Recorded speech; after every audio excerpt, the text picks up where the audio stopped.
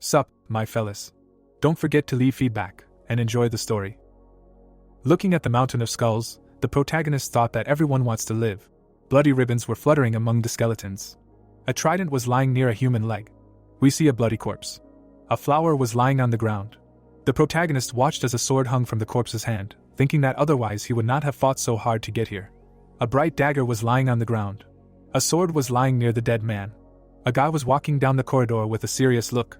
Entering the room, he said that he was finally able to get here. After 99 attempts, this time he will reach the end.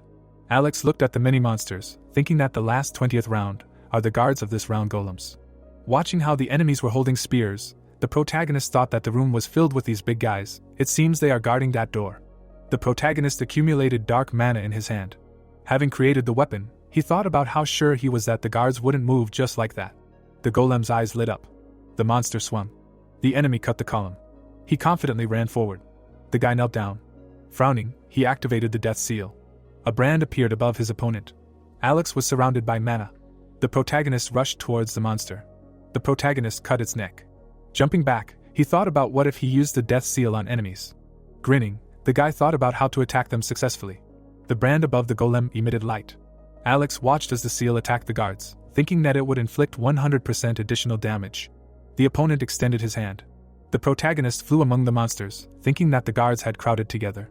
Swinging his spear, the protagonist activated the Night of Death. It became dark around the monsters. The golem's eyes lit up. The guy watched as the enemies looked around, thinking that it was absolute darkness. They could not see anything at all. Alex quickly swung his weapon. The protagonist blinded the enemies with a flash. The protagonist frowned. His face was serious.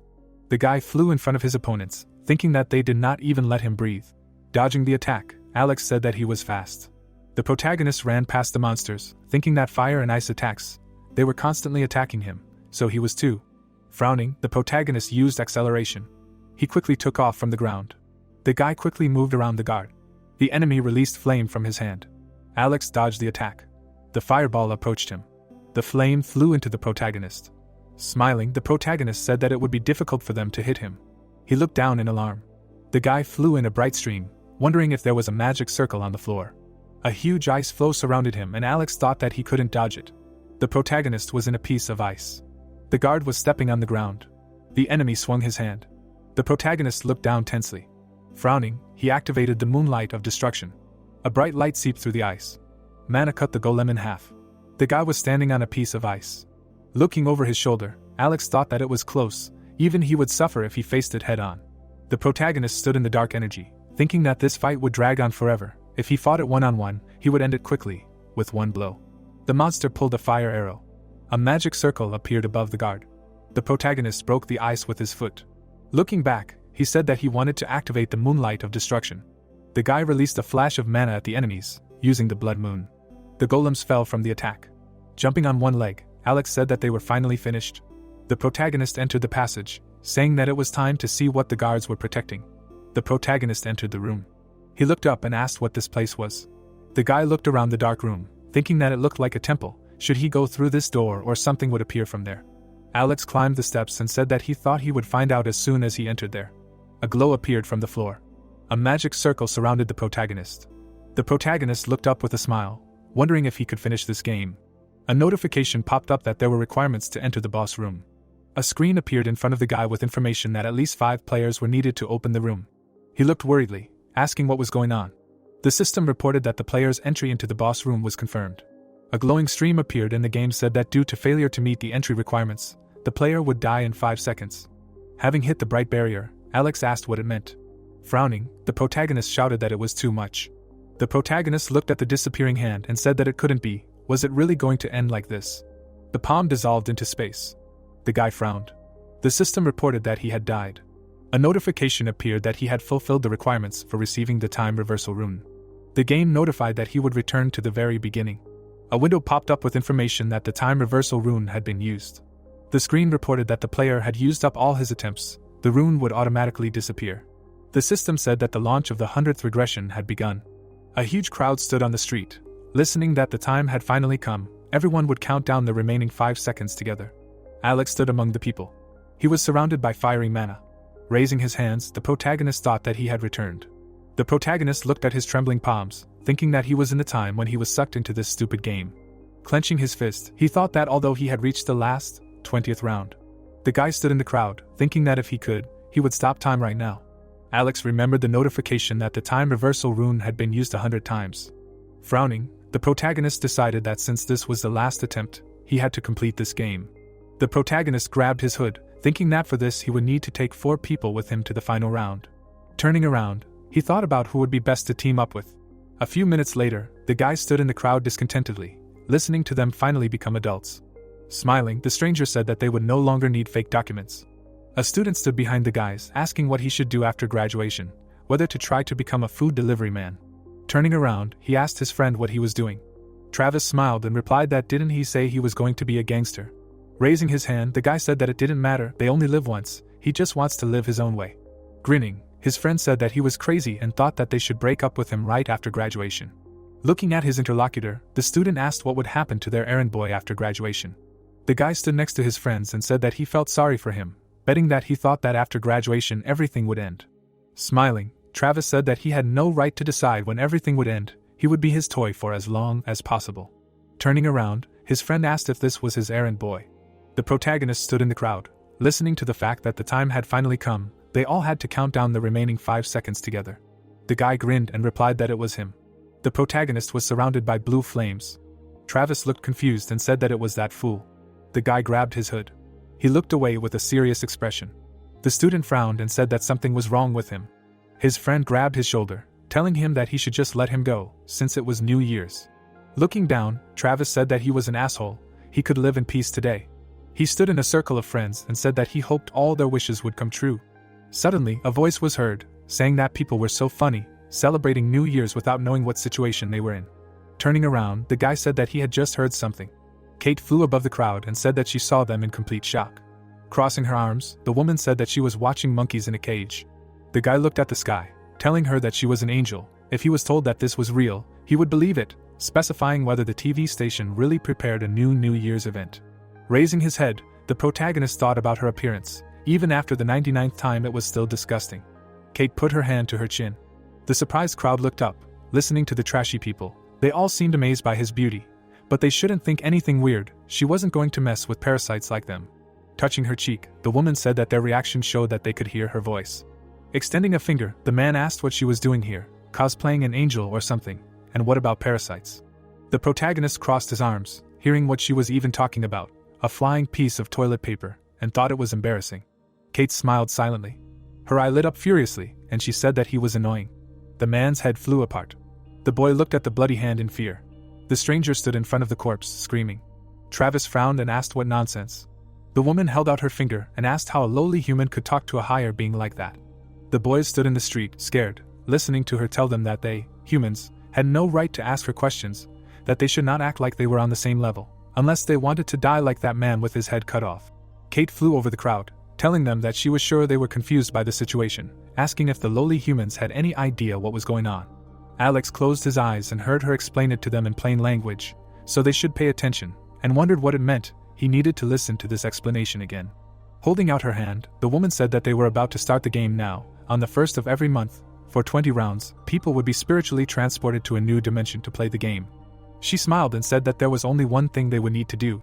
The dumbfounded boys looked at her, listening to her say that they had to complete a quest. If they did, they could return to reality with rewards. Turning to his friend, the guy said that it looked like she would let them live if they completed several quests.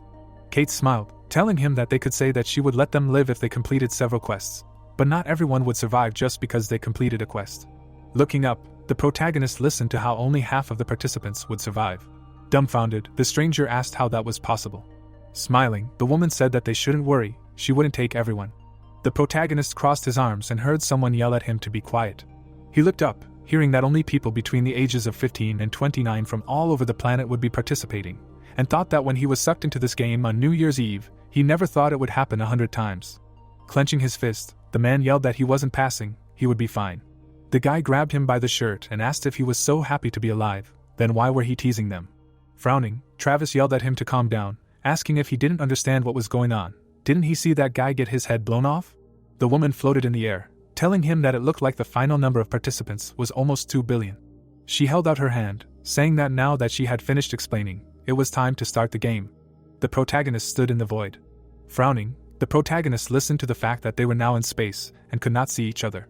He stood in front of the mirror and Kate said that after the spiritual transfer, they need to create an avatar. The guy touched the reflection, hearing that they should consider it a kind of settings, they only have one chance, so they should choose carefully. Alex thought with a serious look that he would do everything as usual. Watching the disappearing reflection, the protagonist said that his nickname was Black Scythe. His hair fluttered in the wind. The plot moves us to a sunny clearing. The main character appeared from the flames. He stood in the clearing, thinking that he was doing this for the 100th time. Clenching his fist, the guy thought about the fact that he had been using this avatar since the 12th reincarnation, so it felt like a real body. The guys appeared in the valley, discussing where they were. The bodies had really changed. Alex looked at the smiling stranger, thinking that everyone was trying to look their best, but if they had any brains, they would never do that. Looking at the happy girl, the protagonist thought that in this world, only the strongest survive. The more beautiful you are, the more likely you are to die. If you die in this world, then in the present. Turning around, the protagonist thought that in any case, the time has almost come. He watched as Travis walked happily, thinking that he was here. Smiling, the guy thought about the fact that this time he chose a muscular body again. Kate flew above the guys, saying that very happy faces, they must be happy with their new incarnations. She likes to see their faces distorted with fear. Look, there are almost 2 billion people in total. It seems that these are all the people who were in Seoul. The stranger looked away and said that it did not look like there were so many of them here. The woman put her hand to her forehead, saying as expected of insignificant humans. Frowning, she shouted that they really thought this was the only dimension. The humans going through the round were scattered across different planes with other angels. It was better to let them focus on themselves. Alex stood in front of the screen, listening that before they started, she would explain something to them. First, let them think about their status window. The protagonist looked at the window that appeared. The angel hovered above the humans, asking if everyone had looked at the status window, adding that if they had played games before, they would understand how insignificant they were now. Looking up at the sky, Travis heard that they should become stronger if they survived and cleared the 20th round. Smiling, Kate told them that not only would they be freed from the survival game, but they would also have their wish fulfilled. The boys were standing on the ground, discussing that it was really a wish. To get it, you need to become number 1. The woman put her hand on her cheek, saying that finally, let them say, inventory, and look inside. She prepared a gift. The guy was taken aback, thinking about the inventory. He extended his hand to the screen, thinking that this was a random rune fragment. Looking at the crystal, the angel said that as you can see, a random rune fragment can only be used once. They can use it at level 1, and this is the only item that was given to them at the beginning. Travis held the rune in his hand, listening to how to use it. They should just take it in their hand and think about using it. He looked down in shock. Kate touched his cheek, saying that judging by the expressions on their faces, not everyone was lucky. No matter what they got, they should be happy with the result. It's just luck that fell to people. Raising her hand, she said that since the rune binding was complete, it was time to start the show. The woman snapped her fingers. Notifications appeared in front of the guys. The system reported that in the quest, everyone must kill 100 goblins. A monster appeared in the clearing. The girl stood in the crowd and asked if this was some kind of virtual reality game development, if they were kidnapped without their knowledge and were now being checked. Kate spread her hands and said that they should not worry yet. Monsters appeared behind her, and she said that not all the goblins had been summoned yet. Gritting her teeth, the guy asked what it was. The woman extended her hand with a smile, saying that 10,000 people will be against 50,000 goblins. Let them fight to the death. The monster growled furiously. The player stood in front of the crowd and shouted that they were approaching. It was better not to approach. The main character walked on the grass. The serious protagonist stepped forward. The man looked after him and asked what was wrong with him. He was going to the monsters. The guy's eyes flashed red. He kicked the goblin. Looking at the stunned crowd, Alex thought about how when you first get into a group or organization, the first impression is very important. The protagonist confidently struck. The enemy flew back. The monster fell to the ground. Raising the dagger, the protagonist thought that in order for the annoying flies to not approach him, he needed to show his strength. He looked up, deciding that the most important thing now. Looking at the thoughtful Kate, the guy continued the thought that he needed to attract the attention of that creature. Swinging the weapon, Alex thought that for this he needed to arrange some kind of performance. The protagonist chopped 2 monsters. In shock, she extended her finger to the girl, asking if they saw it, who he was. His nickname was also cool. The stranger warmed up his hand and said that they probably weren't that strong if they started fighting. The goblin jumped on him. The monster stuck a dagger into him. The guy bared his teeth in fear. The guys ran away screaming. The protagonist turned around. Watching the monsters kill people, he thought it was pandemonium. Looking at the goblin cutting his throat, the guy thought that no one considered this a game now. Now they only thought about one thing. Alex looked at the frightened girl, deciding that this was survival. The protagonist watched her run away from the corpse, thinking that their survival instinct would dominate their minds. They would be busy escaping. Swinging the blade, the protagonist thought that he did the same in his first reincarnation. He looked at the running girl, thinking that only after the second reincarnation did he understand that there was no point in running away from this field. The stranger crashed into the barrier. Touching the dome with her hands, she asked what it was. The boy watched as the player raised the dagger, thinking that it would be difficult for a modern man, who was unable to kill even a small animal, to kill a goblin. The monster glared. Alex watched as the monster stood in front of the boy and thought that to survive in this game, it was necessary to overcome this. Kate flew over the battlefield, saying that it was funny, this battle between humans and goblins. Touching her lips, she said that although they were small in stature, but when they attacked in a pack, it was difficult to fight them off, especially if they had daggers. The woman smiled. Looking at the protagonist who waved his weapon, the angel asked who this person was. Kate looked at the screen with the progress of his quest, asking what kind of black scythe.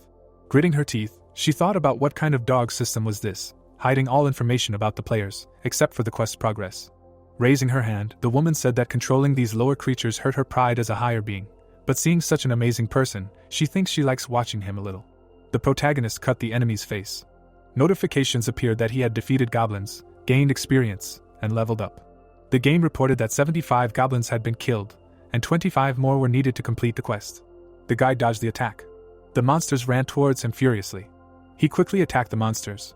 Alex spun the dagger in his hand. The goblin was taken aback. The protagonist hit him with all his might.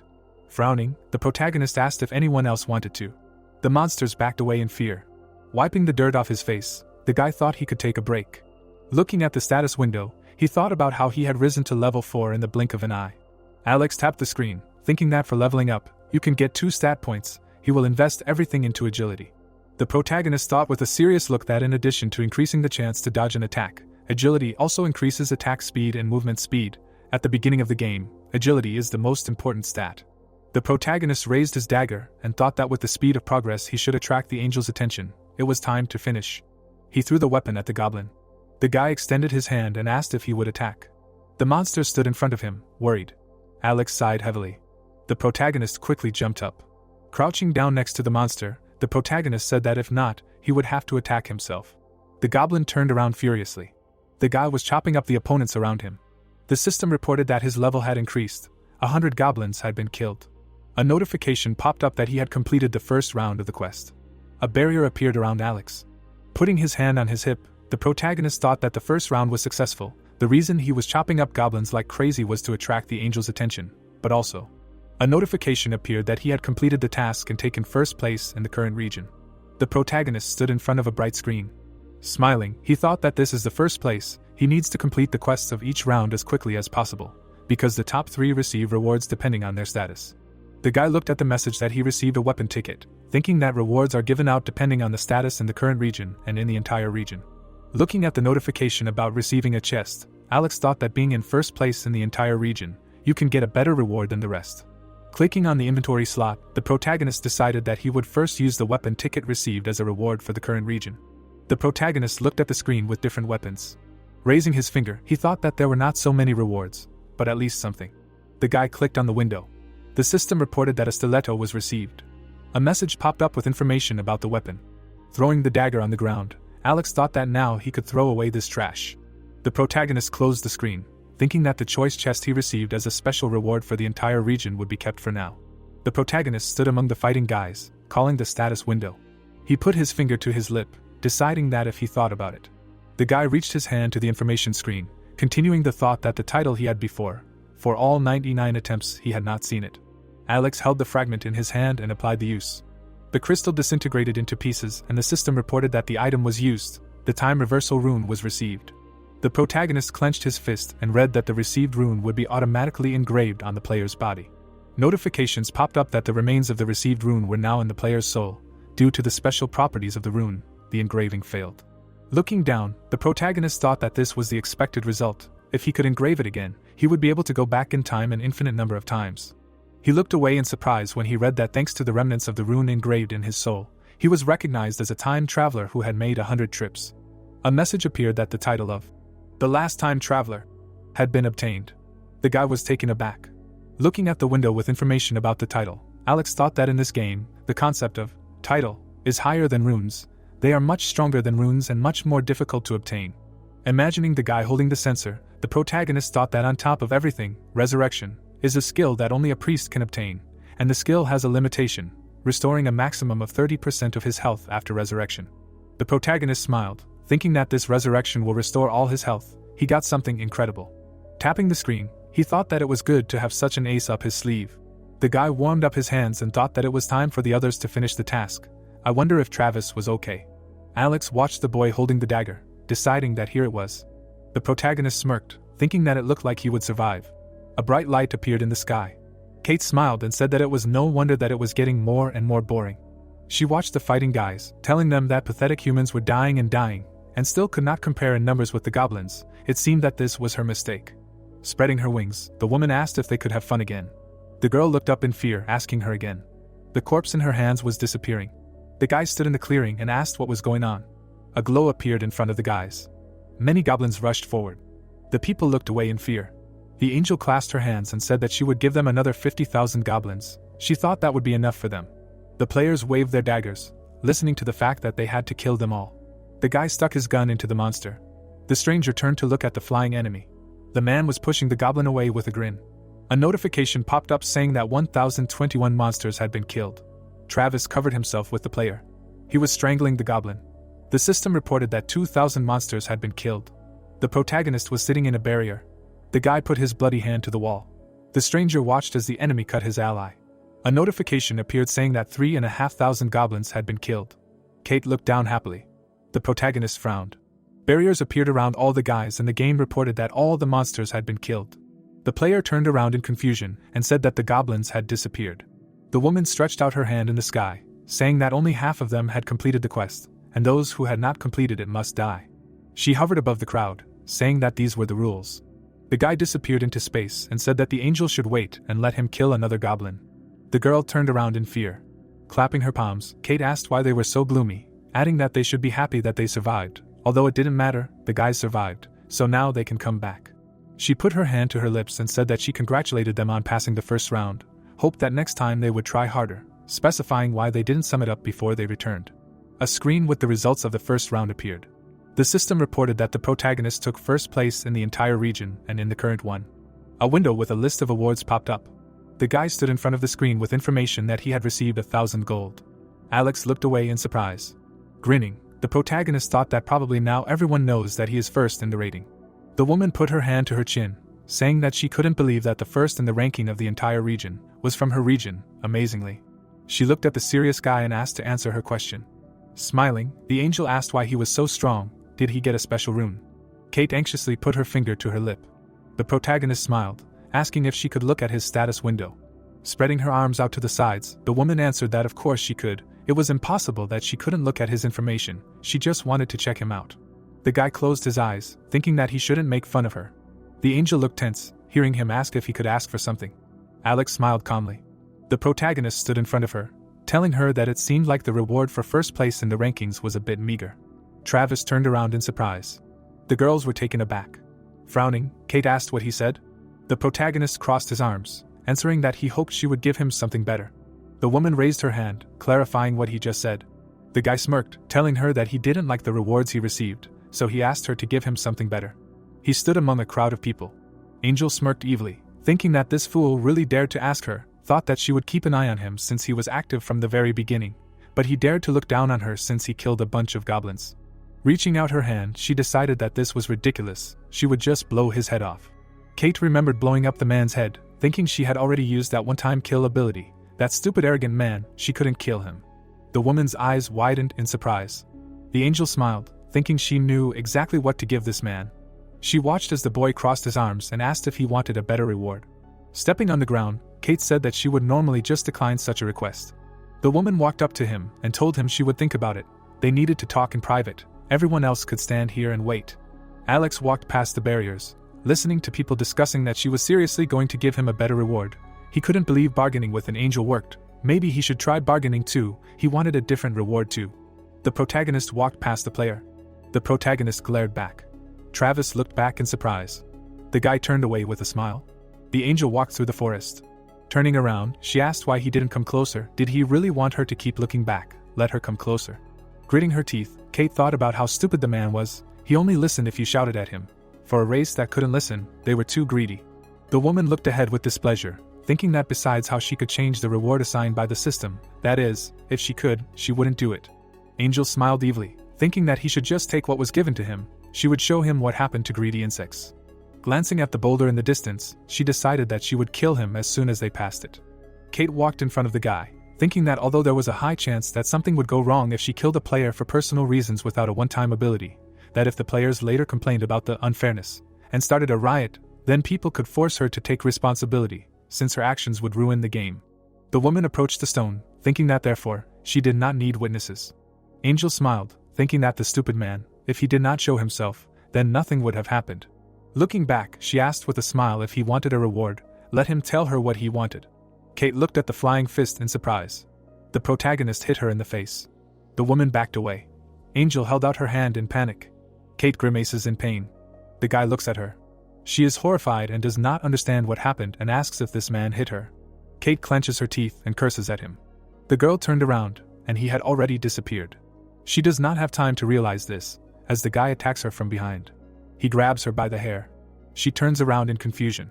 Kate screams, asking her to wait, and asking what he is doing. Alex does not look away while she screams. She lies on the ground with her mouth open. The guy holds her and rips out her feathers. Alex looks and says that she should stop whining. The guy stepped on her back and rips out her right wing. The brunette continues to do this, saying that now he will definitely not run away. She turns around when asked if it hurts, to which she adds that it is natural. The guy smiles and says that in a couple more minutes she would be asking him this stupid question, and would even laugh nastily, as he thinks. Kate asks if this man has gone crazy and what he is even talking about. Alex holds her wing and says that she would try to kill him with a dagger that she hid in her wing beforehand and asks if that is true. He throws away the wing in response to silence, and states that he already knew this, to which she asks what he means by this. Alex smiles as she listens to her excuse that she never even thought of anything like that, but he interrupts her and says that there is no point in lying, because it is written all over her face. The girl looks at him in bewilderment, and asks how he knows her name, and calls him mortal. Alex looks at her and replies that she does not need to know that. She fearfully asks what he is going to do and why he needs a weapon, to which he asks in response if she herself does not guess. Kate yells at him asking if he has gone crazy and is not tired of living, because she did it with one wave of her hand. The brunette boldly declares that now she cannot do anything to him. The girl clenches her teeth and remains silent. She jumps up and asks him if he thinks he can get away with such a concert and says that her comrades do not allow him to get away with it, to which he calmly notes that she refers to her comrades. Who else in such a situation? But all angels are selfish and care exclusively about their own well-being, and he categorically doubts that they will even lift a finger, even if she dies at his hands. To which she thinks that he is talking some kind of nonsense. She gets up while he says that he has had enough, and now it is time for him to start getting rid of the angel, to which she retorts that it will not be beneficial for him, but he believes that she is mistaken in her judgments, and she continues that he will bitterly regret it if he kills her, then he will not be able to return to his home. The guy replies that the system works so that he will return automatically at the end of the round, and the girl does not understand how he knows such information. He stands with a knife while she agrees to give him any information he likes just so he will let her go, to which he receives in response that he is not interested in anything like that. Kate listens in horror that if he needed information, he would simply squeeze all the information he needed out of her and the habitat of their species, and the meaning is more significant, that they are nothing more than pawns in a big game, they are powerless guides, and she does not understand what he is talking about. He goes on the attack while she asks where such information came from. The guy pierces her through. The white-haired girl fell dead. The system notifies him that he killed an angel. Then she continues that he became the first player who managed to do something like this, and as a reward he receives the title of the first angel killer, and as a reward for killing the first angel he receives an item called angel blood. Alex holds it in his hands thinking that it is expected that this time he is the first, while the system says that as a reward for killing the first angel, he also gets an item called the killer rune. It glows in his hands and a notification says that the wound received was automatically engraved on the user's body. Alex thinks that these are the rewards that a user who killed an angel gets. A window appears with a title with the word title, where it is written that he is the first killer of an angel. The condition for receiving such a title is to become the first user to kill an angel, and the effect will persist during the fight with sacred entities and the user's stats will be enhanced. The brunette thinks that he first learned about them in the act of revenge on the angel in his 13th attempt, and yet only one user can receive these rewards. A new window describes an item called the killer rune, where the effect is shown that with each kill, the stats will increase by 1%, when there are a maximum of 100 and that the progress is saved until the end of the round.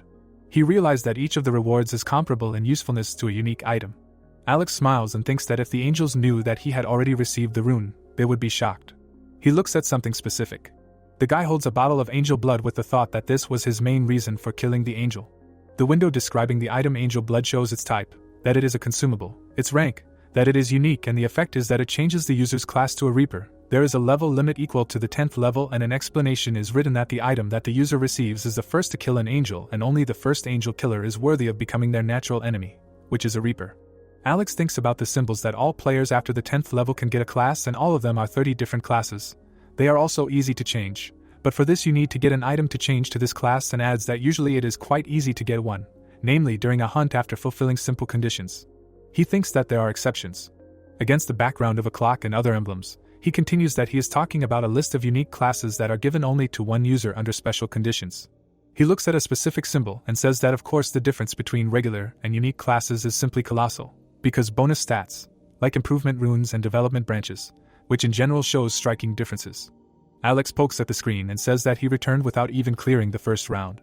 He looks there and thinks that first he will use the reward for first place in all regions, while the sign says that he can choose a special reward from the following and shows 3 options. The first is an experience buff that persists into the second round, the second gives him 2,000 gold, and the third gives information about the third round. Alex frowns and thinks that the most important thing for him now is to reach level 10 and change his class. He chooses the option with the experience buff, and the system additionally notifies him about this, because at the beginning of the second round this buff will be automatically applied to him. Alex realizes that this is the last attempt and he should limit all half measures, because he must become stronger by any means available. The guy looks at the dead angel.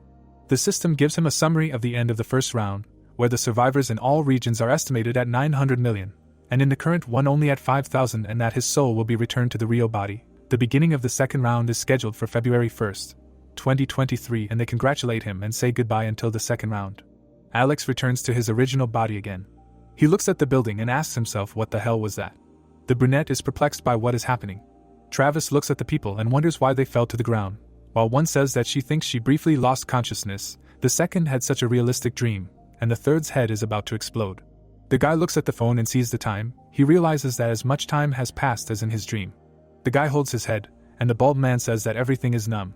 The man with the beard asks the second if he woke up, to which the second asks if he fainted, and he explains that it was so, but not only him, but in general everyone present.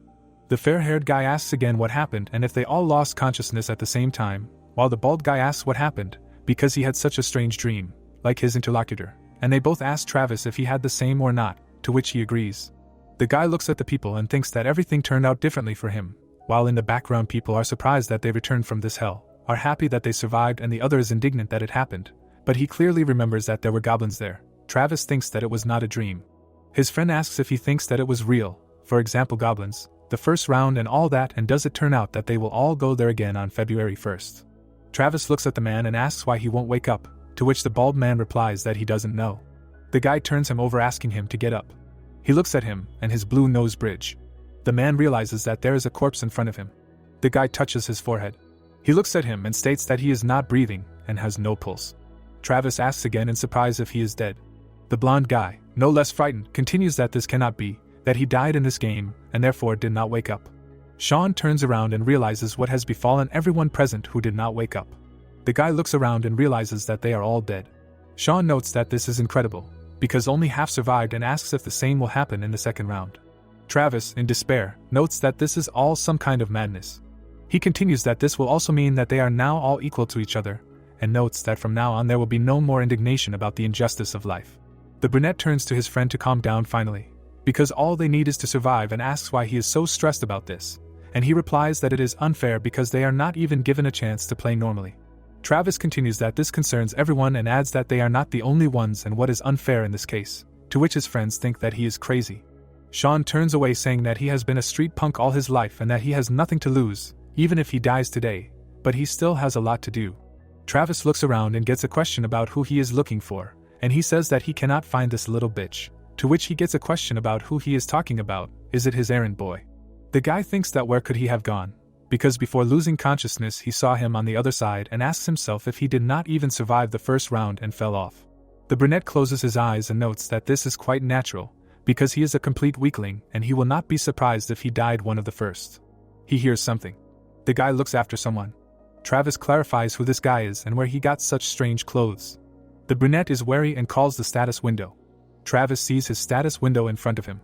The guy is taken aback, because it really opened. Shock asks in surprise if this is a status window, to which the blonde gives a positive answer and says that this cannot be. People are indignant, because what the hell is this and why are guys staring into space, to which the second asks if he is doing the same thing now, because they seem to be unable to see other people's windows, to which someone asks if it turns out that they exist in reality, and another is surprised, because maybe objects and stats are also transferred to the real world. Travis is holding something in his hands. He squeezes it until it breaks. The brunette looks at the sand in his hand in surprise. The brunette smiles, because this is amazing. The newscaster says that something incredible happened at dawn today, namely that in the square in front of a certain building, during the New Year's greeting to the sound of bells, 10,000 citizens simultaneously lost consciousness, and now offers to take a closer look at the scene. She shows an angel and continues that an unidentified woman dressed in an angel costume descended from the sky during the New Year's greeting ceremony and spoke to the citizens. Footage of people trying to run away. She says that shortly after this, a woman dies from injuries as a result of the explosion, and right before that, a citizen points at her and says something. Again, an angel on the screens, and she continues that after this, the woman stretches out her hands to the observers. Against the background of people, she says that in doing so, she made about 10,000 people lose consciousness at the same time. Another newscaster says that according to the data provided to them by law enforcement agencies, most of those who lost consciousness fall into the age range of 15 to 29 years old, and it is already known that similar things happen all over the world. Under this live broadcast, commentators are saying that this is nonsense and asking if all the reporters have taken drugs at once, to which the second one asks why they are reporting something like this on breaking news, the next one that today could be April 1st, and another one that the reach is more than 1.5 billion and that he simply cannot believe that the spread of fake news has reached such a scale. While yet another one laughs, saying that all the news channels are in cahoots, and that they apparently have nothing to fill the airwaves with, since they are broadcasting such obvious lies in the news, and that there are too many graphics in this video, and that a war of commentators has broken out, that someone is telling people to run away immediately, and some did not believe it and stupidly died while reading it. Chris reads all this and notes that it has already begun. Someone says that this is just the beginning, and someone says that at 5:20 about half of the people who lost consciousness woke up, the other half are in a comatose state, and some have already been diagnosed with brain death, and a celebrity was found dead in the square. While he continues that this is an unprecedented crisis because 11% of the population died overnight. And he thinks that articles about what happened have started coming out one after another. The guy looks away and realizes that this is not the real problem. The reporter says that the survivors call themselves players and that they are in the process of finding out the reasons. And the guy continues that the problem is that the player's stats are transferred to the real world. He thinks that no one has particularly high stats yet, so the problem is not particularly noticeable at the moment. But as the level increases, this will change. The guy imagines a dark night, and says that the players will become extraterrestrial entities and that ordinary people will not be able to oppose such players, and that no modern weapons will be able to stop the player, and the Earth will know uncontrollable superhumans. The man in the hood goes and continues that he does not plan to sit back and watch the world plunge into chaos, and let everything take its course. Then by the 20th round the players will completely destroy everything. The guy looks ahead and understands that there is only one way out. He decides to tie the other players under his control, becoming an order of magnitude stronger than everyone else. Alex again in the game role continues that in the end he will have to use different ways to gain strength and apply the experience gained from past attempts. While in front of him is a window that says that to open the boss room he needs at least 5 players, and he knows several suitable people with excellent potential, and he has already figured out a way to recruit them. The guy walks down the street and understands that it is too early to act, but for now he has a more important matter. The man is standing near the building. Alex walks into the house. He notices something.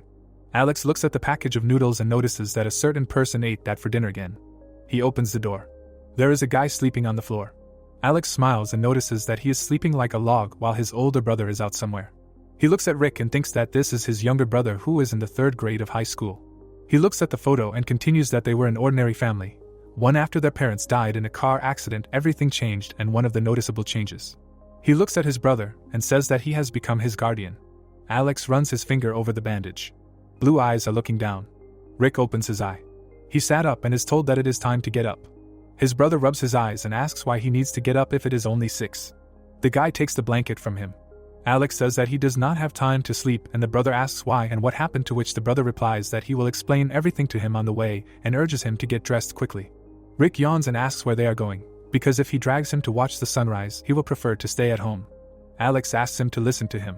The guy holds his things and notes that right now he cannot relax, because the world has plunged into chaos. Rick sits on the floor and asks if he was going to celebrate the new year in the square and clarifies if nothing happened, to which he reminds that he promised to tell everything on the way. The brothers walk along the morning street. Rick looks worriedly at his guardian. He thinks that he has such a serious face, and he is very interested in what is going on. Alex clarifies if he knows anything else. The brother worriedly asks what he is talking about, and asks him not to scare him and to explain what happened while he was sleeping, to which he says to type in the news on the internet. Rick reads in surprise. He asks the elder what it all means, specifically about the phrase an angel descended from heaven took people to another world, to which he adds that it is more accurate to say that she took their souls. The guy, horrified, asks again and clarifies whether his soul was taken away too, to which he receives a positive answer and an explanation that he killed hundreds of goblins, thereby completing the task and was able to return. Rick worriedly does not believe his ears and asks if he is hurt, to which he receives a request not to worry about him. His brother is indignant how he cannot worry about him. He remembers the funeral of his parents, and thinks that he is his family, and he is the only one left. The child is sitting on his lap and crying. Rick wipes away his tears and looks at his brother. He thinks that of course he knows that to fill the void left after the death of his parents. The guy looks at him now and continues that he had to become the strongest and most reliable person in the world. He looks stunned and continues that a strong spirit and killing hundreds of monsters are completely different things, because physically his brother is not that strong. Alex smiles and says that he knows what he is thinking. The brunette turns around and explains that there was a stat system just like in the games, so the strength of his muscles there did not matter at all. The guy goes further and continues that when he sees him later such thoughts will disappear altogether, to which he clarifies what he is talking about and receives in response that if he wants to find out everything, he should follow him. Rick stopped and says that he does not want this and that he will not take another step until he finds out where they are going. He puts his hand on his chest and asks him to tell him the truth. Alex looks at his wounded hand. He lowers his eyes. Rick hears the man's name. Alex turns around and adds that they are going to the shelter of the main bully of his class. The guy looks at him and says that he knows that he is making fun of him. Rick is perplexed. The younger one asks if he really knew everything, to which he asks if he thinks he is blind. Rick looks at the floor and thinks that he does not want to bother him with his petty troubles, because he already has more than enough problems. Alex mentally asks him for forgiveness. The guy notes that in fact, he did not know anything. He continues that he learned the whole truth only after his first return from the round. The guy is sleeping. Rick says that he will go out for a while. Alex reasons that he went out somewhere. The brunette reaches for the phone. He answers the call and hears a question about whether he is Rick's guardian. The guy is stunned to hear a request to come to the 20th hospital as soon as possible. The older brother immediately went there. Alex says that after that incident, he seriously damaged his eyes, and all because he was such an idiot and could not protect his younger brother, and asks him for forgiveness. He looks at him and remembers that since then he swore that no one would touch him again. The plot moves to a building. Someone kicks someone. The blonde asks people if they want to die and that didn't he say that everyone had to bring 200,000 won.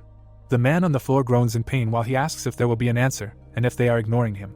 The blonde gets ready to kick the boy again.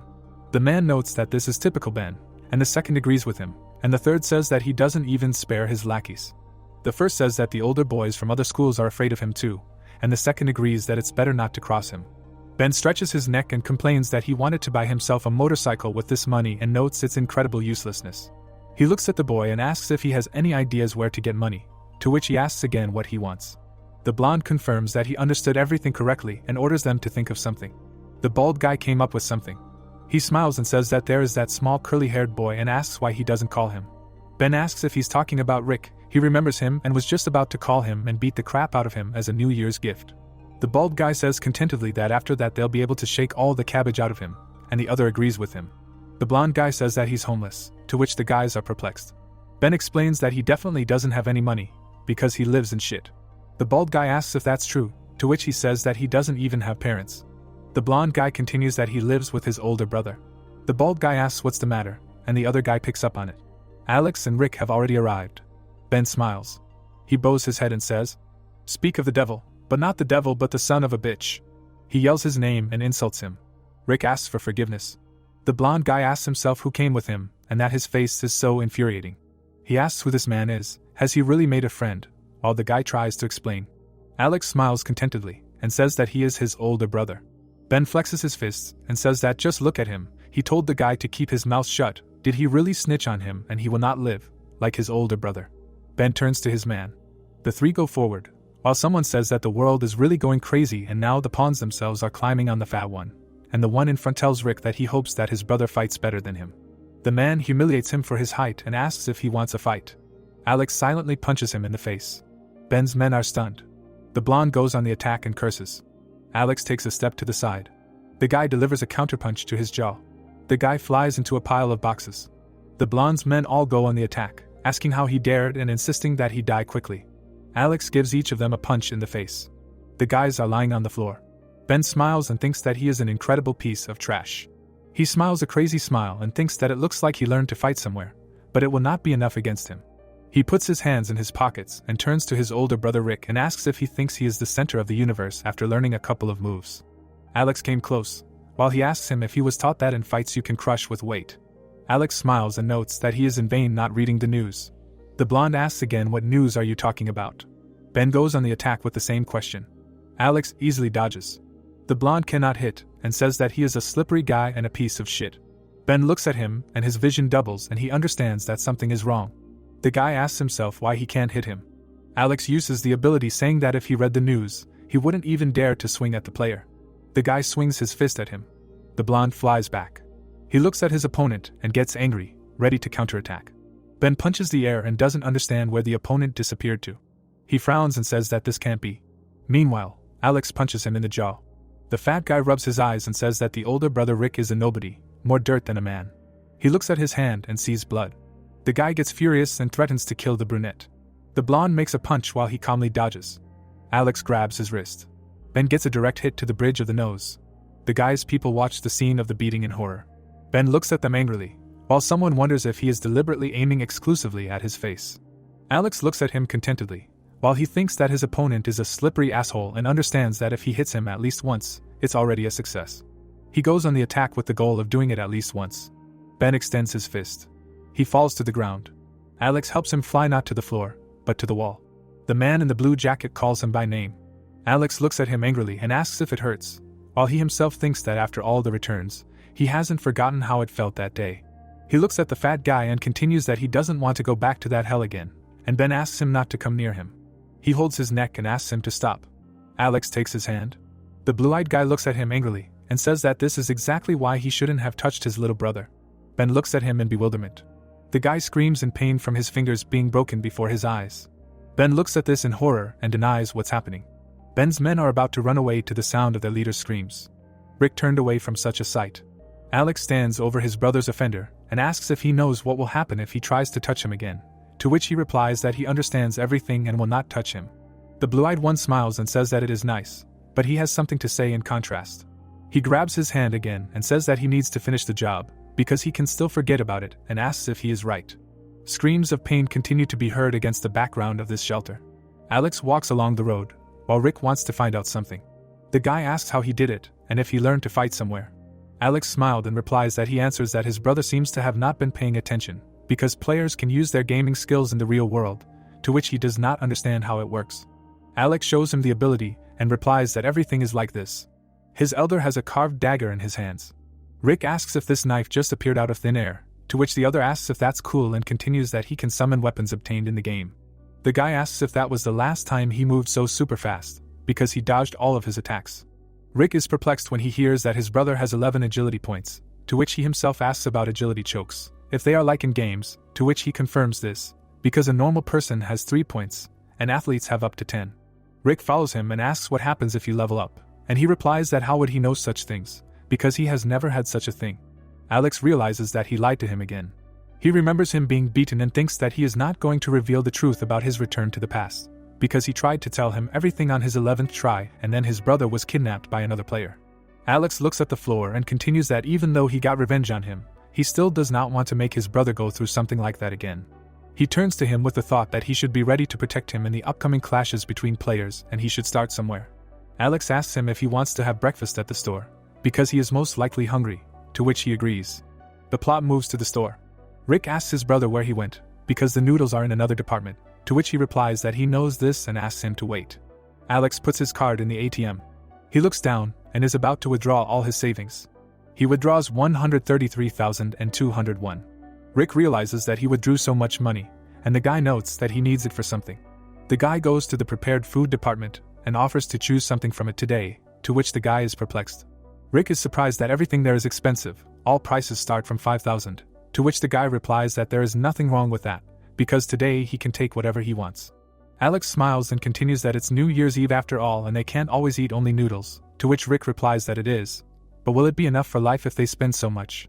While his brother retorts that he shouldn't slow down, but choose his own food. Rick happily suggests taking the chili pork belly.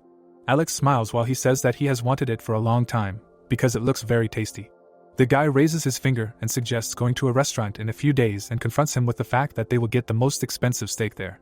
Rick turns around and says that he doesn't need that, because the package in his hands is more than enough for him. Alex smiles and thinks that he should wait a couple of days, because he is going to fatten him up with meat so much that he won't be able to look at him. Rick takes the finished food with chopsticks and puts it on the rice. He puts the spoon in his mouth and chews happily. He declares that it is very tasty, to which his brother asks if it is true. The younger brother says that it is true and thanks him, then asks where he went, but he asks him to wait here without explaining anything. Rick watches him go. Alex hits the table with a marker. Rick asks why he withdrew all his savings, not to spend it all on lotteries. Alex smiles and confirms his words, to which Rick asks how many sheets are there in total, and receives in response that there are 20. His younger brother is indignant, because how could he spend 100,000 won on lotteries? There is no guarantee that he will get anything. Alex writes something and asks him not to rush to conclusions. Rick asks what he is doing. He looks at the lotteries and is indignant why he indicated the same numbers on all of them, and Rick clarifies why he is asking.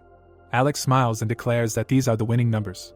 The guys sit at the table, while on live television he says that about Nato 1049, where they are going to start today's drawing. Rick is very worried because they are in trouble and just threw away 100,000 won.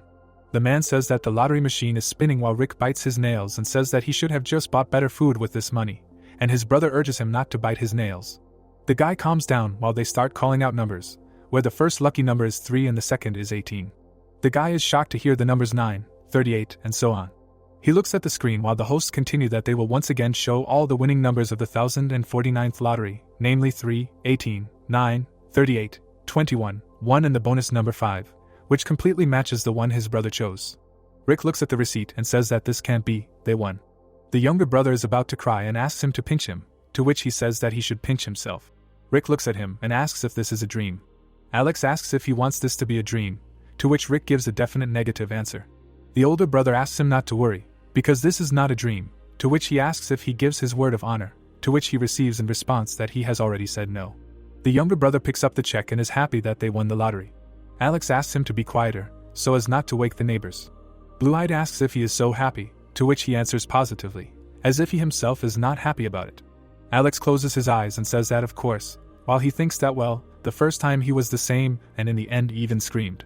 He remembers that he says that they won, and the younger one asks if this is a dream, but then after repeating this moment dozens of times it has become an annual mandatory event, and after each of his regressions he needs to save up a lot of money in the shortest possible time. He imagines a grave with flowers and continues that since about 900 million have already died, the economy will become shaky. He thinks about trading items between players, which in the future will become much more active and will be done in cash. Rick says that he can't believe it that they have 100 winning tickets, and asks how much they will get for them, to which he replies that he has no idea. Alex smiles contentedly and thinks that perhaps their win is so big that it will shake the whole world. The plot moves to the bank building. Alex is walking in a coat and thinks that he is not nervous because he has already won the first place prize several dozen times. The guy approaches the man and says that he wants to take the first place prize in Nato.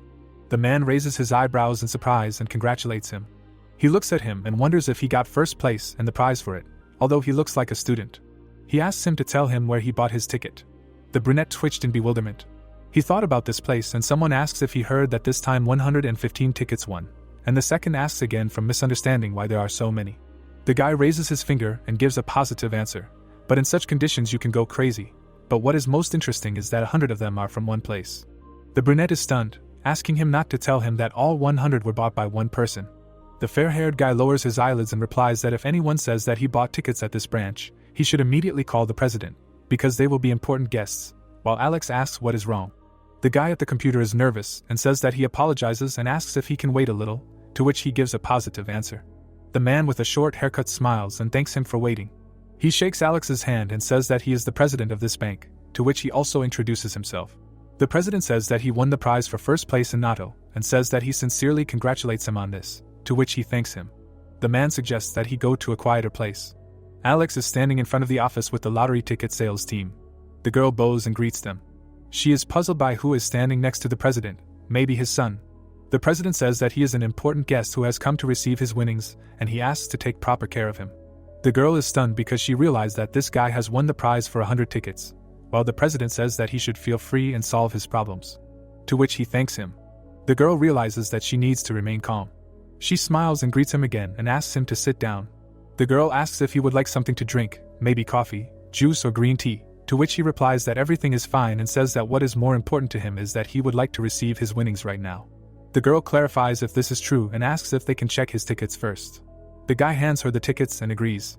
The girl looks at this in horror and thinks that she cannot believe it, that he bought all the tickets with the same numbers, he may be seeing the future. She declares that she is done checking and all 100 tickets can receive the first place prize. Alex clarifies how much he will get for them. She finds it difficult to answer and still tries to say that it is valued at about 22,500 billion won. Alex remembers that after taxes he has about 15 billion won left, and that after receiving the winnings everything will go much faster. He signs the papers and continues that first of all he found a place to move. The brunette looks at the list of stocks and continues that in the evening he opened a brokerage account, and remembered that next month Bitcoin will grow by 500%, and so he plans to invest in it to increase his profits. Rick holds the phone and his brother talks about the current day, where he himself asks how he likes their new house, to which he says that he really likes it, because he has never seen such a big and expensive house, and when he saw it in the photo, he thought. Alex says that this place is the best among all where they could move and the security there is good, to which the guy clarifies why he chose to rent, because they have so much money that they could easily buy it. Alex declares that he has no more money. The guy raises his finger and says that he left them only 1 billion, and invested the rest in Bitcoin. Rick is stunned by what he has heard.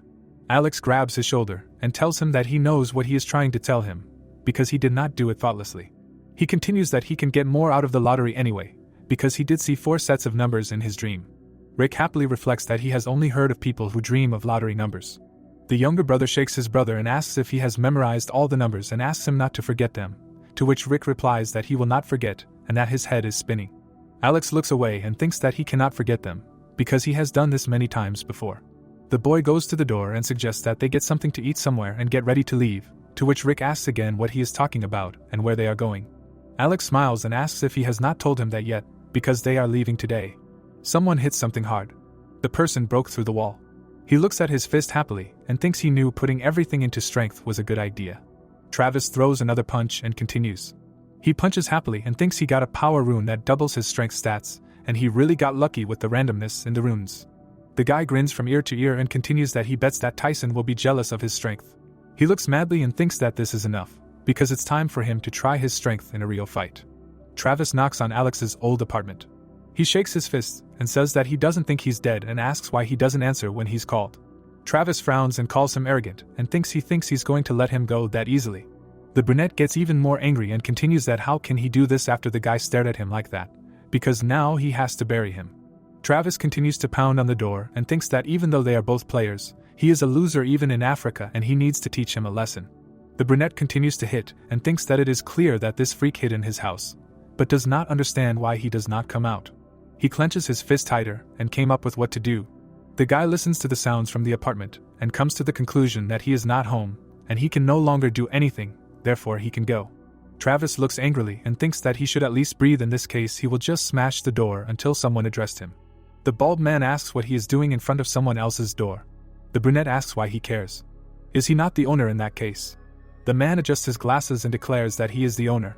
Grandpa clarifies what he is doing. Did he come to meet his friend? To which he asks again about his friend. The brunette smiled and pretended to understand who he was talking about and asked if he could open the door for him. He explains that he can't get in touch with his friend, so he asks him to open the door for him, to which he calls on the gods. The grandfather replies that it looks like his friend abandoned him, to which he asks again in bewilderment. The man in glasses says that the room is now empty and the student who used to live there has moved somewhere, to which he asks when and where he moved, to which he receives in response that he moved today, but he has no idea where. Travis clenches his fists in anger, because he ran away and didn't say a word to him. Rick looks at the high-rise building and admires its height. He looks up and is happy about the revolving door for entry. Alex does something, and he thinks about access cards. The guy hears the man say that his brother's identity has been confirmed, and he is happy that there is security working here. Rick looks around and turns to his brother, saying that this is simply amazing. Alex puts his hands in his pockets and offers to move on, to which he agrees. Junior can't get enough of their huge apartment, and asks how big this place is. Alex states that it's about 330 square meters, to which he asks again for the number. Rick states that this is somehow too much for the two of them, to which he receives in response that they have a lot of money, so the apartment should also be big. Rick looks at how everything shines and asks how much it costs, to which he receives in response that the cost is $500 million for a deposit and $22 million every month. Rick is shocked by this and asks that just the monthly rent is $22 million, since he was just recently worried that he spent $5,000 on lunch at a 24-hour store. Rick clarifies with Alex if this place is too expensive and asks if it would be better to move to a cheaper place. Alex closes her eyes and replies that it is not so, because it was worth it, because the more expensive the housing, the better the security. Alex says that on the first of every month, players fall into a coma, and that is when they are most vulnerable, especially to disasters like fires and earthquakes and assassins hired by other players. He goes on to say that this is why when the time comes for players to prepare to be sent to the other world, they should be in a safe place. He frowns and says that it doesn't matter how cool you are in the other world if it ends with you dying in the real world. Alex asks his brother if he likes it, to which his brother asks why he even asks.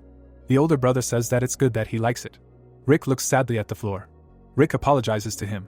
He awkwardly looks away and says that next month he will be pulled into the other world again to fight, and he will have no problem enjoying life during that time, and says that he is so naive and apologizes for that. Alex grabs his shoulder. He asks why he looks so depressed and does he think that he will not come back in the next round. The guy turns away and suggests that they stop thinking about it and go get something to eat, since he heard that the Korean restaurant on the second floor is pretty good, to which he agrees. Alex looks at his phone. The brunette smiles and notes that Travis found out that he moved and that he will ignore him, since he doesn't think that he will ever meet him in real life again. He puts the phone in his pocket and adds that he can't say the same about the other world. The plot takes us to the next day after the move, where Alex yawns. The brunette asks his brother where he is going, to which he clarifies if he is awake yet. The guy replies that he ordered a rice cake and is going to pick it up. Alex asks again about the rice cake. The older one thought about it, since he doesn't remember anything like this happening before, and thought about the rice cake, since of course regression into the past doesn't mean that everything will be exactly the same, but isn't this the first time he's gone out to buy a rice cake? Alex asks why he bought it, to which he receives in response that he needs to treat the neighbors with it, since they have moved in, and clarifies that this is not a sign of good manners. The guy thinks about it and thinks that this is not a bad idea, to get along with the guests, because this is a great idea, as he expected from his brother, to which his brother asks again if he really thinks so. Rick says that he will go get him and offers him to rest, but he retorts that they need to go and greet them together and asks to wait for him so that he can change. The guy pokes the button. A voice asks who it is. Rick is standing with a cake and says hello and explains that they just moved into the neighboring apartment, so they came to say hello to them. The woman opens the door and says hello in return. She notes that they look very similar and asks if they are twins, to which he replies that they are. He says that they brought her rice cake and that it tastes better when it is still warm.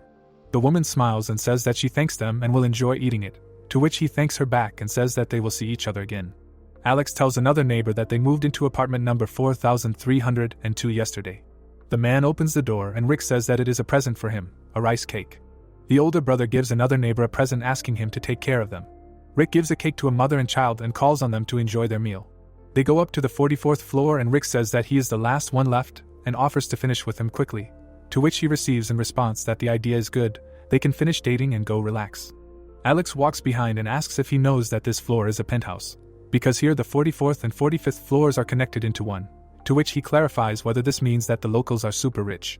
Alex looks around and says that he does not know the details, but maybe it is someone from celebrities or rich families. No one answered them, to which Rick clarifies whether it is possible that they are not at home. He presses the button. The younger one looks awkwardly and says that it looks like no one is there. The guy turns around. Rick recognizes the girl. He asks if this is Reena. Rick notes that she is very beautiful and looks like an angel. The security guard blocks their way. He asks who they are, if they are fans. Alex crosses his arms over his chest and asks again, because they are his neighbors from below. He looks at the pie in confusion and asks again about the neighbors downstairs. The guard says that he mistook them for other people, to which the second asks if he wants to try some rice cake. The guard says that he shouldn't, because she doesn't eat that. The man puts the card to the door. He offers her to come in, to which she agrees, but not immediately. Reena looks at them over her shoulder. Alex notes that he doesn't know who he thinks he is, but he thinks the guy was rude. He looks at his younger brother and asks him to ignore this asshole, to which he replies that he is fine, but there are much more important things. Rick asks if he even saw it. Alex is puzzled what he is getting at. The younger brother asks what he didn't understand. He saw her. He holds his brother by the shoulders and says that it is Reena, while he is puzzled who the hell it is. The news feed is filled with cases of mass deaths of celebrities. Reena reads it all. She scrolls through the pages dejectedly and wonders how this world can still function. She reads a news story about another actor's panic disorder causing a rural crime scene to be shut down, until someone writes to her asking if she's heard the news yet. She tells the person she has. He asks her if she's going to the funeral, to which she says she needs to because the man cared about them and he offers to go together, to which she agrees.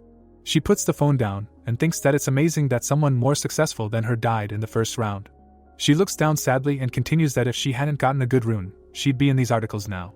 Reena closes her eyes and continues that she's grown a lot and can't believe she's thinking about an article about her own death. The guard approaches while she continues that she's reached such heights even without any investment from the company, because they even rent this penthouse. The guy asks what she's thinking about, to which she replies that she's thinking about nothing. The guard says that he has asked her to be honest with him before and asks if this has happened. Reena says that she is interested in how the world became like this and how to survive the next round. That is what she was thinking about earlier. He looks at her and asks her not to worry about the next round and asks why she should worry while he is around. The guy looks away and continues that she is too tense and should just believe in him and relax. She smiles and says that this is exactly it, because who else should she trust so much? Reena looks at him and thinks that when the company first assigned him a manager and a guard, she was wary because it looked like they were watching her. She remembers what happened in the round and realizes that if it were not for him, she would have died there. The guard says that he will protect her no matter what, so she should not give up. Reena smiles and agrees with him, thus thanking him. She mentions what happened earlier, that it looks like those guys just moved in and came to treat them to pie and that it looked incredibly delicious, to which he replies that she will get fat if she eats something like that. She retorts that they tried so hard to greet them and must be upset, to which he tells her to forget it, since it is just a greeting. He looks ahead and continues that they just want something from her, and they will ask endlessly, and if she gives in to them even an inch. Reena remembers them and notes that they do not look like bad people.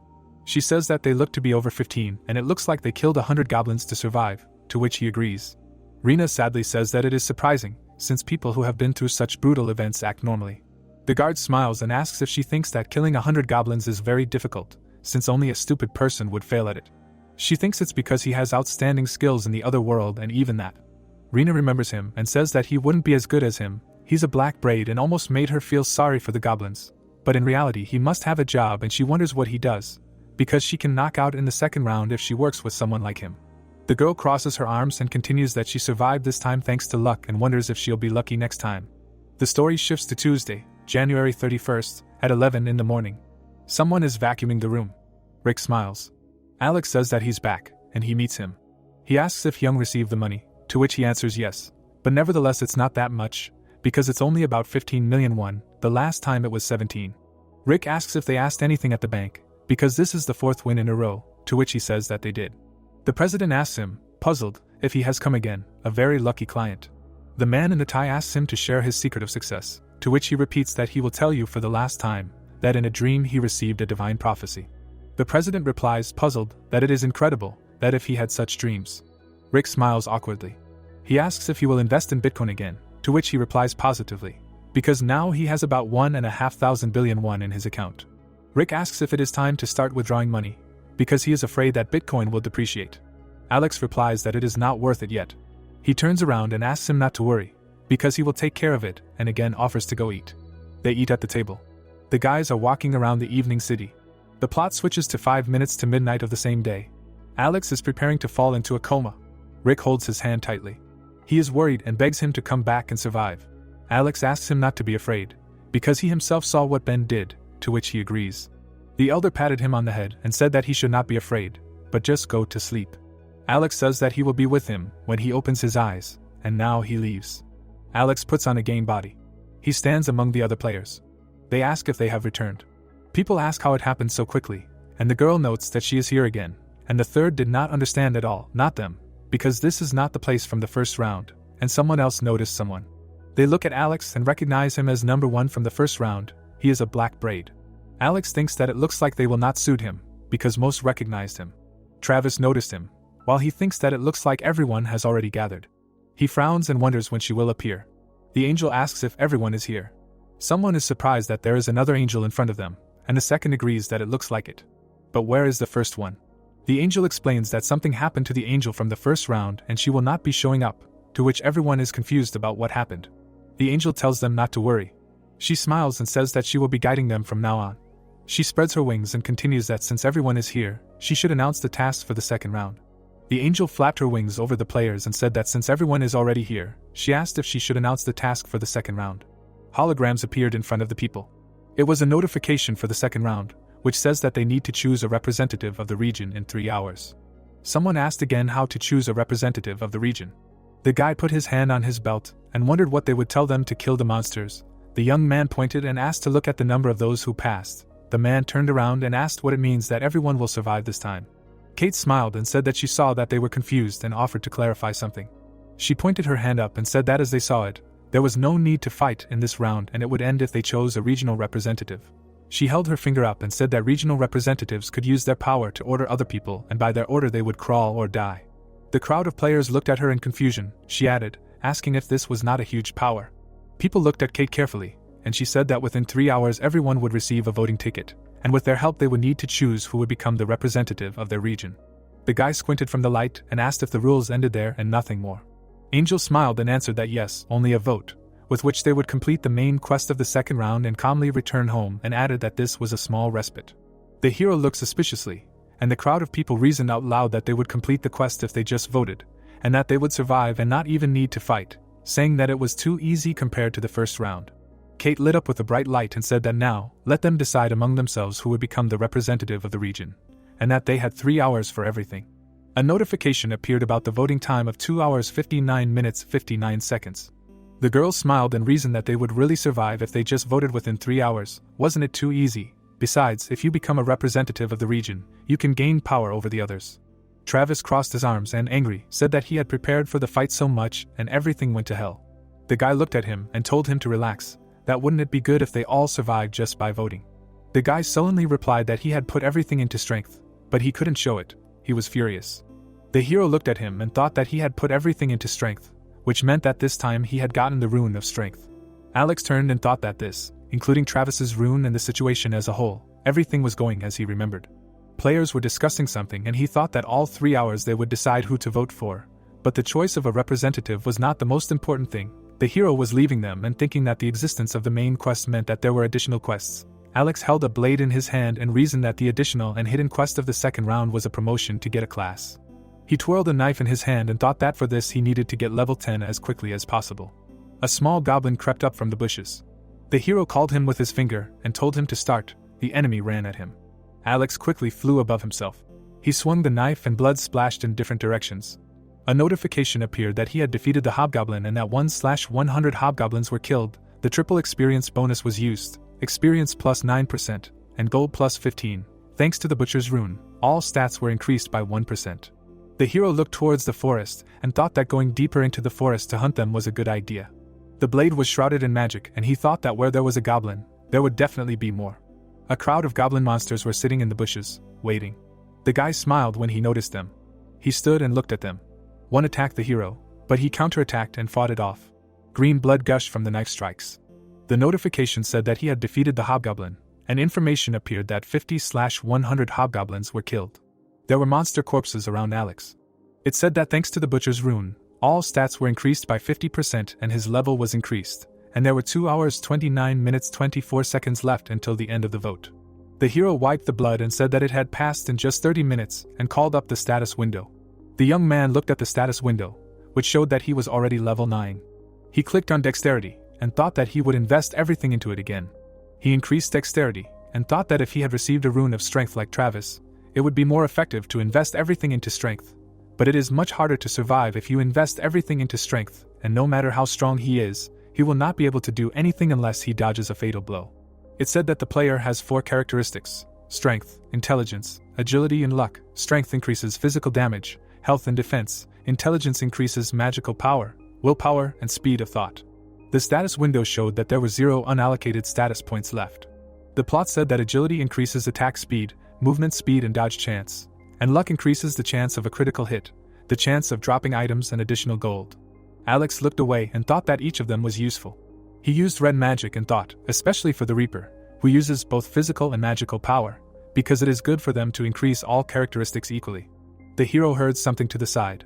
He turned around and wondered who followed him. He did not pay attention, because he was hunting, but it seems he has a tail, and in previous attempts no one followed him. He pointed the knife and said that he did not know who he was, but let him come out, threatening that if he did not come out, he can pray. He looked in the darkness at the forest. Suddenly, a girl cautiously came out in response. The guy looked at her and recognized the actress Reena in her, and thought why she followed him. The girl apologized for following him. Behind her was a young man who apologized. He raised his hand and said that they did not follow him out of evil intentions, and hoped that he would not be angry with them. The hero recognized him as Hugo. He looked down and thought that if it was Hugo, wasn't he Mike's right-hand man? It was reported that Mike was the eldest son of one of the biggest companies in the country, a player with the alias of Heavenly Demon. He was one of the hero's targets. He thought that by luring him over to his side, he could speed up his growth, but most of all, he needed to recruit the priest who would be with him in the 20th round. He looked at them and thought that he didn't think he would meet Mike's right-hand man so early. He remembered how the young man stopped the girl and wondered why Hugo came with her. Maybe he was the one who was with Reena earlier. The girl looked at the hero carefully, and he thought that if you think about it, it is known that part of Mike's business is sponsoring celebrities. More importantly, he did not take his eyes off them and asked about when they started following him, and thought that he didn't like that the future had changed again. The girl looked at him with fear and replied that they had started from the very beginning. She had seen him go into the forest, and had followed him. Reena had apologized if she had angered him. The guy wouldn't let them go, and asked why she had followed him. The girl said that she hadn't thought of anything bad and simply wanted to offer him something. He asked her again about the offer. Reena folded her palms and said that he had won first place in the first round and that was why.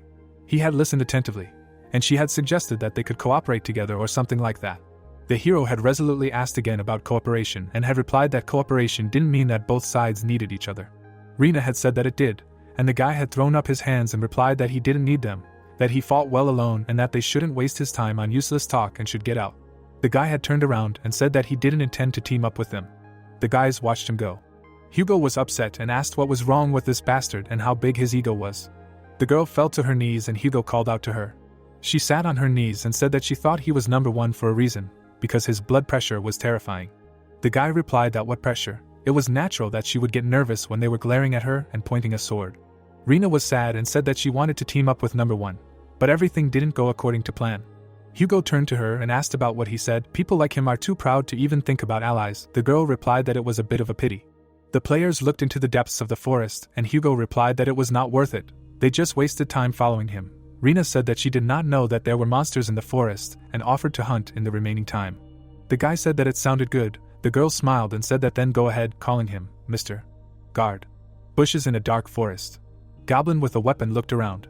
The hero attacks from the bushes. He thinks about what they say about cooperation. When he is so busy, he is too busy to think about such things. Alex, killing the goblin, thought that it is much more important to level up. He pulled the sword out of the monster and a notification about the victory over the hobgoblin appeared. 60/100 were killed and thanks to the butcher's rune, all characteristics were increased by 60%. Suddenly, several monsters came out of the bushes. The hero smiled and asked that 5 gnolls at once. It seems that he is lucky.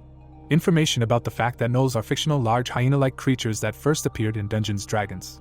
They rushed at him, attacking. The hero watched as all the monsters pounced on him. He swung his sword, leaving a magical trail. Alex stood there, watching as all the beasts fell around him. Notification that he had defeated the gnoll. 65/100 enemies were killed and thanks to the butcher's rune, all stats were increased by 60%. His level was increased and he reached level 10. The hero in blood looked away. It was reported that he had fulfilled the conditions for promotion. It was said that now he had access to the store and a hidden side quest had been created. He looked closely at the card and thought that he would finally get a class. The card in the side quest indicated that you need to get promotion before the vote and get the promotion item, then get the class, if successful, a 50% discount on the item from the store. Alex thought that usually, when they see this side quest for the first time, people fall into a stupor.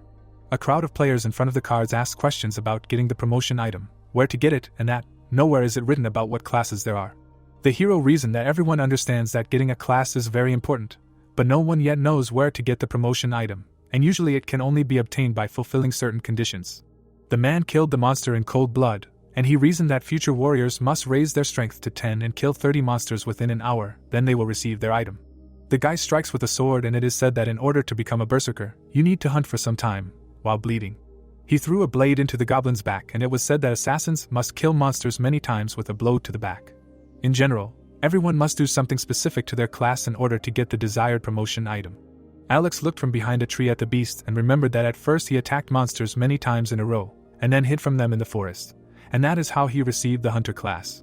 He remembered how he held a glowing thing in his hand and thought that since he learned about the Reaper class, he always chose only it. A magic artifact flew from the palm of his hand. After his command to use, it was reported that he had used the promotion item and would no longer be able to change the class, so he needed to choose carefully. He had a choice about whether he wanted to change the class to Reaper. He chose yes, thinking that he did not need to think about the answer. Golden magic enveloped the hero and a notification appeared that he had received the Reaper class. It was said that as a reward for promotion, he received the Reaper's rune. The card indicated that the Reaper's rune has an effect. During the day, the damage from the weapon doubles. At night, the attack speed also increases by 50%, and while the user is motionless in the dark, the chance of detection by the enemy is significantly reduced. The magic changed color to red, and it was said that the received rune is automatically engraved on the user's body. The player watched the list of weapons. The notification said that as a reward for promotion, he receives the Reaper's Scythe. The hero thought that for promotion he received both the rune and the scythe. It was reported that for completing the side quest, he received a 50% discount coupon in the store, and his rank was changed from novice to apprentice. Alex thought that his rank had also increased. The status window was in front of the player. He recalled that there were 6 player ranks in total: Grandmaster, Master, Expert, Commoner, Apprentice, Novice. The hero thought that with each new rank, the player received special bonuses, just like in the games, and that class skills, or new functions, could be unlocked. A notification that the Reaper's class skill death mark had been learned. The class skill death mark card had an effect that puts a mark on the target that only the target and the Reaper can see. The target's remaining health is displayed, and the mark cannot be placed on more than one user at a time. The hero thought that there were also special items for higher ranks. A notification popped up with information about the Reaper's Scythe, which said that this huge scythe belonged to the Grim Reaper himself. Alex looked at the card in the forest and thought that if he did not get promoted, he could remain a newbie forever, so it was better not to delay with this. A message that he was the first player to get promoted, and as a reward he gets a random gold bag. The hero continued to think about what else. The first player to get promoted gets a neutral skill. A new message said that as a reward for the fastest promotion, he gets the tracking skill. A notification was received about the tracking skill card, in which the effect is in determining the location of the selected target. Alex thoughtfully looked at the screen and thought about 20,000. Well, okay, why not test it? Tracking was selected and a photo of Travis appeared.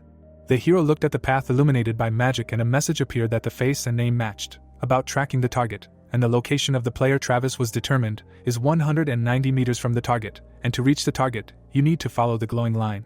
The hero looked at the line and thought, 190 meters, which means that he is also in the forest. The guy raised his hand to his chin and thought that in the last attempt he was as much as 2 kilometers away, that he would go and visit him. Tired Reena could not keep up with Hugo. She fell to the ground, slipping. The girl held her leg and said that she can no longer run her leg. The guy answered her that she needs to move, because if they catch them. He took her by the arms and told her to get up and run. In response, she apologized and said that the place where the arrow hit seemed to be on fire. Hugo looked away attentively and said that there is a theory that if you get hurt in this world, then the wound will not be transferred to reality. And if you can hold out until the end, then you will return home and everything will be fine. Reena turned and answered that she understood and will try to be patient. Suddenly a voice from the side asked where they were going. The heroes turned around abruptly. There were players in front of them, and one asked if it was not enough. Hugo tensed up and thought, oh shit. He looked back and thought that they were caught up because of this idiot. The guy grabbed the blade and decided that there was no choice, he would have to fight. The enemy looked and was surprised. Travis smiled and asked if he was going to fight them.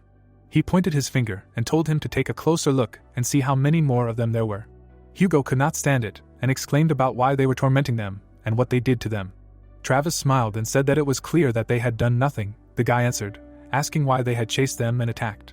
The opponent said that they just needed something. Hugo asked indignantly. He said that this girl, Reena, was shocked. Travis looked with a smile and said that they didn't care about him at all, they only needed Reena. Sean pointed at her and asked if it was really her. The young man answered that he himself couldn't see. The face and name were exactly the same. The archer noted that it could be some imitator who was pretending to be that very actress. The girl looked in horror as the guys discussed what difference it made. She looked the same. Travis spread his arms out to the sides and suggested that he could leave Reena with them and let her go. They wouldn't catch up with him. Hugo glared at them and thought that he should have told them right away that she was their target, and he would have left her without a second thought. The guy looked at her and thought that he was definitely not going to sacrifice his life for her. He imagined his boss and thought that there was one problem: if he couldn't protect Mrs. Reena, he would disappoint Director Mike, and prepared for a fight. Travis laughed and asked if he had taken a stance and clarified that this meant that he was going to fight after all. Hugo looked sternly and asked if they knew they were committing a crime. The rival asked him again. He looked at them and couldn't help but laugh. Travis held out his hand and said that he made him laugh and asked him about laws and who makes them, and that he would write a statement against him when he returned to the real world. He leaned back and asked what evidence he had, saying that it might not even be his face. Hugo gritted his teeth and thought that he was annoying, but he was right. The guy was angry and thought that he doubted that he could convince him with reasonable arguments, and that he would have to fight despite the injuries. The opponents turned around, and Hugo exclaimed, seeing someone. Alex was standing by the tree. Travis looked at him in surprise and wondered when this guy appeared. The hero stood between them and asked what was going on here. Travis smiled and told him to go his own way, and they would figure it out themselves. Alex clarified that he did not ask him, looked at Hugo and asked what was going on. He pressed his hand to his chest and complained that this gang was chasing them.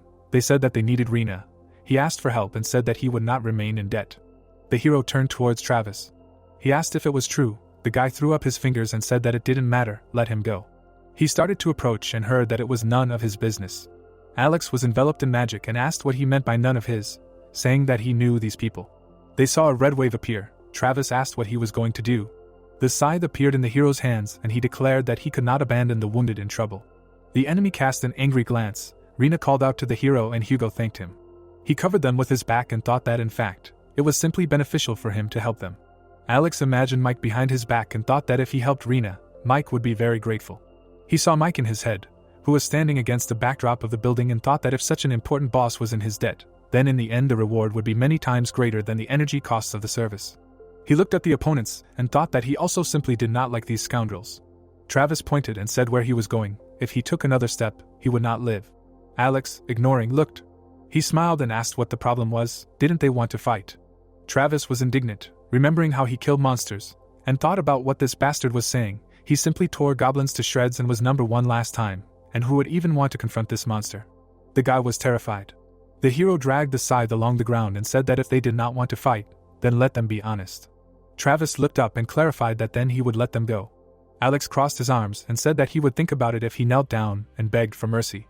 The villain lowered his head and thought that he wanted him to humiliate himself. He was angry and thought that right in front of his friends and Reena.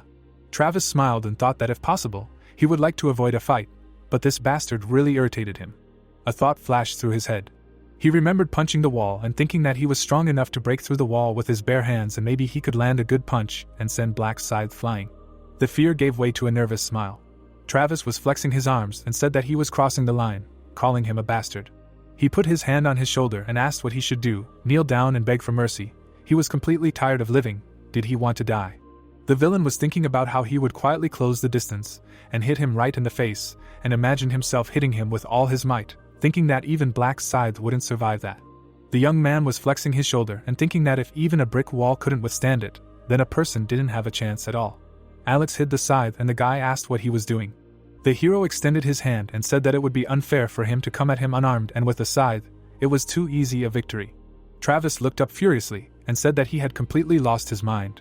The hero rushed to attack the scoundrel. The guy began to meet him and thought that he was a stupid idiot. He threw away his weapon and even stuck his head forward. He threw a punch and shouted for him to die. The hero calmly dodged. He counterattacked and hit him in the stomach with his knee, throwing him many meters away. Travis lay on the ground and sighed, calling him offensively. He doubled over in pain and heard them say that he should stop swearing. The hero kicked him in the face and screamed that his ears were withering. He grabbed him by the t-shirt and began to beat him in the face. Travis writhed in pain and thought that these were not fists, but like a hammer was pounding on him. The hero was punching and thinking that this bastard was no weaker than him, because he couldn't have a rune of power like him. He punched him and felt something. The archer behind him was aiming at Alex, and they were shouting at him to shoot him. Reena was shouting at him to duck. The young man was shooting at him and screaming furiously for him to die. The hero ducked to the ground.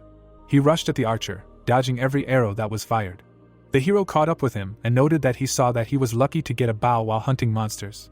Alex smirked, taking out the scythe, saying that they were unlucky to meet him. The archer looked in horror at the blood flying from the blow. He fell to the ground and screamed about his hand. The two of them fearfully prepared to defend themselves, and Sean asked if he thought he could easily get to them and leave. Shouting that he was a corpse, the guy attacked him from the side. Alex looked at the enemy and asked if he was sure. The hero activated the death mark and Sean continued to advance. The young man took the scythe in his hands and swung at the attacker. The protagonist swung the weapon. The guy clenched his teeth. He fell to the ground and screamed. Looking at him, the warrior said that his leg. Suddenly, the protagonist rushed forward. Gritting his teeth, he said that since he went at him with a weapon, he believed that he had a chance. A blow flew at the guy. Alex turned around and thought that, as expected, the death mark was very useful. Thanks to double damage, it can even cut through armor. Looking at them, he added that it was too easy. Looking down, the hero thought that, but he was not going to end it there. Holding the weapon in his hands, he added that it was necessary to instill terror so that after him they would never make any more attempts. A wound appeared on the man's leg. The guy lowered his head and said no. The knight looked at him with fear and said that he was dying and was asking for mercy. The protagonist waved his weapon and said that he would stop whining, he would not die from this. Looking straight ahead, Alex thought that was it with these guys, and now. He turned his head to the side. Standing behind a tree, the guy heard that he himself understood that he would not be able to hide from him. Swinging his weapon, the hero said that he made no exceptions. A blow hit the guy's hand. Looking at his hand, he screamed loudly. Gritting his teeth, the protagonist said that he had enough of whining like a girl, and then thought that compared to what he had done to him. People were mocking the hero. A blow hit the guy, and the thought appeared that it was not so painful. People were watching him. Frowning, Hugo thought that he had mercilessly cut off both hands of an opponent who had already lost the will to fight. Many may find it cruel. The hero stuck the weapon into the enemy. The thought arose that but he respects cold calculation. Looking down, the guy thought that this black scythe is able to resist even the president. He looked surprised, hearing the question that he is okay. Standing in front of the hero, Hugo answered that yes, thanks to him. Gritting his teeth, the protagonist said that they no longer need to worry about them, as they see, it will now be difficult for them to move for some time, so they can calmly vote. Closing her eyes, the girl said that thank him very much for saving them, and the guy also thanked him. Reena opened her eyes wide and asked that, and they will not die. Looking to the side, Alex answered that even if they die, what difference does it make? They are worse than animals. Looking at the girl, he thought that she was too kind. Frowning, the hero added that what did she care about the lives of these scum, some kind of Mother Teresa, maybe this is how she maintains her image. Raising his hand, the guy said that he wanted to ask him something, hoped he didn't mind. The people were lying on the ground, he heard that why did he spare them, nothing would happen to him in this world, even if he just killed them. The guy looked amazed, hearing this. Smiling, the protagonist asked what he was asking, why didn't he kill, and then thought that he was behaving exactly as befits Mike's right hand. The man looked scared, hearing that everything was very simple, he didn't benefit from their deaths. Stretching his hand forward, Hugo said that but in the future they could cause him trouble. The guys were shaking with fear. Smiling, Alex asked what he thought, was that possible? Standing in front of the guy, he said that there was also nothing good in mowing down players, because it would reduce the number of those who would advance to the next round. Gritting his teeth, Hugo thought that it was true, if there were fewer survivors, then the number of places would also decrease. Frowning, he added that he was even thinking about it. This guy understood this game very well, impressive. Closing his eyes, the guy said that he understood, well, then they would no longer think about these scum. Walking straight, the hero said that fine, and he would go, to which he asked him to stop. Stretching his hand forward, Hugo said that if he gave the account number, he would send him a large sum for saving them when he returned to reality, to which the protagonist replied that it was not worth it. Looking at him, the guy thought that in other words, he helped them for free, he did not need a reward. Frowning, he added that he would report everything that happened to the president. Hugo looked away and thought that even though he wanted to kill him, he would restrain himself because he believed that the black scythe was right. He spat at the guy. A crowd of people stood on the field, and they could hear that they should vote for him, that if he became the representative of the region, he would do the right thing. No, he would definitely be a better representative than this guy. Frowning, the guy shouted angrily, to which the man asked what he said, what did he call him? Stretching his hands forward, the man said that it was enough to fight. What would this fight give them? Frowning, the guy shouted that such impulsive people had no right to claim the title of the server representative, that he would be better off. The man smiled and said that his dad is a member of Congress, he thinks that the post of representative can be trusted to him. Looking at him, the players shouted that this is nonsense. People turned around, hearing the appeal. Stretching his hand forward, Mark said that there were only 2 hours left until the end of the vote. It is better not to waste time on empty arguments. It is time to make a decision. Looking at him, the guy asked what then how they will choose a representative, and the other added that he has some ideas, to which he replied that yes, he has a great solution. The man grinned. Hearing that it is true. And what? Mark smiled widely and thought that everyone obeys him without a murmur. The crowd looked at him. A thought arose that he knew that it would work again, his rune of conviction, When out of all the possible runes he got the rune of conviction, he was disappointed. Looking at the crystal, the guy thought, what is this? Standing in the middle of the crowd, he added that the rune of persuasion, it is useless against monsters, they do not know how to talk, but soon he found a way to use it. The guy closed his eyes and clenched his teeth. Swinging at the monster, the man shouted that he needed to press down with his whole body so that it could not move. Stretching his hand to the side, Mark said that there was a woman in trouble, urgently help, quickly. Running forward, the guy said that he was already on his way, to which the other added that he needed to help her first. Turning around, Mark thought that he had repeatedly stolen other people's unfinished goblins in this way, and in the end easily gained 100 kills. Smiling, he added that if this time everything went as smoothly, he would easily become a representative. Stretching his arms to the sides, the guy said that first they needed to decide what candidates they had, narrow the range to 5 people and choose from them. Looking at him, the young man said yes, that was a good idea, and the girl added that yes, there was some sense in it. It was certainly better than everyone yelling to vote for him. Raising his hand, Mark said great, then they would choose. If they wanted to nominate someone, they should just raise their hand. The guy raised his hand, and it was heard that yes, of course, you can't nominate yourself. If you don't set this ban, then everything will end up like before. He frowned when he heard this. The young man smiled when he heard that he was right, there was no other choice, to which he thought how easy it was to foist everything off on these brainless idiots. People looked around and thought, but who could they name? They didn't know anyone here. Closing his eyes, the guy thought that, as he expected, there was silence, so they would name only those who had managed to stand out. He looked away, hearing that he was proposing to make the representative of Mint Mark. Putting his hand forward, the young man said that after all, the representative should be someone smart and with leadership qualities, to which Mark asked what he was talking about him. Looking away, the guy said that yes, even now he is great at managing the crowd, to which he thought that another idiot was on his list. Smiling, Mark said that he thanked them for showing trust, if no one else, and someone said that he wanted to nominate a black braid.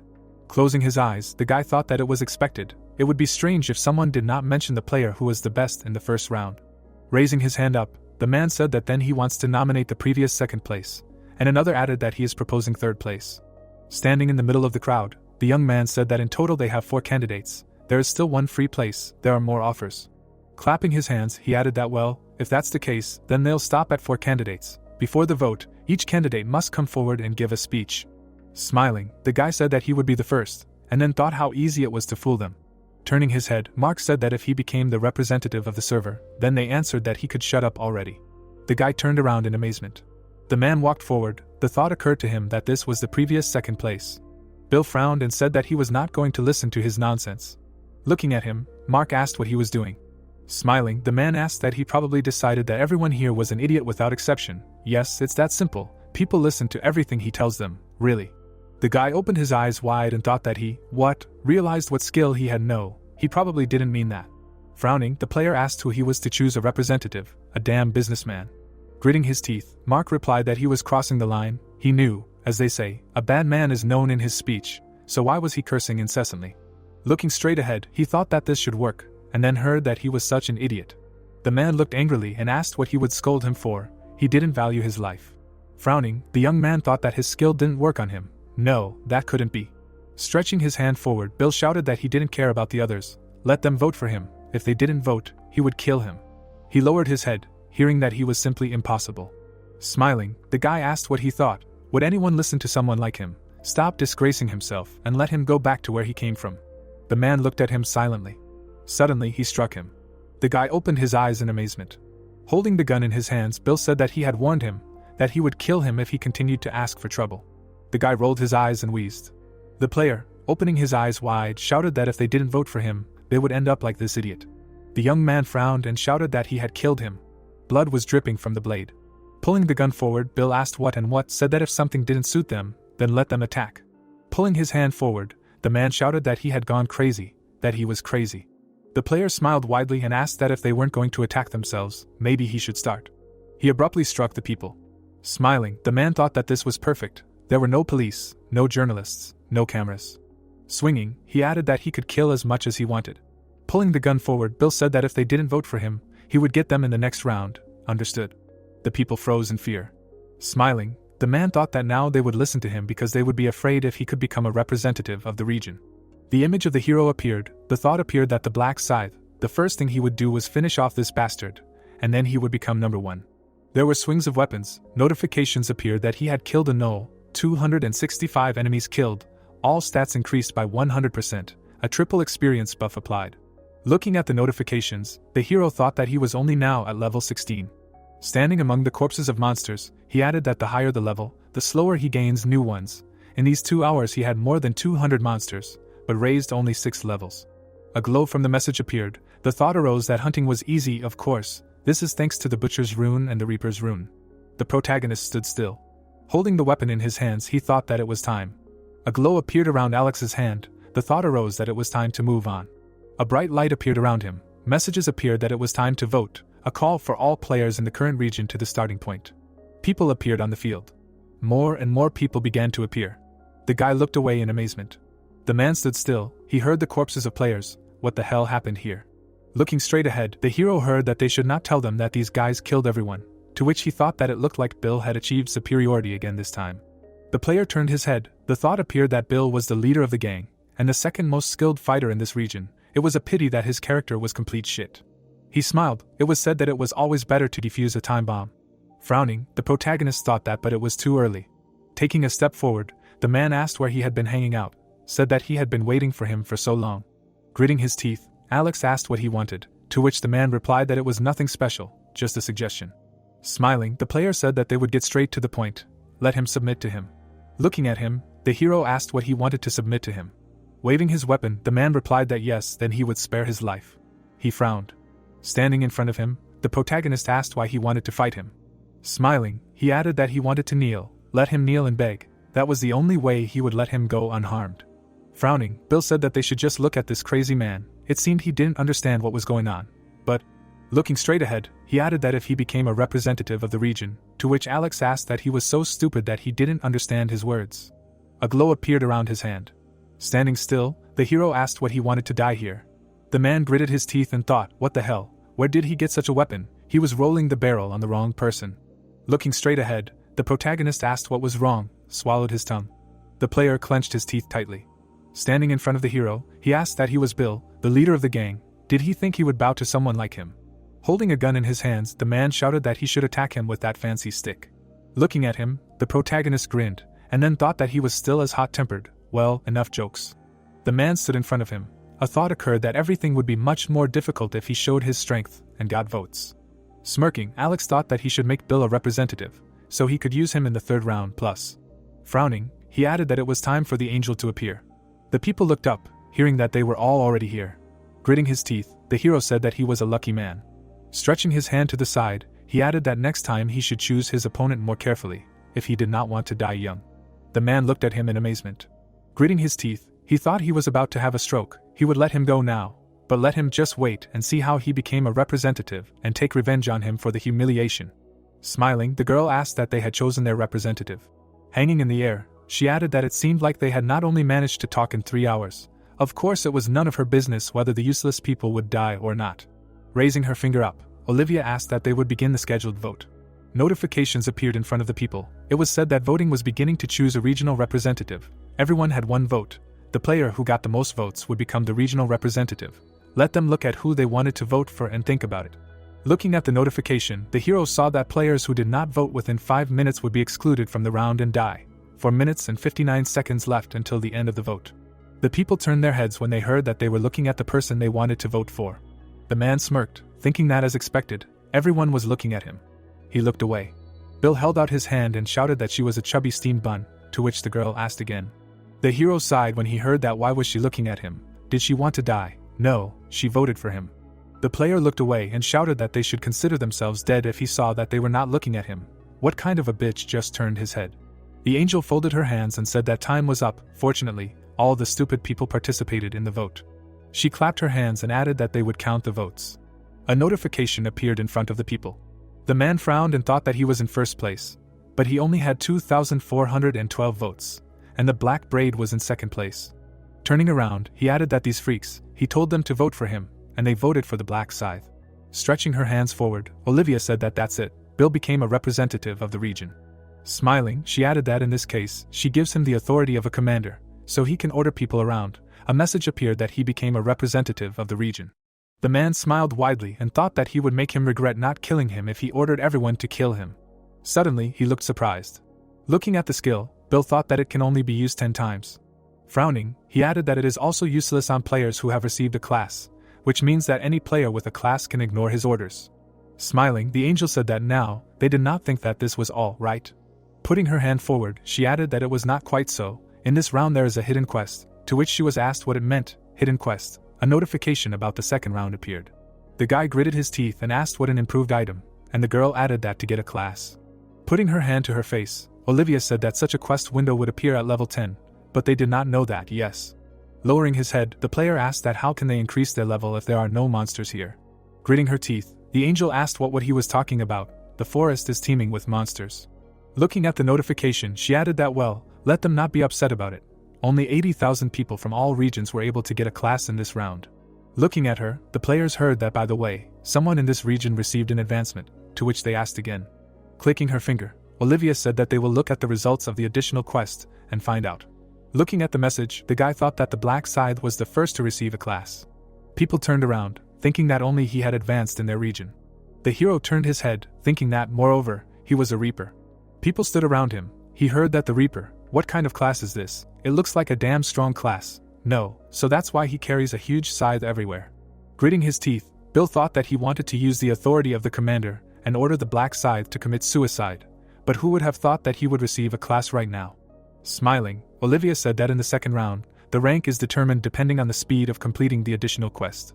Looking at the message, she added that so, in their region, only the black Kyosa received a class. Looking straight, the angel asked that he took first place not only in their region, but in all. Looking at the hero, she added that it is impressive, he has a unique Reaper class and the nickname matches it, asking to answer why he chose this particular nickname. Smiling, the girl asked that he knew in advance that he would choose the Reaper class. Looking at her, the hero replied that he did not know that he could get a class that would suit his name. The guy looked around, hearing what it meant, it was fate, that he became a Reaper.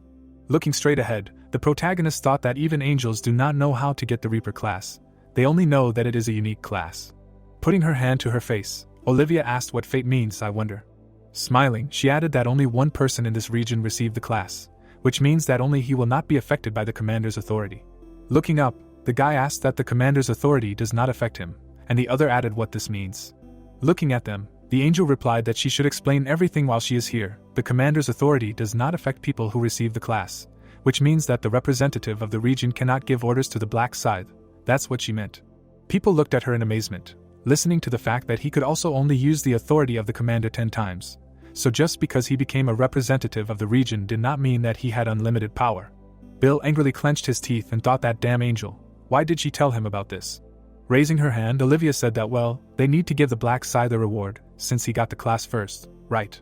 She clicked her finger. Notifications appeared that he was the first to complete the quest in the current region. The hero clicked on the notification. Having chosen leather armor, the protagonist thought that there was no need to think about it. The first one was too heavy, and the third one was of no use. Reward options appeared in front of him. Frowning, Alex thought that since there were a lot of monsters in the third round. Clicking on the notification, he added that he definitely needed an experience buff. A glow appeared around him, and it was heard that well, since the rewards were distributed. The guy frowned when he heard that they could go home in the next round. The player gritted his teeth when he heard that it would be a lot of fun. The angel smiled widely and said that she guaranteed them. The final results of the second round appeared. The man raised his hand up. He woke up abruptly and screamed. The guy looked at his hand. Smiling, he thought that his hands were still there, as he thought, until he died, he would return to his normal body. The guy looked down and added that he would never again get involved with the black Scythe for any amount of money. He did not want to get involved with such a heartless bastard. Putting his hand in his pocket, the young man said that she tried hard, to which Reena replied that it was not worth it, he was the one working hard. Smiling, she added that thank you for protecting her. Raising his eyebrows, the guy said that this was his duty as a manager and a security guard. Turning her head, the girl said that she wanted to thank the black Scythe, it was possible. Standing in front of her, Hugo replied that they did not know his true appearance, so they would not be able to find him, and it seemed that he did not want to reveal his identity, to which the girl asked again. Gritting his teeth, the guy said that he asked him to give him his account number to repay him, but judging by the fact that he immediately refused.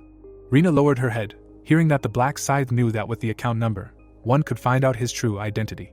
Hugo put his hand out and said that if he wanted to show his gratitude, why didn't she find him in the next round and give him an item? Putting her hand to her face, the girl replied that it was a good idea, she needed to think of something she could repay him with. A room appeared, and it was heard that they would rest today, yes, let him be careful. A notification came to the guy's phone. He picked it up and answered. Gritting his teeth, the guy said that he hadn't gone to bed yet, to which the president replied that he had drunk whiskey as soon as he got back. The elevator was going down. It was heard that he had seen the final results, congratulating him on receiving the Dark Knight class, to which the president replied that nothing special had happened to him. Looking away, Hugo replied that Reena and he had only been able to reach level 8 because they had been injured in the middle of the round. They hadn't been able to hunt. Walking through the parking lot, he added that he was just about to report this event to him, asked what would be convenient for him now. Holding the phone in his hands, the man heard that it was related to the Black Scythe. Standing in front of the window, he replied that he should come to the hotel. He wanted to hear the details, to which the guy said okay, he would be there in 20 minutes. Hugo was getting into the car. The man was watching him. Looking straight ahead, the hero thought that, as expected, he went to Mike. The protagonist was sitting on the bed. Messages appeared in front of him that the name and face matched, tracking the location of the target. Looking at the message, Alex thought that he was pretty close. He was still in the penthouse upstairs. It said that the target was 23 meters away. A message appeared that the target was 56 meters away, to which the hero thought that the location had changed. The distance had increased, and he added that judging by how quickly it was changing, he used the elevator, where he was going so early in the morning. Frowning, the protagonist thought that maybe Mike. As he left the room, he added that he needed to check. Looking straight ahead, Alex thought that it was good that he had followed him as soon as he returned. The moon appeared behind the clouds. The thought arose that the shadows were blocking the moonlight. The guy looked out the window. The thought arose that it was a perfect night for stalking. Turning around, Mike thought that he would hold off for now, since the report was more important. Sitting on the couch, he added that the black braid, which player does not know about who took first place in the first and second rounds. The guy tapped his finger on the table and thought that something was wrong with him. He had a bad feeling. His finger stopped, and he added that he was the one who attacked his subordinate. Raising his hand, Mike thought that if this was so, then he could not sit idly by. Messing with his right hand was the same as challenging him. Frowning, he added that no matter who, but if he was standing in his way, he would not leave him alone, even if he was number one. The guy was holding a glass in his hands. Suddenly, he heard from behind the door that he was here. It was Hugo, to which Mike replied that he should come in. Standing in front of the guy, the president said that he was glad to see him again, to which he replied that he was also glad to meet him. Smiling, Hugo said that it was all thanks to him, to which the guy replied that but he hadn't done anything, and besides, they were in different regions. Lowering his head, he added that his mere existence motivated him. Thank you, to which Mike replied that he was still good at flattering. Smiling, the guy said that it wasn't flattery, but the pure truth, although belatedly, but congratulated him on surviving. Sitting on the couch, the president asked what kind of survival, said that the second round was easy, like taking candy from a baby. Looking at him, the boy said that he also wanted to congratulate him on his promotion, to which he replied that no, it was just luck. Smiling, Hugo said that some people say that luck is also a skill. Besides, taking second and third place in the region is not easy. The boy looked away, hearing that for him, there is no greater pride than serving someone like him. Putting his glass on the table, the president said that judging by how much he flattered him, he must need something. Smiling, he added that let him say it, he wanted to ask for something. Looking at him, Hugo asked that if he could ask where he could get an advanced item. Stretching out his hand, the president said that it was not that hard to get, it dropped while hunting monsters. Grinning, he thought that in truth, it was thanks to the Dark Knight rune that he received. Looking at the angel, the players heard that let them say inventory and look into it. She prepared a gift. A notification appeared in front of the guy. The thought arose that the rune of the Dark Knight. The guy gritted his teeth and thought that he could get the Dark Knight class when he reached level 10. Sitting on the couch, Mike thought that he was lucky in the first round to get such a cheat item as a random rune. Looking straight, he added that even a subordinate to whom he treats as a family member, he cannot tell the whole truth. Everyone can change at any time, this is human nature. The guy looked surprised when he heard that they will return to the main one who injured him. Gritting his teeth, Mike asked that perhaps it was a black scythe. Waving his hands, Hugo replied that absolutely not, in fact, it was he who saved them. Looking to the side, the president asked again, and said that let him tell in more detail. Sitting next to the guy, Mike asked what he meant. He almost died from the blows aimed at the actress, to which he replied that yes, if the black scythe had not appeared, they would have been dead. Turning his head, the guy said that although Miss Reena most likely would have survived, it would not have happened without psychological trauma that would have prevented her from working in the entertainment industry. Putting his hands to his face, Mike thought that not only did he almost lose a valuable employee, but his business almost collapsed. Putting his glass on the table, he asked what happened to him. He was killed, yes, to which he was told that the black scythe beat them half to death, but did not kill them. Hugo turned his head, hearing why, to which he replied that he said that there was no benefit from their deaths. Decreasing the total number would lead to a decrease in the number of survivors. Gritting his teeth, Mike said that he was right, but who knows what they will do in the future. Raising the glass to his mouth, he thought that but thanks to the black Scythe, his subordinate and property were unharmed. It seems he owes him a debt. The bottle was on the table. He heard that he needed to pay him back. He offered him payment, but he refused and immediately left. Frowning, the president thought that he refused compensation. He was afraid to reveal his identity. He was very cautious. Lowering his head, he said that if he met him in the next round, let him give him a reward from him. He was sincerely grateful to him for saving him. To which Hugo replied that he should be sure he would give it to him. Stretching his hand forward, the guy said that and let him watch him in case he could help him. He knew that he was not one to not pay his debts. Standing behind him, Hugo said of course, as he wished, to which the president said that he forgot to ask something important. Looking to the side, he asked what those blows were, who dealt them. The view of the building opened up. Standing around the corner, the hero thought that what a faithful dog, immediately after returning went to the carpet to Mike, although it was so late. Walking forward, he added that since he checked his destination, it was time to go back. Wandering around, he would only arouse suspicion.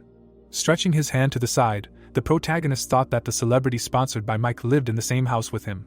He should thank his brother. The guy smiled widely. The thought appeared that if they had not handed out rice cake. The girl looked surprised. It was said that they would never have encountered Reena, and he would never have known that Reena and Hugo were related.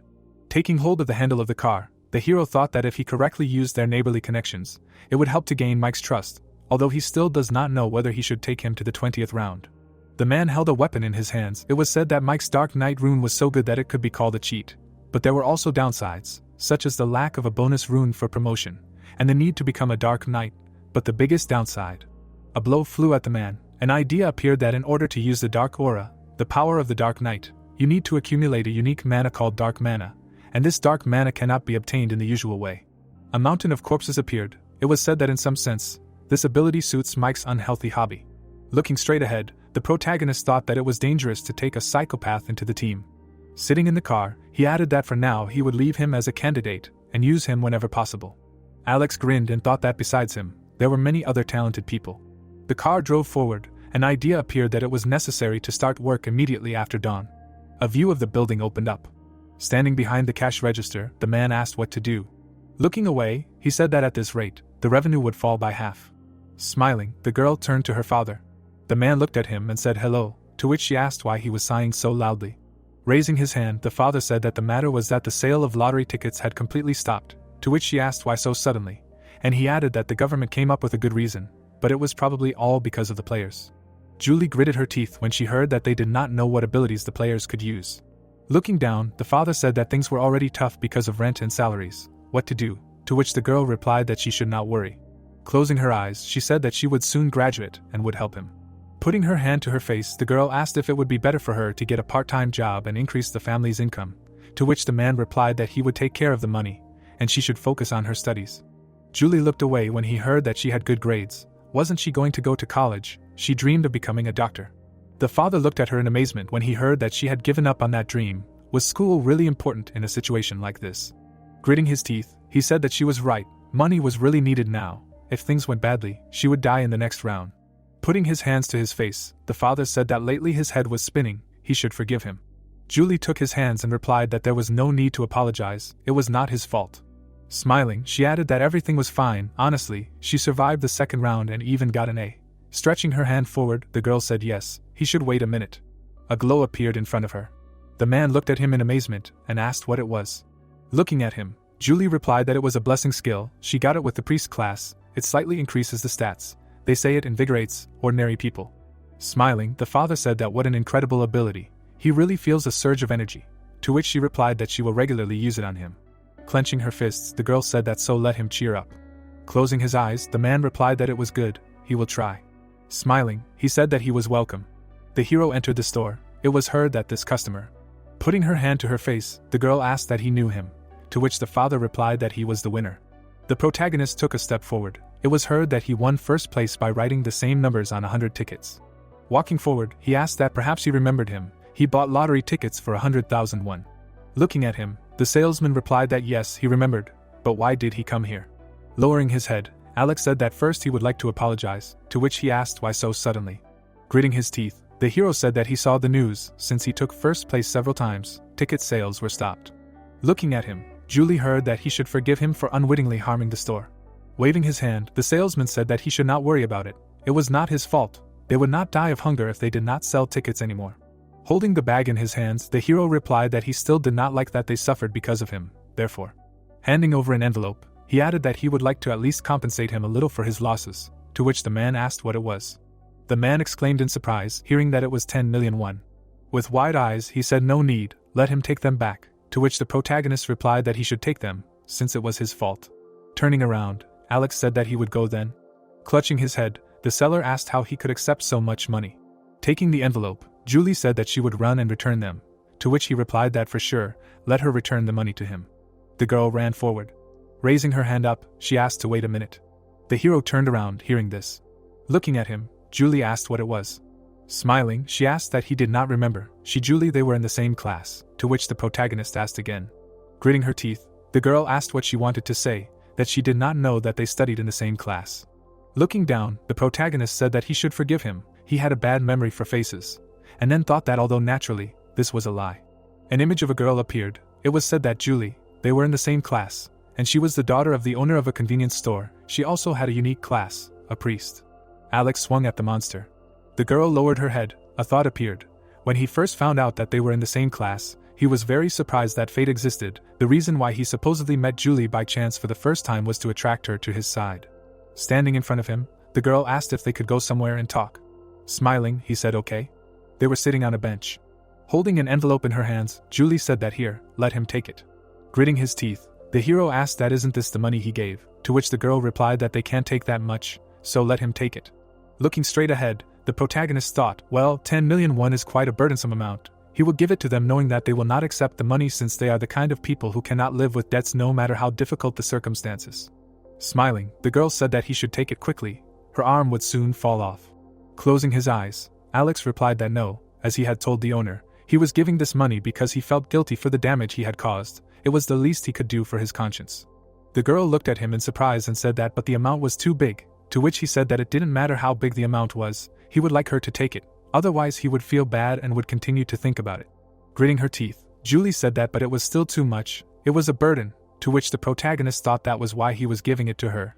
Looking at the girl, Alex said that he should give it to the owner, for him it was not a big amount, so he should accept it without pangs of conscience, to which the girl asked that he had always been so stubborn, why him? Standing up, the protagonist said that they were done talking and that he had to go, to which she asked them to stop. Taking out some money, the girl said that 10 million won was really too much, so she would only take one, okay. She raised her head when she heard that how could she decide, she needed to ask the store owner, to which she replied that dad would definitely be uncomfortable with that amount of money.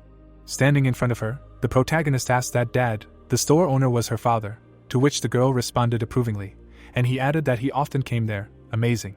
The protagonist looked down when he heard that she was also surprised. The person who took first place was a friend from her class, to which he thought that it was a friend. Looking at him, Julie asked that but he really didn't know that she was his classmate, said that she recognized him as soon as he entered the store, to which Alex replied that he should forgive him, he really is bad at remembering faces. Smiling, he added that besides this was the first time they talked like this, right? The girl clenched her teeth and replied that it was. Lowering her head, she said that it meant he heard her name for the first time, to which the hero replied that yes, let him forgive her. Julie turned her head. A thought occurred to him that although it was really awkward for him to pretend that he did not know her. Looking at her, the protagonist thought that this was necessary for her to be interested in him. Standing up, the girl said that she had already said this before. Her name was Julie, they were in the same class. Frowning, she added that this was her face too, now he remembered. Closing his eyes, Alex responded approvingly. Turning around, the girl said that reality suddenly fell upon her. What the hell was she doing? She was introducing herself to a classmate when graduation was just around the corner. The hero smiled and said that well, at least now he knew, and who said that they could not communicate after graduation. The girl looked surprised when she heard that by the way, she could give her number. She opened her eyes wide and asked again. Holding the phone in her hands, the protagonist said that yes, something was wrong, he didn't think it was weird to ask for his classmate's number, to which Julie said that it was true. The girl looked down. Holding out the phone, she said that here it is. Standing in front of her, Alex said that since fate had brought them together like this, they would contact each other more often, to which Julie replied that it was true. Looking straight ahead, she heard that he would go then, he urgently needed to do something, to which the girl responded approvingly. Holding the envelope in her hands, she shouted that it should stop, this. Frozen, Julie thought that in the end she couldn't get it back. Putting her hand to her chest, she added that to think that he suddenly asked for her number. Her heart continued to pound. Looking down, the girl thought that although she knew that he asked him as a friend, but she still liked Alex. Standing around the corner, the girl heard that he had told him to bring money. His words that, for him, it was a joke. It was said that at first they met by chance. Frowning, she called the police. Julie watched the hero. A thought arose that maybe it was because of pity for him, or she felt some responsibility for him. But in the end, she followed Alex to make sure that he would get home safely. The hero smiled. A thought arose that when she saw Alex at the part-time job as if nothing had happened. Julie looked at him and thought that she realized that he was much stronger than he seemed. Standing by the window, the girl thought that this was where it all started. That's when she became interested in him. The protagonist was sleeping on the desk. The thought occurred to her that she didn't have the courage to talk to him. The girl opened her eyes wide and thought that after that, her feelings for him had grown so much that she couldn't even approach him. Who would have thought that they would meet here? Closing her eyes, Julie thought that now she would be brave. This chance was given to her by heaven. Looking at the envelope, she added that after he gave her 10 million won, she couldn't pretend that she didn't know him. Smirking, the girl thought that well, then she might as well go out to eat with him. The hero was sitting on the bed. Looking at the phone, he thought that well, now she feels obligated, even offering to pay for the meal. This is a good sign. Smirking, the protagonist added that if they become friends, he could easily make her his ally. Standing up, Alex thought that he would easily save Julie and bring her to the 20th round. The guy looked at him in surprise. The hero looked away, hearing where he was going, to which the protagonist replied that he was going to meet a friend. Gritting his teeth, the brother asked what friend, a girl or something, to which he asked again, what and what, he can't see girls. Smiling, Alex said that he would have lunch at a cafe, so he shouldn't wait for him and eat on time, to which the guy responded approvingly. He looked ahead in bewilderment. Frowning, the brother asked that it couldn't be, was he going on a date? A view of the restaurant opened up, and it was heard that she liked steaks. Sitting at the table, the girl asked again, to which the hero repeated the question. The protagonist smiled, hearing that yes, she liked steak, and he replied that she should help herself then. Putting her hand to her face, Julie responded approvingly, and then thought, just think, she and Alex are having lunch together, the best day of her life. They sat in front of each other in silence. Looking at the hero, the girl thought that there was some awkwardness between them. She needed to say something. Come on, be brave. The hero looked up, hearing that how come he won the lottery, and 4 times in a row, right? She exclaimed in surprise, hearing that he dreamed of the right numbers, to which Julie asked what and how much he won thanks to his prophetic dream. Smiling, the protagonist replied that in general, enough to not worry about money for the rest of his life, although now he needs to worry about his safety. Sitting in front of him, the girl said that right, she completely forgot to ask what he did in the first round. Let him say, killing goblins was difficult, to which Alex replied that yes, he spent a lot of time on it. Holding the glass in his hands, the hero heard what region he was in, to which he replied that he has something there, he doesn't remember exactly, but the last digit is 5.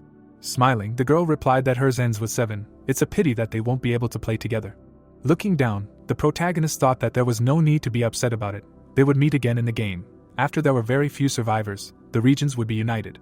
The flower was in a vase, he heard what level he was at, she was also at 10th, he already had a class. Smiling, Julie said that she was lucky to find the item needed to change the class, so now she was a priest, to which the hero asked again. Looking straight ahead, Alex asked what it meant that she could impose positive effects like a mage, and then thought that thank God nothing had changed this time. The girl held out her hand and asked what she wanted to see. This buff is called a blessing, it increases all stats, to which he replied that it was true, let him show her. A glow appeared around her hand, notifications appeared that the blessing increased his stats by 50%, the duration of the blessing was 3 hours. Looking at the message, the hero said that it was very cool, and then thought that the effect was quite strong. Well, yes, it was not for nothing that this was a unique class, the effectiveness of this skill would double when she reached the maximum level, so by that time the buff would be 100%, but it was still a long way off. Sitting in front of the girl, he added that it was still great that she had buffed him, that was why he had met her in the first place. A bag appeared, it was said that as a reward for the fastest completion of a side quest, he was given a random bag of gold. From the name it is clear that it contains a random amount of gold coins. The amount depends on the luck characteristic. This means that the more luck points the player has, the more winnings. Smiling, the hero said that this is just great, thank you. Closing her eyes, Julie replied that if she needed a buff again, she should just say so. It was not difficult for her at all, to which he said that he understood. Looking at him, the girl heard that by the way, it seemed like she wanted to tell him something, to which she replied that yes, in fact, she was going to start this topic first. Smiling, Julie said that she thanked him very much for the money. Dad asked her to convey her gratitude to him. Looking at her, the protagonist heard that she also promised to return everything, to which he asked what she wanted to say, and added that he had told her not to worry about it at all. Stretching her hands forward, the girl said that if he didn't need money, he could repay with something else. A glow appeared near her hands and she said that he should take it, to which Alex asked what it was. Holding the rune in her hands, Julie replied that she received it during the hunt. If he didn't want money, then he should at least accept this. It's a gift, so he shouldn't even think about refusing. Waving her hand, the girl said that they had a great time, they would have lunch together some other time, to which the hero replied that they agreed. Let him take care of himself, be careful during the round, and she added that they would see each other if they survived. The protagonist walked through the park. An inventory appeared in front of him. Looking at the magic crystal, he thought that he didn't expect to receive this from Julie. Taking it in his hands, Alex thought that it was still unclear what effect it had due to the vague description. Raising his hand up, he added that but when he reaches level 20, he will know its true potential. A pentagram appeared. It was said that the combination function is only opened after the player reaches level 20. Thanks to it, you can combine a weapon with a magic crystal. A glow appeared near the scythe. The thought arose that additional functions were also opened. Crystals appeared. It was said that there are a total of 7 types of magic crystals, 1 for each color of the rainbow. The player's eyes lit up. The thought arose that red gives damage, orange strength, yellow increases luck, green increases agility, blue intelligence. The knight looked straight ahead. It was said that blue reduces susceptibility to damage. Looking at the crystal, the hero thought that, and finally, purple is the rarest of all. It drops much less often than other crystals and increases all characteristics. Grinning, he added that he was lucky to get it for free. Looking to the side, the protagonist thought that he has a high luck indicator in real life too. Looking at the notification, he added that he would use this crystal when he reached level 20. He needed to open the bag before the buff ended, and more. Alex lowered his head and thought that it was time to increase his stats with the butcher's rune. Holding the bag in his hands, he added that there were 100 maggots. Looking straight ahead, the hero thought that the rune increased all stats by 1% for each kill. And yes, insects also counted. The main thing was that it was a living creature.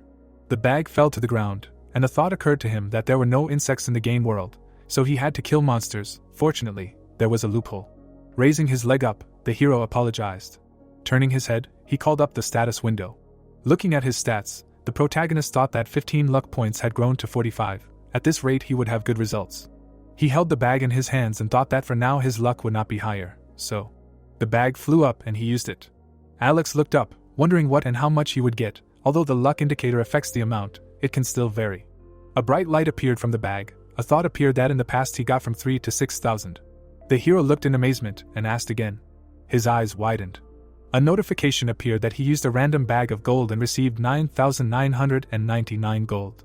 Smiling, the protagonist thought that this was the maximum amount. All the preparations were worth it. Looking at the characteristics, he added that now he only had 16,249 gold. This is more than enough to buy an epic item. The notification disappeared. A thought appeared that the item he needed would appear in the store in 2 weeks, so he would not spend it for now. A view of a high-rise building opened up. Entering the room, the hero said that he was home. Looking at him, the guy asked how the date went, to which he asked again. Rick held out his hand and asked if he hadn't just gone on a date with a girl, to which the hero replied that he should stop making up stories about what he had for lunch. His brother closed his eyes and replied that he had ordered black bean noodles. The protagonist looked at him and said that he should have gotten something better, to which the brother asked what was wrong with black bean noodles, since that was what he wanted. Alex looked away and thought that, well, they had been scraping by just a month ago. He put his hand to his face and added that, by the way, his bitcoins had already risen to $150 million and that if everything went as usual the price would crash in about 2 weeks, so it was time to get rid of them. The hero thought as he watched the TV that but before that he would get his driver's license. The hero was taking the theoretical part of the driving test. Looking down, he thought that this was the umpteenth time he was taking this test. He would quickly click through and go. The man looked at him in bewilderment. Looking at the hero, he thought that he was already leaving. Looking at the screen, the examiner thought that he had passed the exam so quickly with 95 points. The protagonist held his license in his hands. It was said that the outcome was obvious, but it still took 4 whole days to get his license. The thought arose that he had enough driving experience. Looking straight ahead, Alex wondered how long he had been in this time loop, how old he was in general. A car appeared. It was said that after receiving his license, he immediately ordered a supercar for himself. He did not have to think long about the choice, because this was the one he had driven during his previous attempts. The man smiled when he heard how long it would take to deliver it, to which he replied that if they placed an order today, then in a month it would already be with him, and the hero said that very well, he would sign the papers right now. The consultant closed his eyes and said that it was great, he had excellent taste. The blue sky appeared, and the thought arose that 2 weeks later the time had come. Looking at the phone, the protagonist said goodbye to the bitcoins. Standing in front of him, his brother asked him why he was so happy, that something good had happened, to which the protagonist replied that he had just sold all the bitcoins.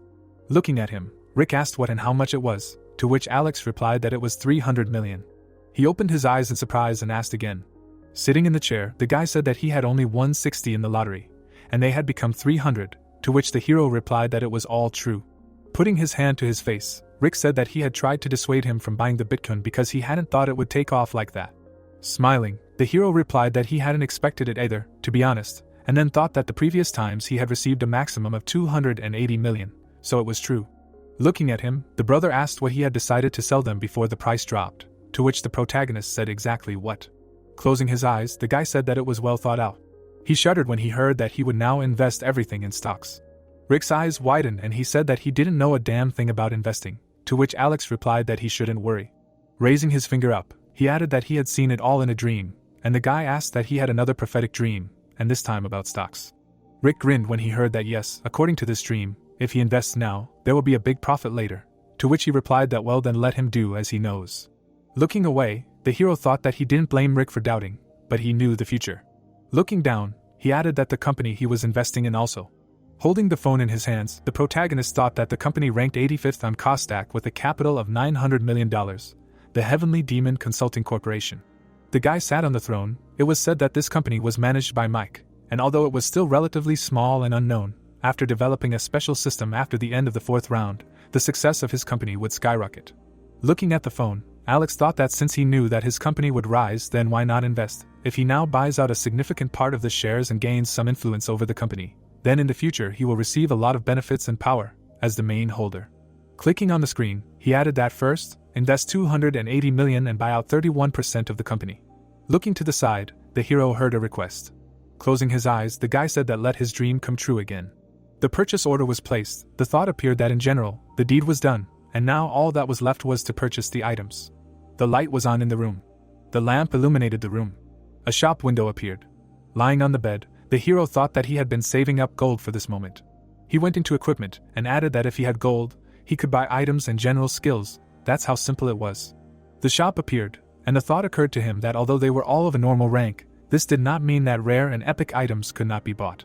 Cards appeared in front of his hand. It was said that the item of the day, this function allows you to buy a random item that is updated every day. It is usually difficult to stumble upon what he needs, because every day the item is completely random, but for him this is not a problem, because he knows when what will appear.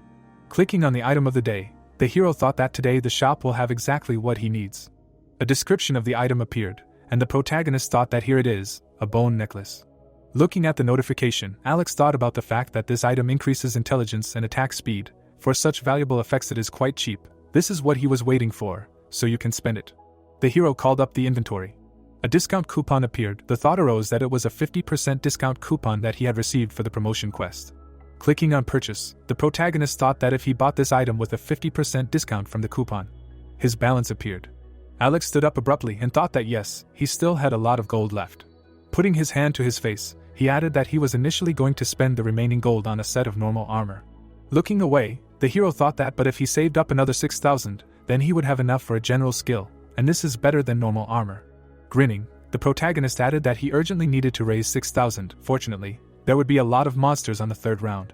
People appeared in the middle of the city. It was said that time passed, the 1st of March, 2023, and this day inevitably came.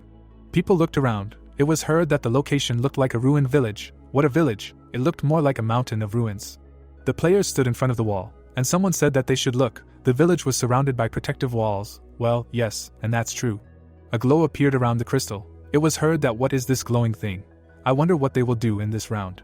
Standing near the house, the hero thought that the place was unfamiliar, so everyone was excited and confused. Peeking out from around the corner, he added that only Bill was acting relatively confidently. The man gritted his teeth, hearing that their regional representative was there. He turned to the crowd, hearing that they heard that he was some kind of mafioso. He made everyone vote for him, threatened to kill. The representative should be a black braid, and not this maniac.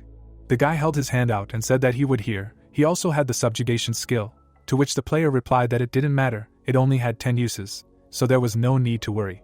The man held his hands out to the sides and shouted for them to shut their mouths. He clenched his teeth furiously, hearing why he was speaking so rudely, behaving like that, as if he had no control over his speech. Pointing at the player, Bill asked which of them was talking nonsense about him. Frowning, he thought that he knew it would be like this. Why didn't that winged creature keep its mouth shut? The man took a step forward. The guy bowed and said hello. Looking down, Travis heard him ask what he was doing. He raised his head and shouted that he had come to greet him. The man crossed his arms and asked if he was his brother or something, to which the guy replied that he wasn't yet, he was just a guy who dreamed of becoming a bandit. Bill frowned and asked again, then thought that he dreamed of becoming a bandit. Was he completely nuts? Travis smiled and said that he was his role model, that their gang was the one he had always wanted to join. The man looked down and asked what he needed for what. Kneeling, the guy said that he swears to obey and serve him as an older brother for the rest of his life. Let him accept him. Bill smiled and thought that he had seen a lot of crazy people in his life, but he had never met such a crazy guy. He liked his attitude. Taking a step forward, he told him to stand up already.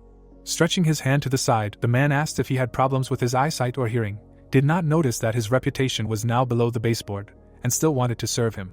Clenching his fist, the player replied that he did not care about all this, he respected him, and that was the main thing. Standing in front of him, the man heard that he did not care what others thought. The main thing was to take him in.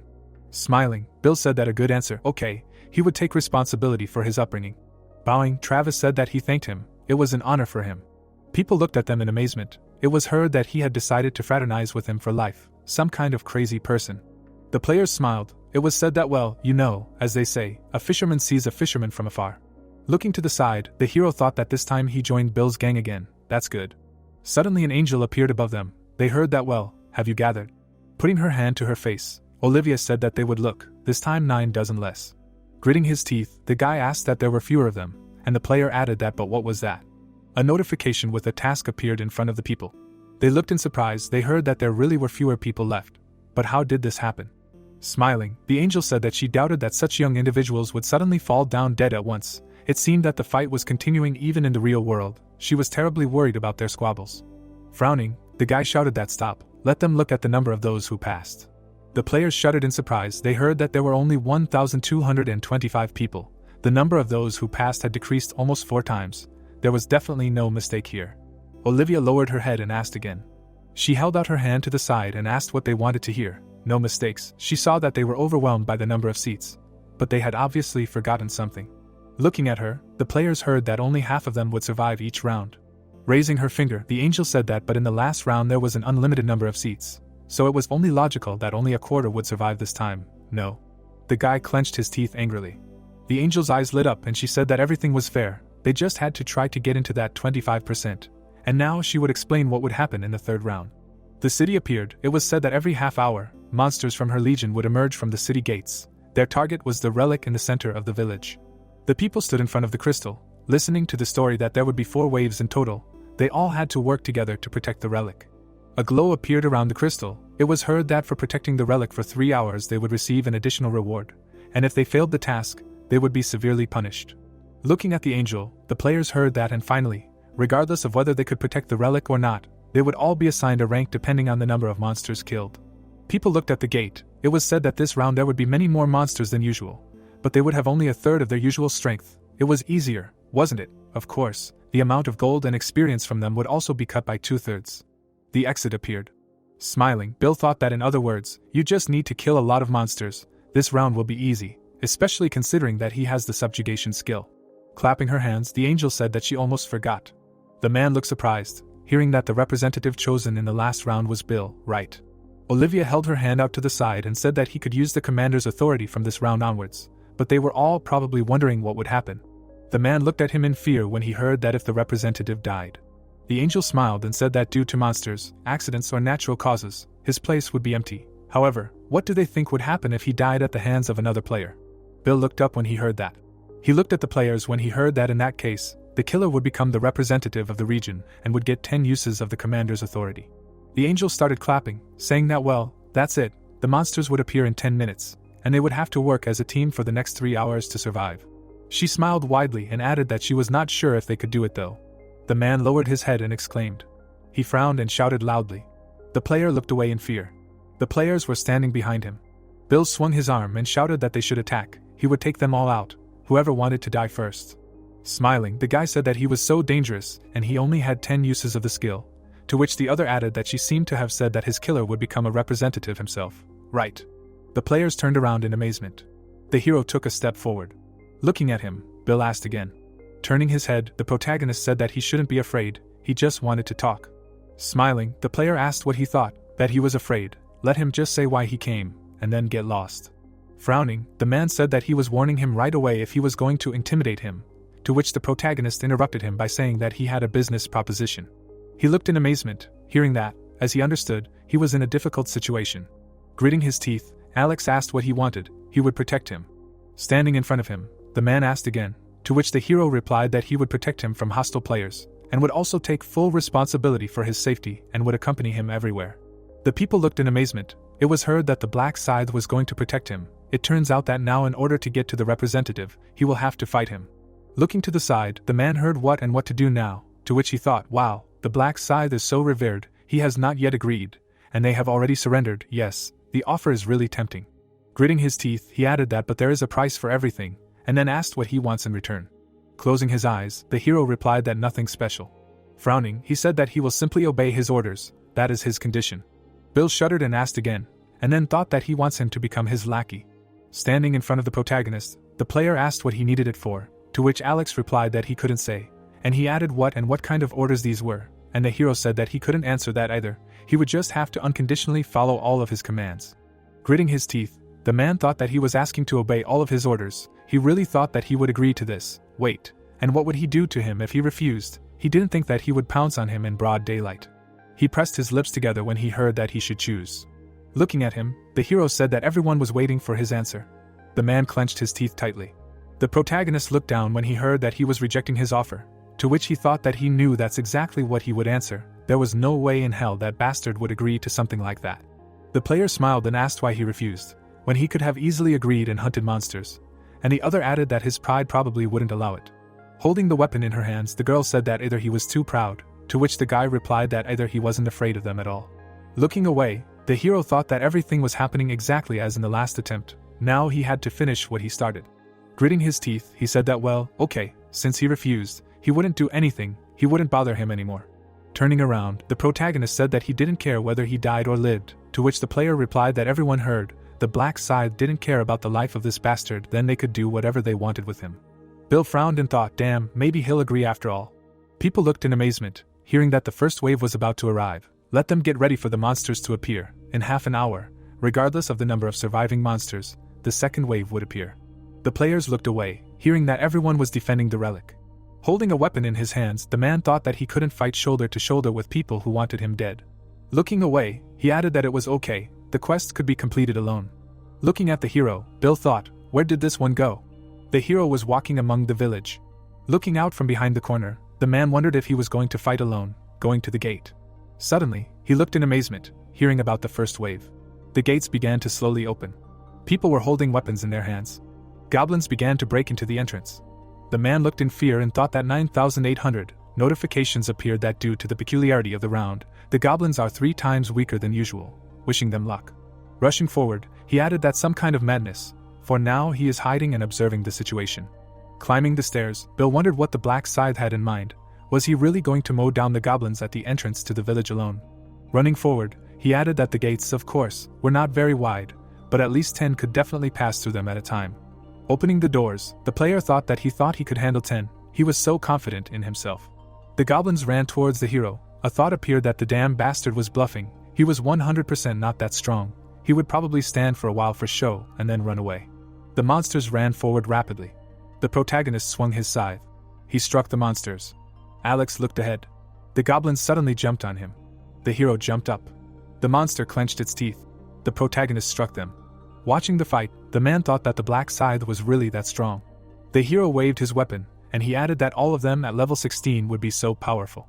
Gritting his teeth, Bill thought that now was not the time to watch from the sidelines, he also needed to swing. Looking to the side, he added that while the players were swinging with all their might with the goblins, people were fighting monsters, he heard that they should help. They broke through the western entrance. Let them not let them near the relic. Standing at the gate, the man thought that he also needed to run and kill goblins. The monster gritted his teeth, he heard that he should come here. The player waved his weapon. He looked away in amazement. Bill struck the monster. Smiling, he thought that thanks to the detection rune, he could easily predict the trajectory of the goblins, how easy it would be. Suddenly a beam flew near him. A blow flew to his ear. Looking around, the man thought it was an arrow. There were no goblin archers before. Gritting his teeth, he added that then what kind of bastard fired it? Let him wait for him, he will find him, he will break all his bones. The guy stuck a spear into him and shouted that he had shot him. Lowering his head, Bill shouted. He swung his weapon. The man struck with a knife. Frowning, he shouted that he should die. An arrow flew sharply in front of him. Looking to the side, the player thought that this is where he is. Bill swung his spear. The guy looked at him in amazement. Suddenly, a spear flew into his head. Holding his wound, the man thought that he did not expect that players would cause more problems than monsters, if only he were not a representative of the region. Gritting his teeth, he added that the role of a representative was damned. If he had his way, he would have simply passed it on to someone. He should have accepted the help of the black Scythe. Turning his head, Bill thought, no way, he's a man, and he has pride, he'll never bend under it. There must be some way out, a way to safely hunt monsters without the threat of players. The guy struck the goblin. The player waved his weapon. The thought came that he was the top 3 regions, a black lizard in his hand, or something like that. Smiling, the man thought that right, he was the one he needed. The man turned around, hearing the appeal. Stretching his hand forward, the player said that now he would protect him. Swinging the blade, Alex read that the skeleton necklace increases his attack speed by 25%. Notifications popped up that he killed the goblin. The experience gained was increased threefold, thanks to the Butcher's Rune. All stats were increased by 100%. The main character stood in front of the status window with a thoughtful look. Looking at the projection, Alex noticed that he had almost 16,000 gold, and thought that he received about 2,000 gold. Smiling, the protagonist emphasized that at this rate, he could easily collect 20,000 gold for the second wave. Monsters were running at him from behind, while Alex was arguing that he would accumulate more gold in this round and by 2 common skills. If he succeeded, he would be able to get the Rune of True Thoughts of the Heart. The protagonist turned around with a serious look. Swinging his scythe, the protagonist killed the goblins running at him. The monster stopped in front of him, after which Alex asked if they would attack. He rushed into battle and said that in this case, he would attack. The guys guarded the purple crystal and asked what was going on. A bright glow began to emanate from the goblins, after which a message popped up saying that they successfully repelled the first wave. The exhausted guys started shouting that they survived. They needed to rest before the second wave and read the notifications, which said that almost 4,000 players survived, and about 1,000 died. As a reward, the surviving players received 500 gold. Looking at the corpses of the guys, the protagonist thought that almost 1,000 died. Although they are weaker than the goblins, they are still a pity. Turning around, Alex wondered where he was, whoever it was. The protagonist looked at the guy and noted that he found him. This is Bill. It is expected that he survived. It will be difficult for him to pass this round. The guy with an angry look began to look around. He thought with an enraged look that this fool did not kill the goblins, but only followed him. The guy swung his knife and screamed loudly that he wanted Bill dead. The man suddenly turned around and hacked him to death. Bill smirked and pointed out that he was lucky to have these idiots around, and thanks to their protection, he was able to survive the first wave. Travis turned around and asked if he was okay. Bill suddenly closed his eyes and cried out in pain. There was an open wound on his stomach, and he thought that the bleeding was very bad and wondered if he would last the rest of the time. He gritted his teeth in pain. Bill seriously concluded that he would cling to life and definitely pass this round. They suddenly turned around at a loud sound.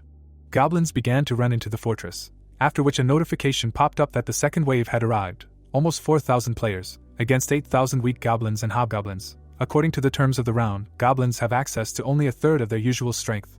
The monsters were running towards the protagonist. Swinging his scythe, the protagonist began to chop them down. Alex jumped up from the ground and killed the monsters. There were countless corpses lying on the ground. Raising his head, the protagonist read that he had reached level 20. His rank had been raised from student to commoner, and he could now use the combination function. Wiping the sweat from his face, Alex noted that he had succeeded. He had finally reached level 20, and he could now use combination to create unique items that could not be obtained from the store. A multitude of notifications popped up, stating that due to the rank increase, Death Seal had been strengthened, additional damage had been increased from 100% to 120%, and the exclusive Reaper skill, Death Knight, had been learned, the description of which stated that within a radius of 500 meters, darkness energy would spread, creating an artificial night. And the caster could remove this skill at will. He looked at the projection, which contained information about the Reaper rune, and he thought that Death Knight would go well with the Reaper rune, as it became stronger at night. The goblins rushed at him. Alex smirked and said that he had just gotten a new skill. Dark energy began to envelop the battlefield. The monsters' heads were cut off. The protagonist made powerful swings with his scythe. He killed several goblins with one blow. The monster was horrified by what was happening. The protagonist landed on the ground. Turning around, he looked at the pile of corpses. Sighing, Alex read that he had successfully repelled the second wave. As a reward, the surviving players received 500 gold, and then wondered if he should buy a couple of common skills while he was resting. A shop window opened in front of him. He touched his finger to the picture, which depicted the skill, presence detection, and then noted that this skill allows you to detect all targets within a radius of 30 meters. A blue aura enveloped him, and he assumed that within 30 meters of him there were only goblins and corpses. Alex began to fight against the third wave of goblins. Bill killed the monster. Travis fought with his bare fists. The boys stood in the middle of the battlefield. The exhausted boy thought that he needed to hold out for another hour to stay alive. Even though he had used the commander's authority 10 times, these worthless people were protecting him, and for now he could live. A pink mark hung above the boys. The boys looked up at the projections, which said that the fifth wave had arrived. 2,700 players would fight almost 11,000 weak gnolls. According to the rules of the round, the gnolls could only use a third of their usual strength. Bill watched the fight and thought that he should not worry. This was a chance to set a new record. Frowning, the boy declared that he would become stronger and rip out the throats of everyone who looked down on him. He suddenly turned around at a loud scream. People began to kill each other and pointed a finger at Bill, screaming that this time they would finish him off. Bill held the guys in front of him like a human shield and screamed that they should not let them pass. The guys in front of him were hit by arrow shots. Bill looked at his opponents. He started to retreat thinking that he was in trouble. Bill started to run away from them. He thought with a dumbfounded look that he just needed to survive this wave. He ran into the protagonist who was holding a black scythe. Bill ran up to him and shouted that he accepted his offer and would do whatever he said, so Alex had to protect him. The guy stood in front of him and repeated that he accepted his offer. The protagonist said with a serious expression that he refused. Looking at Bill's depressed face, the protagonist added that he had already said that he didn't care whether he died or not. The guy started shouting after him that he himself had offered him, after which he asked why he refused. Because he said that he would become his servant, to which he received the answer that Alex did not need a servant who did not even have the authority of a commander. Bill frowned and wondered if the jerk was telling him he was useless, noting that if he had known, he would have agreed sooner. He heard the voices of his pursuers behind him. The boys happily stated that they were sorry Alex had refused, as they had already begun to think of what to do if he did. Bill clutched his stomach wound after hearing that they would definitely be able to kill him now. Holding the dagger in front of him, the boy stated that even if he died, he would take at least one of them with him to the grave. Travis stepped forward and said that he would help him. Bill smiled and emphasized the fact that if he got out of there alive, he would take good care of him. Travis punched him in the face. The boy fell to the ground, holding his face and grunting in pain. Travis smiled and emphasized the fact that he would kill him quickly. He grabbed Bill by the collar of his shirt. Travis continued to beat him. He kept punching repeatedly. Travis's fist was stained with blood. Bill, beaten, lay motionless on the ground. Looking at his assailant, he thought that he had been betrayed by this fool. Travis swung his leg. He cried out with satisfaction that he was now the representative of the region and the king. After reading that Bill had been killed, the power seemed to have passed to the killer. He thought with a crazy smile on his face that now, if he tried, he could control Reena as he wanted. Looking at Bill's corpse, Travis began to reason that it would be good to use the authority of the commander, after which he wondered if this happened because the leader of the gang kept running away. He began to walk away from the corpse and noted that it was a shame. Pointing his hand at the dead Bill, Travis clarified whether they saw how he beat him, adding that he said that they had a good chance of winning.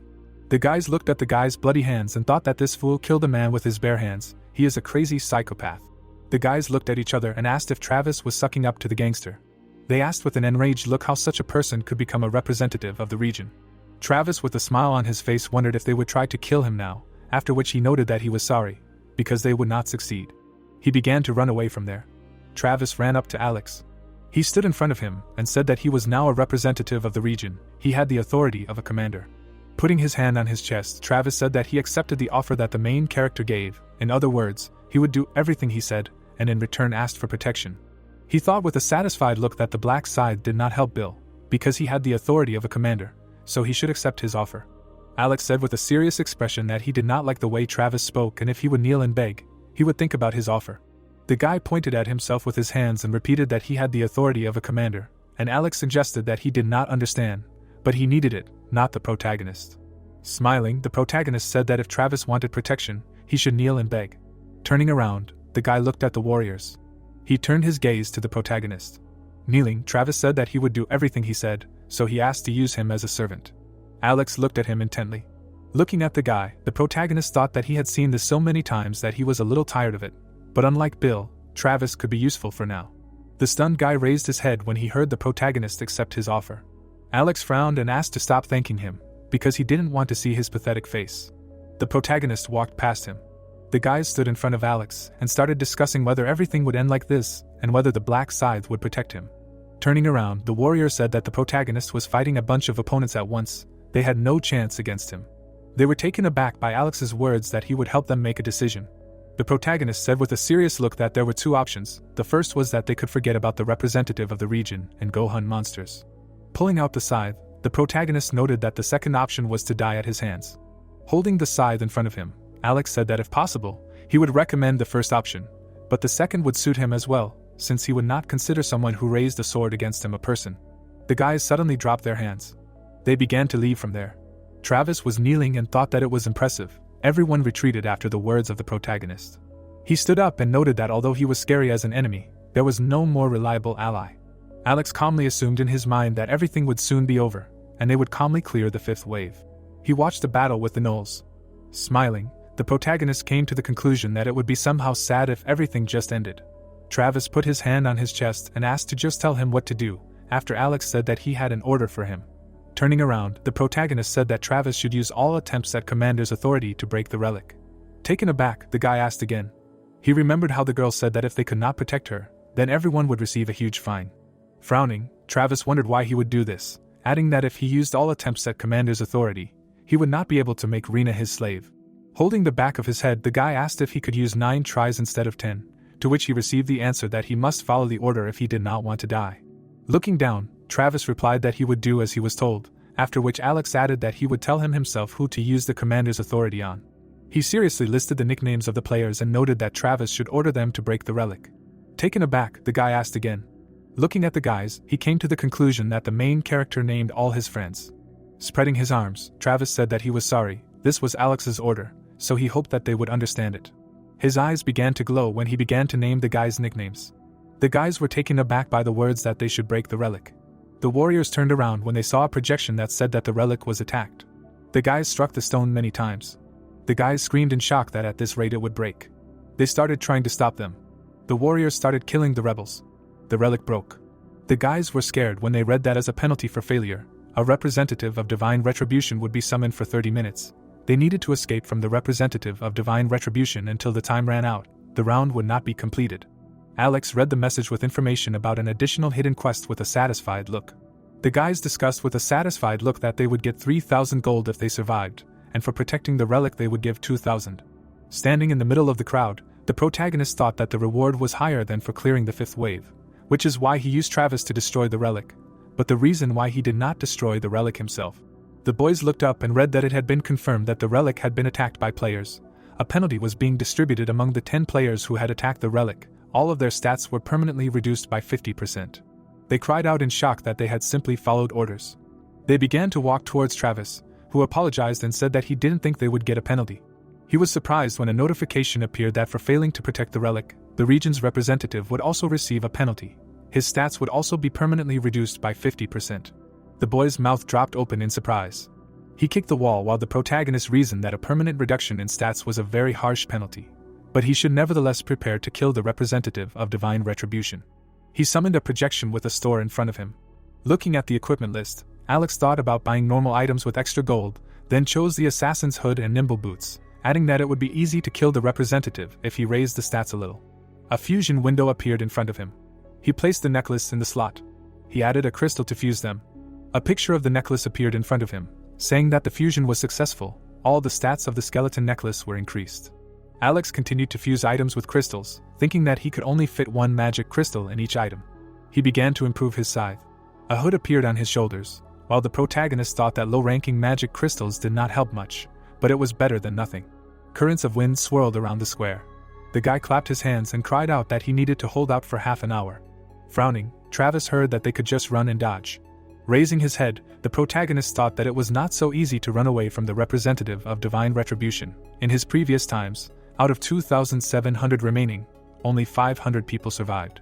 He imagined the corpses of people and emphasized the fact that even just surviving is incredibly difficult. The representative of divine retribution is a boss that 5 level 40 players together can barely defeat.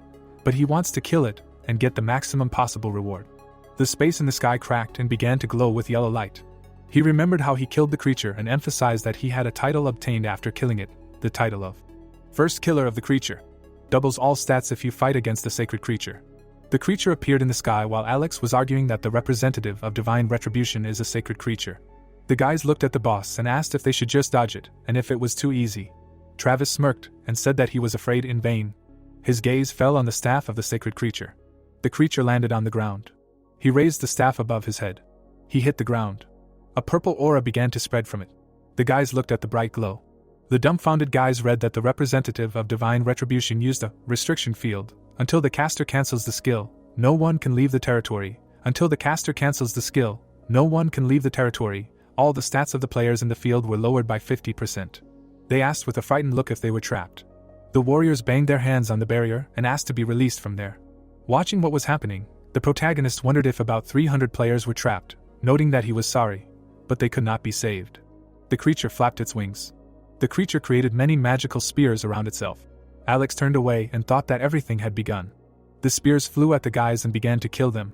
The dumbfounded guys shouted that this was madness. They did not know how to dodge such attacks, because they could not even see them. The creature created more spears around itself. Watching the dying warriors, the protagonist told us that this is a field of restriction. If you fall into such a trap, then it is almost impossible to dodge the light arrows. But if you use your brain a little, then you can dodge. The protagonist ran around the barrier. He found himself behind the creature and thought that, as expected, he was so focused on killing people that he completely forgot to watch the rear. He will attack from an ambush when the barrier collapses. All the guys in the barrier died. The barrier began to open in front of the protagonist. Looking at the back of the representative of divine retribution, Alex came to the conclusion that he did not need to worry about him turning around, because he did not hear him. The protagonist rushed into battle with the thought that the target was 5 meters away. A death seal appeared above the boss's head. Swinging his scythe, Alex came to the conclusion that he needed to deal critical damage with the first attack. The creature suddenly turned around. The protagonist struck and noted that the boss had just noticed him, but it was too late. Alex swung for the next attack and heard the monster scream. He was hovering above the creature and thought that it was working. He hit it right in the eye. The protagonist landed on the ground. He ran behind the boss. He looked at the health bar and began to reason that his remaining health, which can be seen with the help of the death seal, is about 60%. He took off about 40%. With one attack, this is not bad. The protagonist ran across the battlefield and thought that now the creature is using the field again to find him. Having hit the ground with his staff, the representative of divine retribution began to create a barrier around himself. The protagonist ran out of the field's reach and emphasized that when the boss realizes that he has not caught anyone, he will cancel the field. Alex rushed into battle. Swinging his scythe, he noted that since he had already taken away one eye, he would take the other one as well. The protagonist attacked the creature. The dumbfounded monster began to scream when it lost its second eye. The protagonist landed next to it. He read with a smile on his face that the representative of divine retribution had used a restriction field. All player stats were reduced by 50%, after which he noted that it didn't matter anymore. Without sight, he was just a bag of bones for him. The boss created many copies around himself. Alex watched him with a serious expression and thought that since he couldn't see, he was trying to send arrows of light in all directions to kill him. Standing behind the monster, the protagonist used Night of Death. Dark energy began to destroy the light arrows. The boss was taken aback by what had happened. Alex jumped on him and noted that light was weaker than darkness. Such were the laws of this world. He swung his scythe and said that he would end this. The protagonist quickly cut the opponent's wing. The protagonist jumped to the ground. The angel turned around. The guy dodged the attack. He swung his weapon in midair. Alex hit the opponent with his scythe. The wing fell down. The protagonist landed on one leg. Turning around, the protagonist thought about how his health had dropped to 10%. He ran forward, thinking that he would now step back and not kill him. The angel held the staff in front of him, and the system reported that the conditions were met. Now the representative of divine retribution was invulnerable. Looking at the enemy, the guy thought that this phase began when his health dropped below 10%. If he had already cut off his head, he would not be able to kill him later. The enemy launched mana clusters with a scream. Alex watched as lightning struck the ground, thinking that he would witness his final skill. The staff sparkled brightly and a notification appeared that the duration of the brilliant final glow was 50 seconds. The angel held the scepter. The weapon sparkled and the system counted down. The protagonist smiled. The opponent lowered his head and the game reported that invulnerability ended. The protagonist rushed towards him. He swung his scythe. The guy chopped off the enemy's head.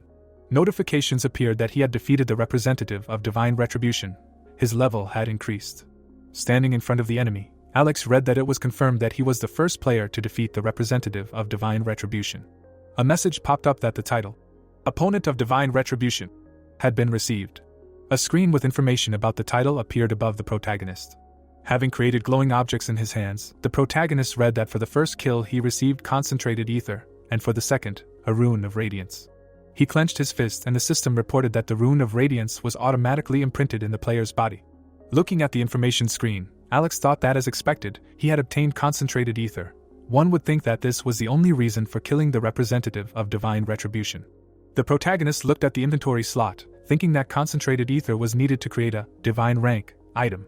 The protagonist looked at the rune window and thought that in addition, he received the rune of radiance. Since he is at level 30, his intelligence will increase by 30, and the effectiveness of skills by 30%. Smiling, he thought that for some time there is no need to pump intelligence. The guy was standing among many people and the game announced that the hidden additional quest was completed. He received 3,000 gold as a reward. Clutching his head, the stranger said that the Black Scythe single-handedly killed the representative of Divine Retribution. What kind of monster? The guys turned around, hearing that this is unbelievable. Olivia was floating in the sky, saying that he single-handedly killed the representative of Divine Retribution. This is the first time she actually acknowledges a person. Crossing her arms, the woman asked if it was worth conducting a short interview, why the Black Scythe wanted to kill him. Alex sighed heavily, thinking that these were useless questions, and replied that he just wanted to. She flew up to him, asking if he would have gotten a reward if he had survived, but did he really risk everything just because he wanted to? And the protagonist said he couldn't just stand by and watch him kill people. The dumbfounded player stood in the crowd, saying that he thought he would be arrogant because of his strength, but he was such a nice guy. Touching his chin, the woman said that he made the first move to save his comrades. People are so strange, somehow they unite, forgetting the time when they were ready to tear each other's throats. Smiling, the protagonist wondered what an egoist could know. The angel hovered above the crowd and said that they tried hard to survive, but it was too early to relax. Smiling, Olivia said that they should remember that the decision to exclude them will be made based on the overall results, asking if they will be looked at. A screen with the results of the third round appeared. The stranger was taken aback and said that Black Scythe had killed 3,600 monsters on his own. The second place hadn't even killed 1,000. Maybe he had received an experience buff.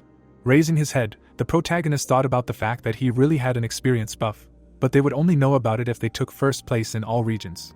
Notifications popped up that he had taken first place in all regions and the current one, and received a selection chest and a ring selection ticket as a reward. The protagonist put his hand on his hip, thinking that he wanted a mid-rank ring selection ticket. A list of rewards appeared on the screen and the system said that he had to choose one ring. Clicking on the window, the guy thought that it might seem weak by name, but he would choose Ring of Resistance. Information about the ring popped up in front of him. Frowning, Alex thought that no matter how high his stats were, getting hit by a status effect meant death. Resistance could not be increased with stats, so it was better to get it now, even if he did not use it. A window appeared with a list of different rewards. The protagonist stood in front of the messages, thinking that as expected, there was no buff for triple experience. After all, the goal of the fourth round was not to kill monsters. Having pressed the screen, the protagonist thought that therefore he would choose gold. Olivia closed her fingers and asked if they checked their ranks. Everyone who is below rank 1225 is eliminated. Taken aback, the player cried out that the system counted incorrectly. He killed a lot of monsters. His rank cannot be so low. Grinning, the woman said that insects that got on this list will be excluded. She extended her hand forward. The guys disappeared into thin air in panic. A notification appeared with information about the end of the third round. Reena suddenly woke up in bed. Looking at her hand, the girl thought that she returned and survived the third round. She got up from the bed, thinking that no, that's not all, now she has the summoner class. Reena created a pet in front of her, using the fairy summon. The beast flew to her shoulder. Remembering how she swung the dagger, the girl thought about how she was able to calmly finish the third round, thanks to this cute fairy who creates a barrier, and thanks to her guard aggroing enemies. She put her hand to her lips, thinking that she took third place in the region. Reena reached out to the screen. The girl stood with a stone in her hands, wondering if Black Scythe needs this crystal that she received as a reward. Meanwhile, Travis grabbed the lamp. He threw it at the wall with a scream. Gritting his teeth, the guy read the notifications that a punishment was applied. All stats were reduced. Travis walked around the room, thinking that he would never have ordered the destruction of the relic if he knew it would happen. He turned around with displeasure. The guy picked up the phone from the nightstand. Looking at the screen, Travis thought he was in trouble. A call to an ally was lit up on the smartphone. The guy picked up the phone, listening to the other person say that he was completely crazy. The player grinned, hearing from the phone that this happened every time. Why was it like that? Frowning, Lester shouted that he shouldn't pretend to be an innocent lamb. Didn't he know that they all screwed up because of him? How dare he use automatic commander priority on his friends, and still dared to call himself a human after that? Travis shook his head and replied that he had no choice. If he hadn't done it, the black Scythe would have finished him off. He looked at the phone with displeasure, hearing that he should have just died. Gritting his teeth, the man said that he could have quietly died peacefully in the corner instead of setting them up. The guy put his hand on his chest and shouted that he was not happy with this. Didn't he see that his stats had dropped since he was a representative of the region?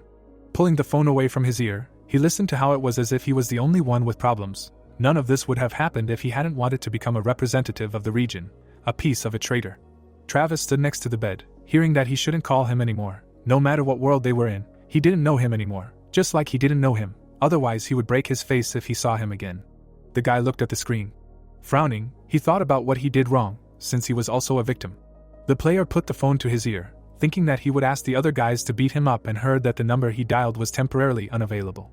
Travis threw the smartphone on the bed, shouting that they were fools.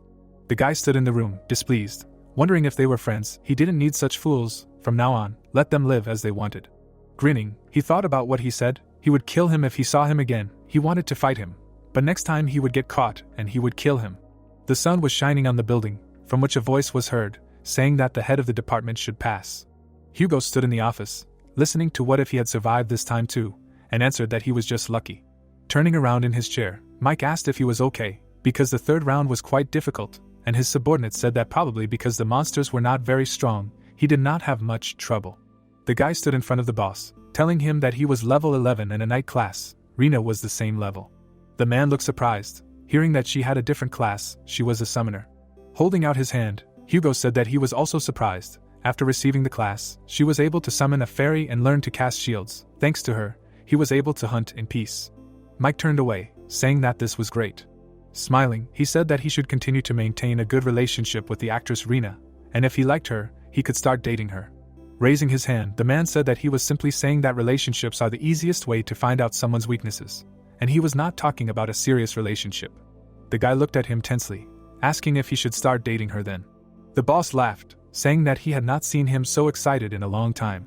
Smiling, Hugo said that in any case, Reena did not have any feelings for him at all. Looking at the painting, he said that she still called him Mr. Guard. Mike crossed his legs and asked what was so urgent he wanted to tell him. Bowing, the guy said that first, he would like to apologize to him. He stood in the office and told him that he had failed to carry out his orders and help Black Scythe, and also failed to pass on his message. The man looked at the clouds outside the window, asking if there must be a reason. Hugo sat on the couch and talked about what had happened. The boss frowned.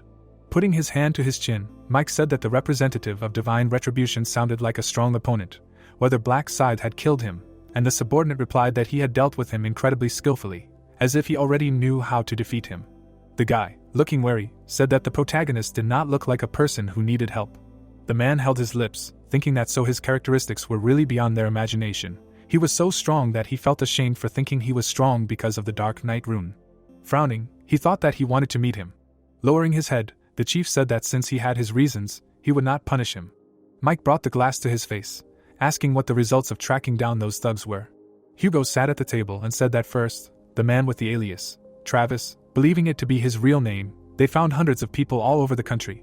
But considering that he was in his 20s and lived in Seoul, the suspects narrowed down to about 5 people. The guy sat calmly, saying that the detective agency said that it would take a month to find out their home address. Holding the glass, the man said that they would not know anything until the 4th round. Hugo poured him alcohol and said that they did not need to rush.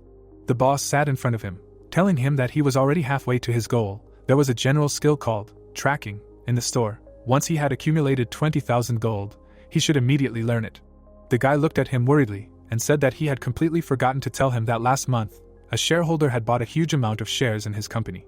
Raising his glass, Mike asked which of his companies he was talking about, and heard that it was Heavenly Demon Consulting, which he was currently focusing on. The man put the alcohol on the table, asking how many % of the shares he had bought, and the subordinate replied that he shouldn't be too surprised, 31%. Taken aback, the boss clarified, could one person really buy that much?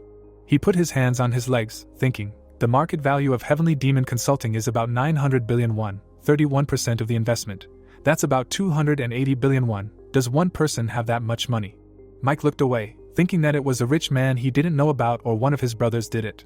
The man reached for the phone and thought that on the other hand, if he bought 31% of the shares, he should be involved in the management. Pressing the screen, the boss asked the guy to give him the contact details of this shareholder. Meanwhile, the protagonist held the smartphone in his hands. The protagonist was lying on the bed, thinking that it was time for him to contact him. He couldn't call him first, he needed to save face as a major shareholder. The dumbfounded brother ran into the room and asked what his level was. He looked at the confused guy, telling him that there was some kid acting like he was immortal and kept bragging that his brother had a very high level.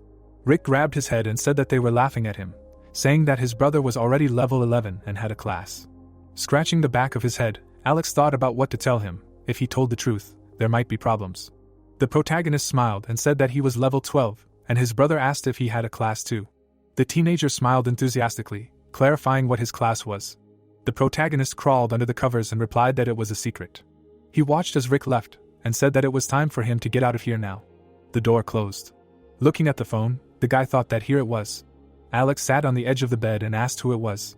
The protagonist listened with a serious expression as he was told that his name was Mike. He was the director of Sky Demon Consulting. Smiling, the protagonist thought that it was better to pretend to be naive at first. The more stupid he seemed, the more he would be caught off guard. The man happily sat in the office and asked if it was true that he had invested a fortune in his company last month. He smiled and said that the guy had become the largest shareholder in Sky Demon Consulting, so he would like to meet him and treat him to lunch. Alex looked at the phone, answering that of course he agreed. Looking at the calendar on the screen, the protagonist thought that Friday was an important day to get the inner thinking rune. Frowning, the protagonist said that he had plans for Friday, so he couldn't, clarifying what about Saturday. He put his hand on his waist and thought about the fact that he knew Mike would call. After all, he founded the Heavenly Demon Consulting to get his father's approval, so he would never treat the main investor badly. Smiling, the guy thought about the fact that before meeting the man, he needed to get the rune he needed. The protagonist imagined a stone fragment, and noted that the rune can be obtained in many ways. They can be found in certain places in certain rounds, or received as a special reward. Alex imagined the rune glowing in his hand. He remembered how he got the rune after killing a representative of divine retribution. The protagonist fought monsters and noted that in extremely rare cases, the rune drops from ordinary monsters. He walked to the warehouse and reasoned that few people know about it, but the rune can be obtained in real life. Climbing the stairs, the protagonist thought that the conditions for its appearance are quite difficult. He glanced behind the closed door and added that Chris would come there soon. Hiding on the stairs, the protagonist thought that his nickname in the game is Chris. In life he is called the same. He will never forget this name. Since he is a criminal who kidnapped his brother, he clearly remembers the voice of this guy. Holding a knife in front of the protagonist's brother, Chris asked to provide him with secret information that others do not know. He began to laugh loudly when Alex said that he did not know such a thing. His face suddenly became serious and he asked not to lie, because the protagonist is a regressor. Standing opposite, Chris said that he has a mind-reading rune. With its help he studied his brother, naturally, now he is reading his thoughts. The protagonist took his brother away from there and told us that after that he was obsessed with revenge on Chris, from the 11th regression until now. He put a mask on his face. The protagonist with a serious expression emphasized the fact that he wanted to get the mind-reading rune. Before this guy, Chris entered the warehouse. He threw the tied-up girl on the floor. Removing the tape from her mouth, he asked her not to scream. Sitting in front of her, Chris listened to the girl beg for mercy and ordered her to try to think of something else. Frowning, Chris said that he did not need excuses like her having a child. Kneeling, the girl asked if he was doing this because she had looked at him askance before. Frowning, Chris asked why he would do something for which he would apologize and if she understood that he had felt very bad that day. The story takes us to the evening, 2 days ago, when Chris was walking down the street and thought that he wanted to meet a girl, because just one cat could drive away all his problems. He looked at a girl passing by and thought that she had a cool figure. She passed him. Chris entered the alley, chasing her. He followed her closely. The guy appeared in front of the girl, covered in energy. She screamed with a dumbfounded look that she could not see anything. Her phone fell to the ground while she screamed that she was being raped. As Chris walked away from there, he thought that he loved it when he could do whatever he wanted. He remembered coming to the warehouse and emphasizing the fact that life was disgusting in the past, that he did not care whether he died or not. The radiance rune that makes bodies glow and blinds opponents is perfect for having fun. Chris looked at his hand with a satisfied look. He entered the room. The barista greeted him with a smile on her face. Chris smirked and thought that she was very beautiful. Putting his hands on the table, the guy asked her to make him an Americano with ice. Handing over the money, Chris asked if she was new there, adding that he was a regular customer, but this was the first time he saw her there on a part-time job. Smiling, the barista replied that many who work part-time quit, The world is changing quickly. Taken aback, the guy thought that this was logical. They could die at any moment, so they would not waste time on a part-time job. Watching her, Chris asked if she was the owner, to which he received a positive answer. Smirking, the guy clarified if she was a player. She turned around with a puzzled look when she heard Chris ask for her phone number. She smiled at him with a puzzled look. The angry guy asked if she disliked him so much, and if she was disgusted by a couple of spots on his face. The thug slammed his fist on the table and yelled that this was too bad, he wouldn't have the coffee, so she had to give him his money back. The girl held out a bill. The guy snatched the money out of her hand. As Chris left the coffee shop, he thought she was looking down on others because she had a pretty face.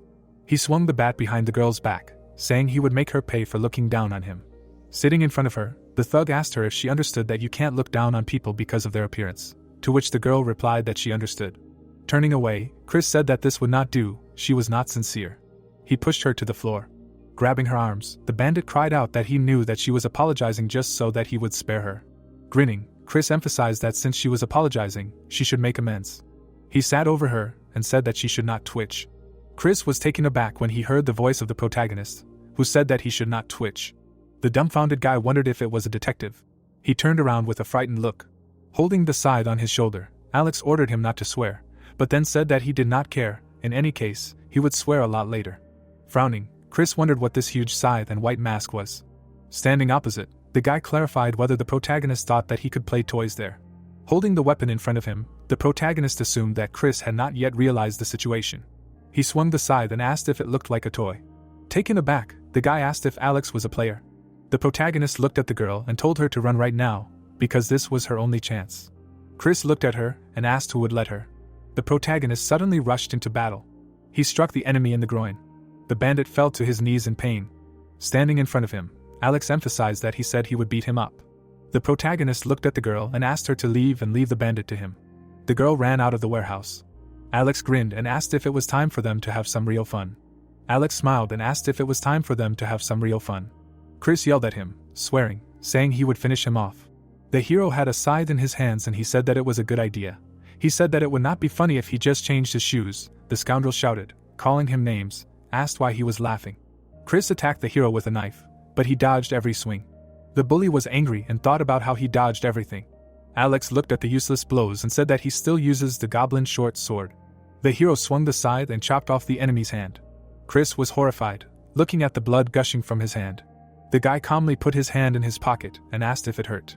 The bully was shaking with pain, holding his hand, and the hero said that he hadn't even started yet. He looked at the hero and his eyes were clouded. Alex ran to the side and told him not to be a winner. Chris was shocked and thought that he would die like this, and if he wanted to get out alive, then first of all he had to ruin his eyesight. The villain looked at him and thought about his own. Suddenly, energy flared up in him and he screamed for Alex to die. Chris stood there not understanding what was happening. He lowered his head, cursing, and thought about why he wasn't working. The hero looked closely at the enemy and thought that he could do whatever he wanted and it was all useless, because the light simply could not penetrate the Knight of Death, a skill he had already used. Alex smiled and asked him if it was time for them to have some real fun and began to think that he had simply cut off his legs and arms if he could not resist his light. The guy swung his scythe and attacked the enemy. With one blow, he cut off Chris's legs. The bully fell to the ground with wild screams. He looked at him and screamed, calling him the devil's spawn, asking why he was doing this to him, and why. The hero asked again if he wanted to know why. Alex swung his scythe and stabbed him again. The guy mercilessly pulled the weapon out of him and asked if he needed a reason to get rid of the bug. The young man struck again and explained that it was all because if he was left alive now, he would cause problems. Chris was bleeding on the floor and said that he was a psychotic piece of shit, and the hero at that moment was wondering how long he would last. There was blood everywhere and the villain was screaming from blow after blow. The bully was lying on the floor thinking why he was doing this to him, what he did to him, and that it was unfair, it hurt. Chris, with the last of his strength, raised his head and thought that maybe he should just kill himself to end this. He closed his eyes and thought that he would do so. The hero's scythe attached itself to his head. He looked up, his eyes full of horror and pain. Alex looked down and asked if he was trying to kill himself, and if he really thought he would let him go that easily. The hero struck his opponent with one hand and explained that he would not let him die until he begged him for death. The wounded hooligan lay in blood. Chris looked up and thought about stopping the pain and said for him to kill him. The guy threw his braid over his shoulder and asked again. Chris again quietly begged him to kill him. Alex asked him if he was sure. The villain lay motionless and repeated to be killed. The guy looked at him silently. He stood with his hand in his pocket and said that he did not know why he was doing this, and added that for him this was their first meeting. The young man looked at him and said that he could not say that they were strangers to each other. Turning to him, he said that they had met before. The bully opened his mouth and thought that he knew his name and said that it couldn't be and that he was connected with this girl from. Alex objected to him that it was out of place because he had no idea who this girl was. Chris asked him again. The guy bowed his head and said that he kidnapped his younger brother and used him to make the hero tell him everything he knew. Chris asked him again and said that he never, and Alex agreed, adding that this had not happened yet, he did it all in the future. The scoundrel lay there not understanding anything. The hero said that for him it was in the past and if he had not interfered, then Chris would probably have received the mind-reading rune. The bully asked again in surprise. The guy looked around and said that this rune was hidden somewhere here and asked if he knew the secret of getting it, answering that you need to hear someone's voice of truth.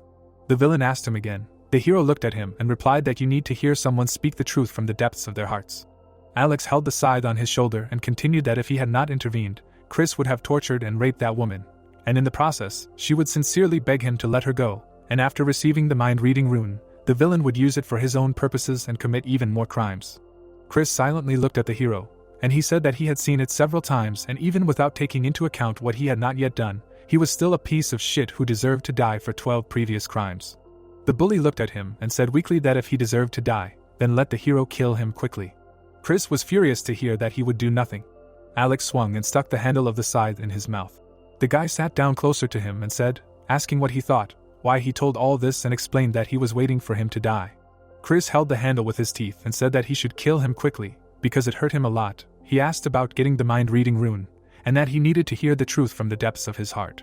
The villain was tormented by the stick and could not understand why it did not let him speak. The hero made out that he was interested in why it did not let him speak and added that he wanted to test the mind-reading rune. A tear rolled down the bully's cheek and he asked again.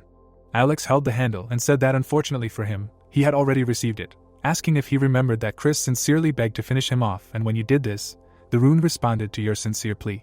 It was reported that he received the voice of the target's truth and fulfilled the hidden condition.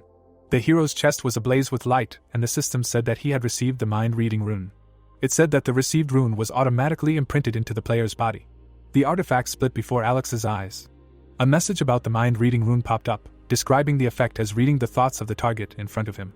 Alex sat next to the wounded Chris and said that he had tested it, and that it worked perfectly. The hooligan thought that he had gotten what he wanted and now let him kill him. The hero watched closely and objected that he would not die so easily, because it was unfair to his victims. Chris, with the hilt in his mouth, desperately cursed him. The wounded scoundrel stopped breathing. The hero rose to his feet and thought that this was the end, that there were no witnesses here, but he still needed to get out with the help of the usual skills that he had learned. He chose erasing traces. A card appeared that spoke of the general erasing traces skill. Green magic flared. The hero looked at the scattering light and thought that it was very effective, and that cleaning was wonderful. Alex took off his mask and thought that since everything worked out, he should meet Mike tomorrow. High-rise apartment buildings stood under the sun's rays. Alex adjusted his tie and heard someone from the side. The boy opened his mouth and asked if he had a date. The hero put his hand in his pocket and said something like that. Rick replied that he was just asking because he suddenly put on a suit. Alex said that he had an important meeting with a business partner today. The brother came closer and asked him about wanting to open a business.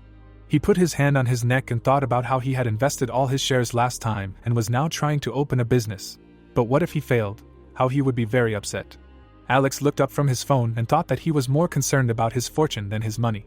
The hero smiled and said that he would tell him the details after the meeting and assured him not to worry, stating that he trusted him. Alex, leaving, told him to be an obedient child and wait at home, because it was unsafe outside because of the players.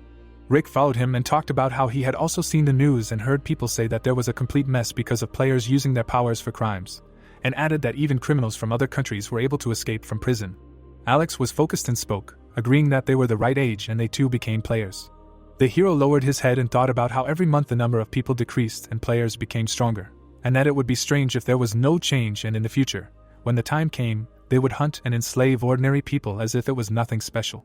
Scoundrels with guns attacked ordinary people, and he continued to think about how in a time when players were considered kings and did not pay attention to the law.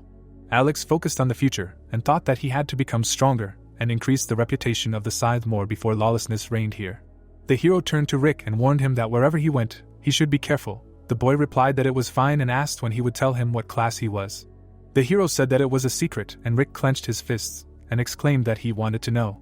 Alex grabbed his cheek and said that he would tell him everything soon, but he needed to stop grumbling and sit down to eat breakfast because it was much more expensive than noodles with black bean sauce, threatening him to eat it. The boy replied that he understood.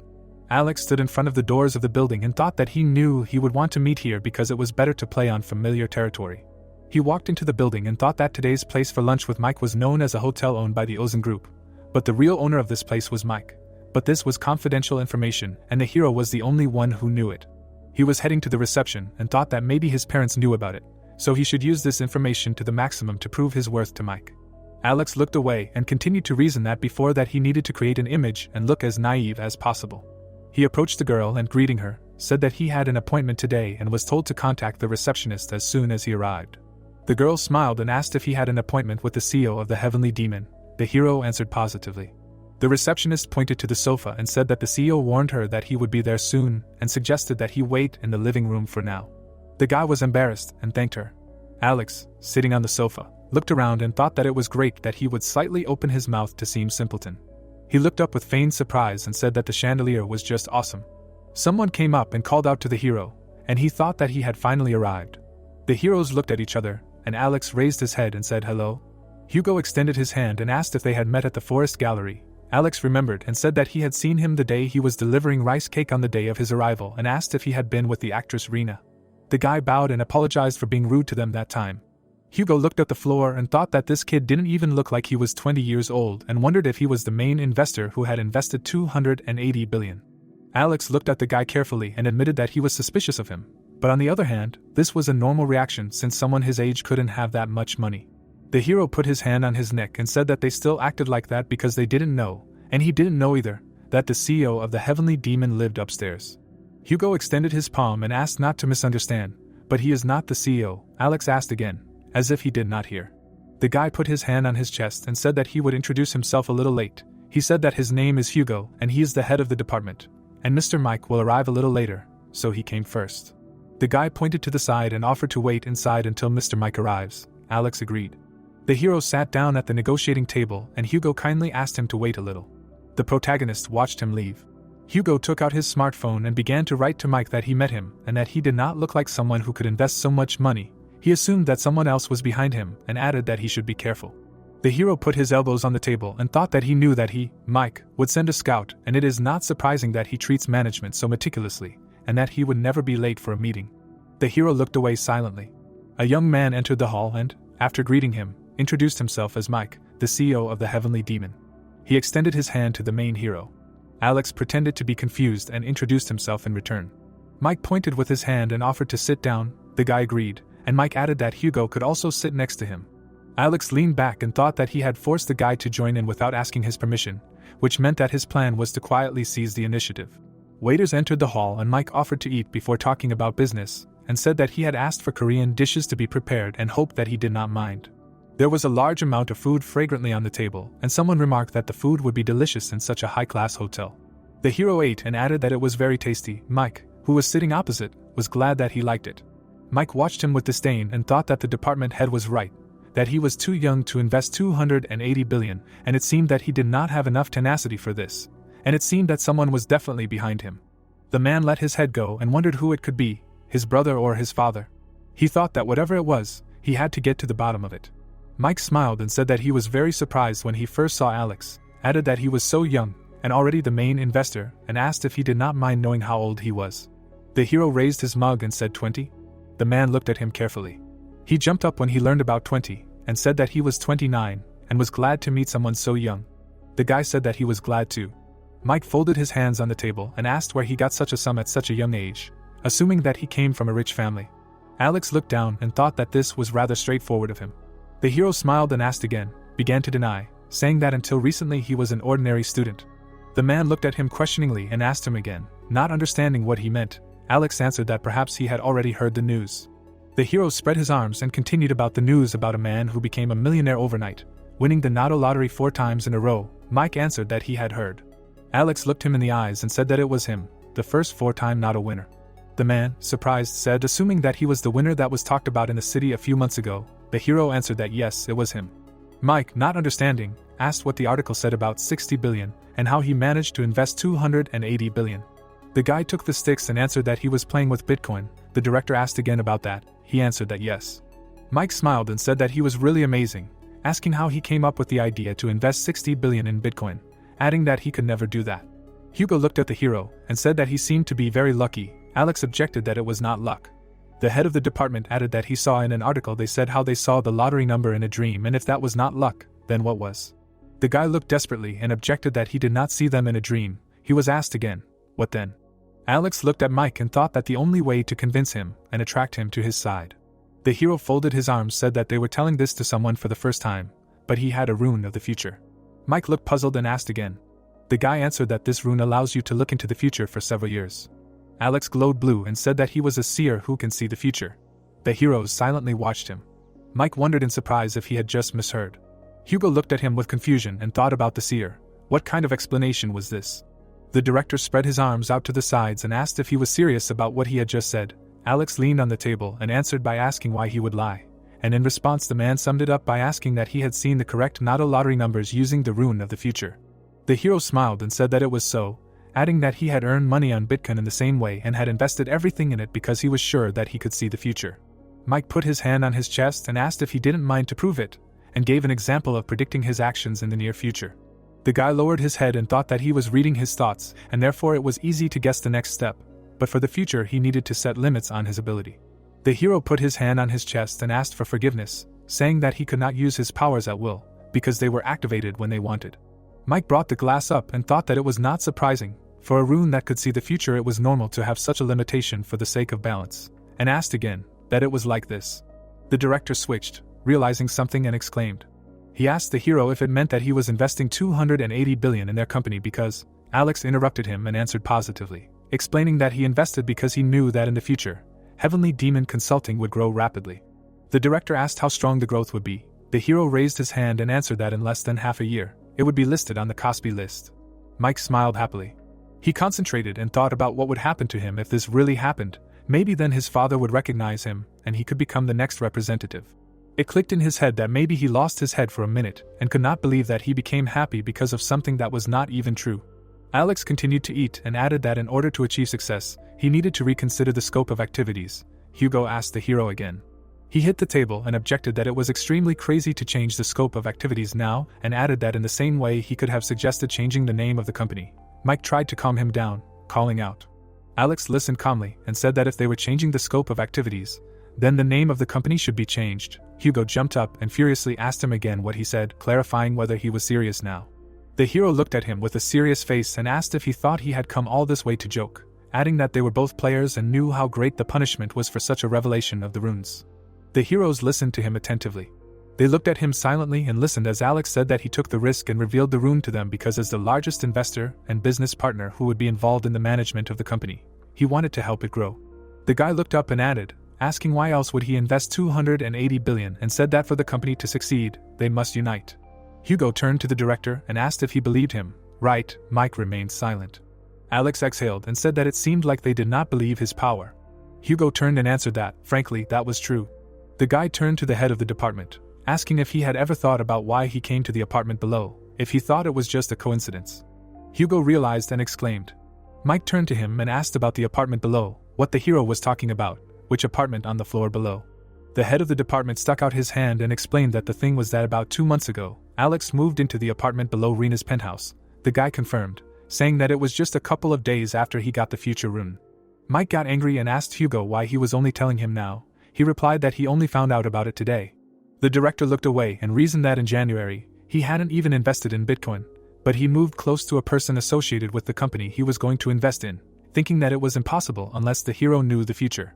Alex was eating lunch, watching him. Mike watched him carefully as he ate and thought, no, the guy could just know that he was sponsoring Reena. Alex smiled and thought that he was sure that this was not enough for him, and said that judging by his face, he still didn't believe him and asked how about this then.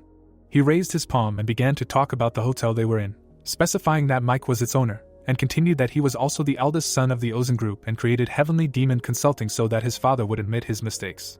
Hugo got angry and jumped up, shouting about who was behind him, because only the director's relatives knew about this. Mike, lowering his head, politely asked the head of department to calm down.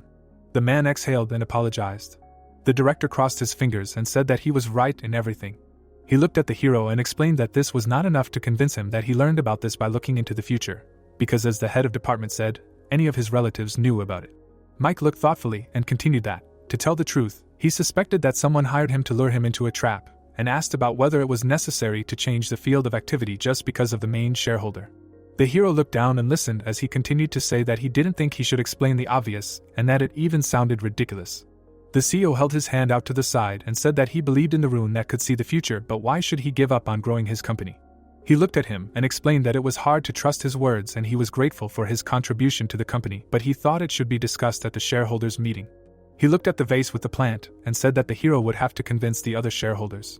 The CEO stood up from the table and apologized, saying that he couldn't help him and would go first. Alex hung his head and asked him for a minute. Mike sat back down and asked if he had anything else to say.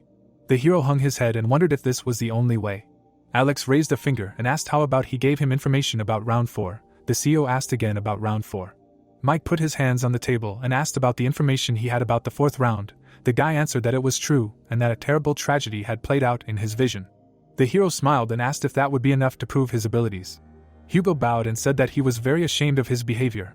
Earlier he got a little carried away and raised his voice.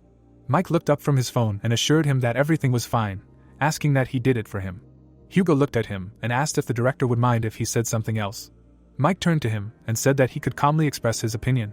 The head of the department spread his arms out to the sides and said that this guy was very suspicious and he meant the ability to see the future. Because with such power he could live better, then why should he help them? The director raised his hand to his chin and answered that the hero said that he wanted to develop with his company, and he must want to earn more. Hugo grabbed his chin and asked why. Because 280 billion is a sum that is difficult to spend in a lifetime even if you have fun to the fullest.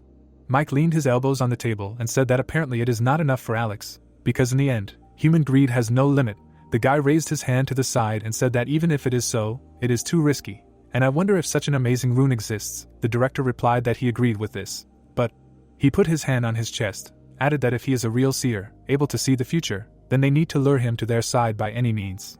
Mike got up from the table and said that Hugo should think about how useful it would be to have information about each round and be prepared for it, and ensuring the growth of their company in the process is just a bonus. Hugo thoughtfully looked and said that they are not even sure if he is a seer. The director answered him. He turned and said that they will find out about it in time, right? The hero walked down the street past the fountains. He kept his hands in his pockets and thought that after the 4th round, they would be convinced that he was a seer. He looked at the building and thought about how he hadn't told them important information like additional quests, or what would allow them to enter the top. But he remembered the conversation with them at the table, how the 4th round was not a monster hunt, but a real massacre among players, and you can't be careless about your surroundings. He walked down the street and thought that this should be enough to prove that he was a seer. The hero looked at the car and thought that after this, the attitude towards him would also change and they would respect and protect him, since he was a seer. Alex looked ahead and thought that after all, a seer is better as an ally than as an enemy. He picked up the phone and thought that since he was playing the role of a seer, maybe he should finish the job. The hero stood in the middle of the street and decided to contact someone. The girl was walking down the street and thinking that she was late. The traffic light was red. The girl looked at it and thought about how it would turn green faster. She noticed the car and wondered what kind of car it was and why it was stopped in front of the store. Who the idiot was there? The car window began to roll down. When it rolled down, the guy greeted her, calling out to her. The girl was surprised to recognize Alex. The traffic light turned green. The girl ran across the road to the car. She walked up to him and asked if it was his car. The guy smiled and said yes, and apologized for stopping right in front of the store. He offered to sit down and talk on the way. Julie, her eyes wide, agreed. The car sped along the city roads. The girl looked out the window and exclaimed that it was her first time driving such a car. Alex smiled and asked if it was true, adding that today was his first time too. Because the car had just been delivered, she replied that it was like this. Julie looked at him and asked how much it cost. The hero looked at the road and said that it wasn't that expensive, about 900 million won. The girl was shocked and asked again about 900 million, asking what do you mean it's not that much? Because with that kind of money he could open a bunch of 24-hour stores. The young man watched the road and replied that considering how much he got in the lottery, it really wasn't that much. The girl looked away and thought that Alex was definitely a rich man with 60 billion won, and it seemed like they were living in different worlds. She felt embarrassed, thinking that it was like a date, and that she was embarrassed. The girl's eyes widened after the hero said that he had something to confess. She was happy and asked him again. He smiled and said that it was nothing strange, let him not misunderstand him. The girl felt embarrassed, imagining how she was jumping out the window, asked about what misunderstanding. So what about the confession? The car stopped at an intersection and Alex asked if she remembered the last time he said that he saw the lottery numbers in a dream. Julie answered that she did, and the hero said that he lied. The girl asked him again. He looked at her and said that it wasn't a dream and that he got the information using the future rune, and as the name suggests, the future rune allows you to look into the future, and that's probably why he got the prophet class. Julie asked the hero again. She clapped her hands and said that it was cool, asking if it wasn't a unique class. Alex scratched his head and said that it probably was. The girl smiled and said that it was great and the future rune sounded cool too. She thanked him for being honest, and said that it must be hard for him to tell even a friend about it. The hero smiled and said that she told him that she was from support, so it was fair. Julie looked at him and asked again, saying that she didn't think she told him about her rune, and continued that maybe she should tell him about her rune too then. Alex said that it wasn't necessary, it was fine. The girl raised her finger and said that in the first round she got the rune of protection. She imagined that in the game she illuminated the people around her with turquoise light, and added that people 10 meters away from her added an additional layer to her barrier. She said that if there were 5 people around her, she would have 5 layers of protection. The girl looked at him and grinned, said that it was so nice to reveal the secret. The hero laughed and asked if it was true. She looked at him carefully and asked why he suddenly told about his rune. Alex held the steering wheel and said that this secret was weighing on his brain, and he thought that without it she would not believe in what he wanted to tell her. Julie looked in surprise and asked what he was talking about. The car sped down the city street past the taxi.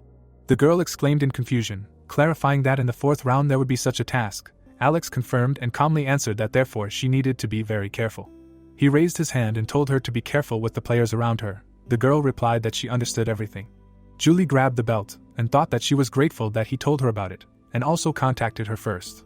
She looked at him cautiously and thought that maybe there was a place in his heart for her, too. That would be great.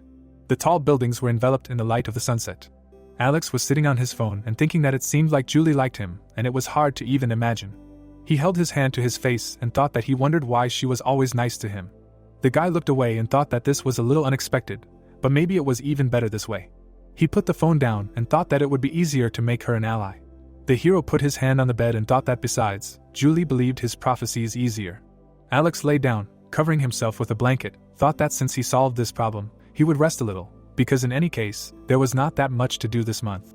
View of the night city, and it was said that time flew by, March 31st, 23:55. The clock hung on the wall and showed the time. The hero was sitting in bed, leafing through the cards, reasoning that before going to another world, he bought an epic item from the today's item section. A notification about the gloves of the Shadow of Darkness popped up, which said that the gloves, which are hidden in the dark, are not visible at night, and the weapon also becomes translucent. He looked at the card and thought that the characteristics are good, and the effect of translucency of the weapon can be used, and will effectively use it with the Night of Death. The hero heard someone approaching the door. Rick opened the door and said that it was time. The boy came into the room and asked if Alex was sure that he could handle it this time. The hero replied that he would find out when he arrived at the place. Rick buttoned his shirt and said that Alex was a seer and knew a lot about the 4th round. The guy replied that knowing and doing are completely different things. The boy realized, gritting his teeth. He looked at him and continued that no matter what, but he must survive. Alex pointed his finger and asked him not to jinx it, because that could bring death. The hero lay silently in bed. He thought that the 4th round was the deadly round. The guy grabbed his head, finding himself in the game, thought that it had started again. He thought about the status window. The system notified him that a penalty was in effect, and all his stats were reduced by 50%. Travis got angry and assumed that he got this for betraying Bill, who was his role model. He didn't even have 10 commander's orders, and wondered how he would pass the 4th round. The guy looked around and thought that those who were eager to get the role of the regional representative could come for his soul, or his friends would want revenge. Travis looked around in rage. He looked up. Looking at the scale, he thought, first of all, what kind of place is this? The guy looked around in panic and thought, what kind of task can you start in such a godforsaken place? Because everything around is white, as if they are lab rats for an experiment. Travis turned his attention to Alex and thought, exclaiming that this is Black Scythe. This damn bastard knew for sure that he would end up like this. The guy remembered how he turned around and told him to use all 10 commander's orders and destroy the relic. Before his eyes, he saw Alex attacking the enemy, and he thought that it was suspicious how he killed the representative of divine retribution without hesitation. He furiously watched him from behind and thought that if he had the power, then and there he would make mincemeat out of him. Travis clenched his fists and thought that this was pissing him off, and he could do nothing about it, and he needed to play into the devil's hands if he wanted to survive. The guy walked towards him and shouted, asking for forgiveness. Alex turned around and asked what was wrong. Travis came up and asked if the deal from the last round was still valid. The hero asked him again. The guy continued that he said that if he became his subordinate, the hero would protect him. Alex smiled and replied that he no longer needed such a subordinate. Travis asked him again in confusion. The hero crossed his arms and said that he no longer had the authority of a commander, and what was the point of a representative of a region who had no authority, and added that besides, most of the players had already completed the promotion, so even if he had orders, he would still be useless. The guy had nothing to say. Alex smiled and said that he was no longer of any use, adding that he was just a walking target. Travis clenched his teeth in fear and wondered if he was a walking target. Travis asks again, surprised, about the walking target. He turns to look at the man. Alex smiles and asks him not to worry so much, because he is a target only in words and few will actually try to kill him. Travis spreads his arms to the side and asks if he said that they will not attack him, to which he receives a question in response regarding whether he remembers what advantages this gives him, that most have already weighed their risks and abandoned this idea, and being a regional representative is not only about collecting all the cream. He looks seriously and continues that, especially with further pumping, the number of those to whom he can give orders decreases and it is simply not worth it. The brunette thinks that the black braid is right, and even he wants to get rid of this, if possible of course. Reena appeared on the horizon. Travis was embarrassed and did not understand what these two forgot here. She greets the black braid. Hugo also greets him and asks if he remembers them, to which he confirms that he does, and the other is perplexed as to what is going on. Hugo says that he saved them from the scumbag who is standing behind him and they would like to thank him again. Travis asks again what they called him. Alex blocks his way. The guy says that once was enough and they should not look for him again, to which he says that they appreciate his modesty and the president of their company will also thank him for saving them. The guard remembers about the president, to which Alex retorts that he has had enough and is not interested in anything like that. Reena turns to him in bewilderment, and says that this is her gratitude for saving them. She holds out something to him, and asks him to take it. In her hands is a purple stone. Alex looks and asks if this is a low-ranking magic crystal and notes that the gift is unexpected. Reena says that she does not think that her words alone will be enough, so she wants to give it to him. The guy looks at the stone and thinks that he shouldn't refuse such a good item, and after returning he will need to try to make a low-rank magic crystal. Reena asks him in confusion if he liked the tarpaulin. She looks and thinks that he won't be angry because she gave him this useless stone, and he in turn thinks that, as he thought, she doesn't know the price of this magic crystal, and if she knew, she wouldn't give it to him. Travis looks and realizes that he has something similar, while the brunette wonders if he has something similar.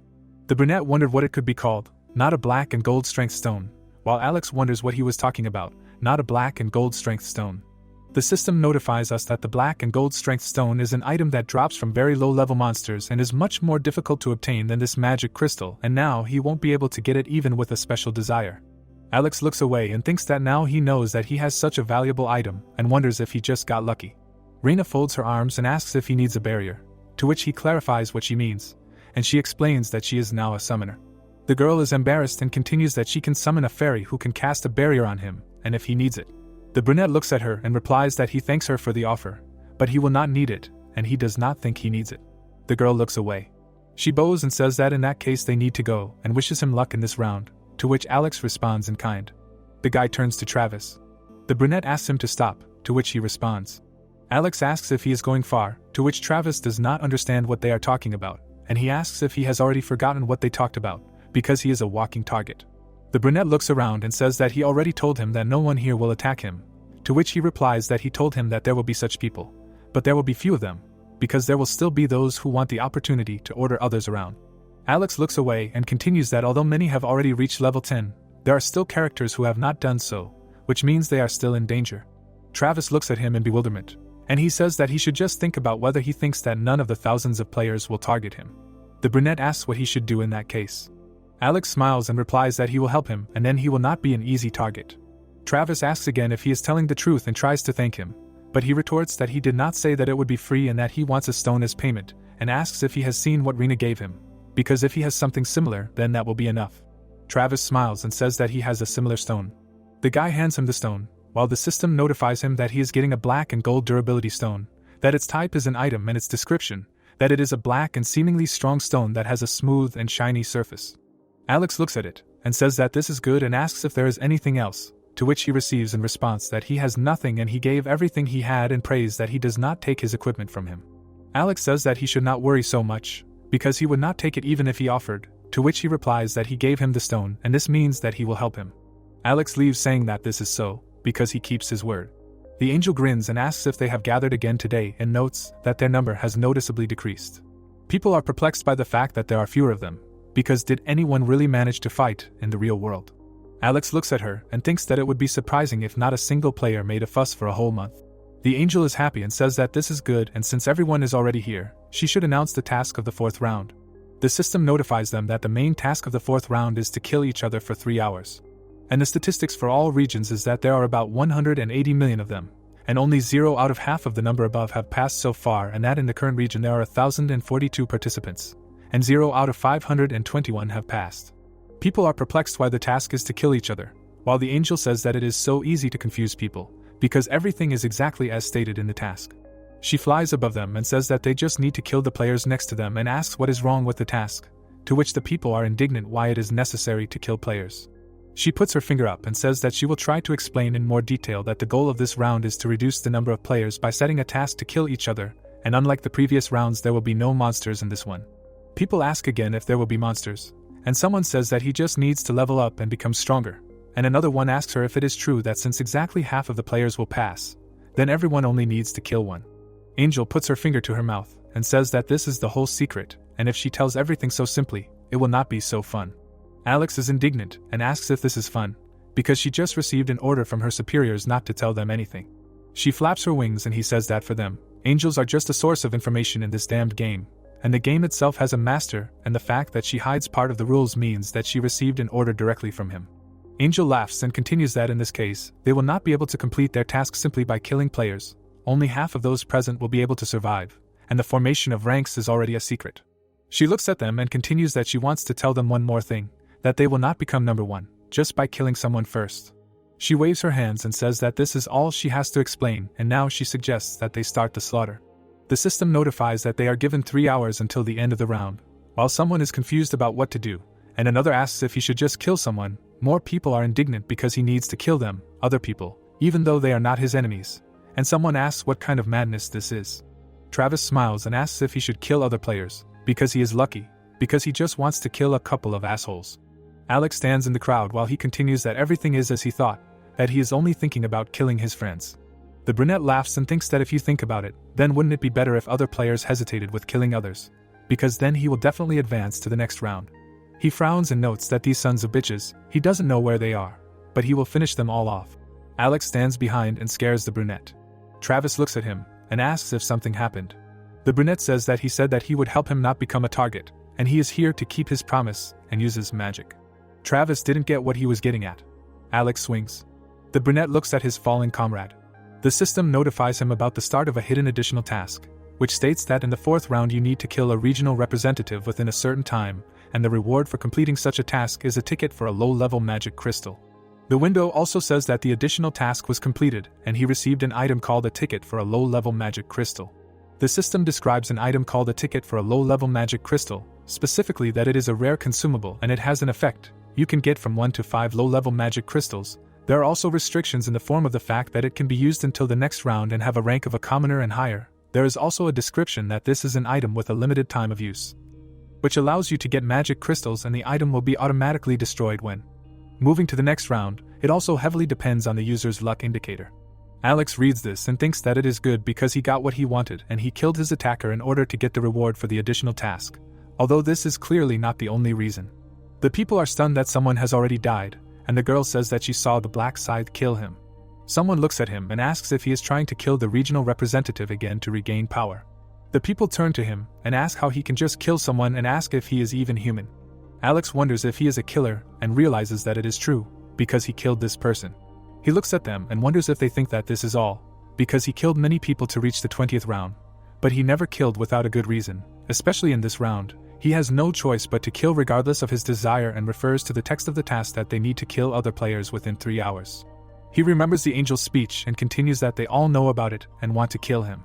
The first person thinks that if everything goes well, they will be able to turn people against the black Scythe. The second says that he is going to use this opportunity and destroy the image of the black Scythe, and the third that if they all attack at once, even the black Scythe will not be able to stop them, and another that the black Scythe cannot be a regional representative, they need to try to find his weak spot. Alex exhales and thinks that everyone thinks that he has a good position, and that he will find it funny. The man asks if he is laughing, and the girl asks if he is crazy, because how can you laugh at someone like that?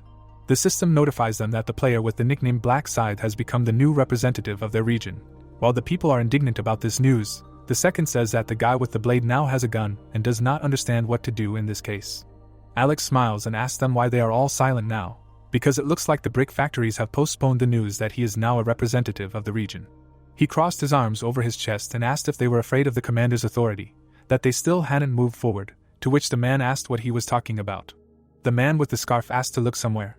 They saw that the Black Braid's name was now written in red. People noted that he was right and the name was indeed red, but why was the name different? To which Alex thought that judging by the people's reaction, his name had changed color from light to red. He remembered what happened before and said that in this round, if you kill someone, your name turns red and the more people you kill, the richer the color.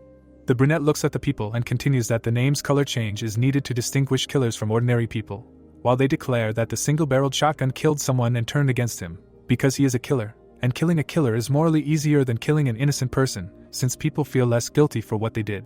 He imagines a player named the Imposter's Tragedy and says that whoever kills the killer also becomes a killer, and eventually it will speed up the killing cycle. Alex looks at the people around him and thinks that right now they still have doubts about killing each other, but at this rate more people are dying. Alex asks what they are doing, because he does not think they have time to admire the scenery, to which the players send him away. Alex pulls his hand away and asks why it looks like he was the only one who wanted to kill the regional representative, and where are all those people who pounced on him like rats in the last round? Do they want to kiss him goodbye? He turns away and says that it is either kill or be killed, and they all survived knowing this. The people listen as he calls for them to get rid of hypocrisy and accept the reality of what is happening, that if they say that everyone will die unless they kill someone who does not raise a weapon. He continues sullenly that now is not the time to show off, and if they can't do that, they should try to discuss everything like in the vote in their last round. The guy turns away and thinks that even if he doesn't tell them anything, there will still be a massacre, and he understands that it will be too late.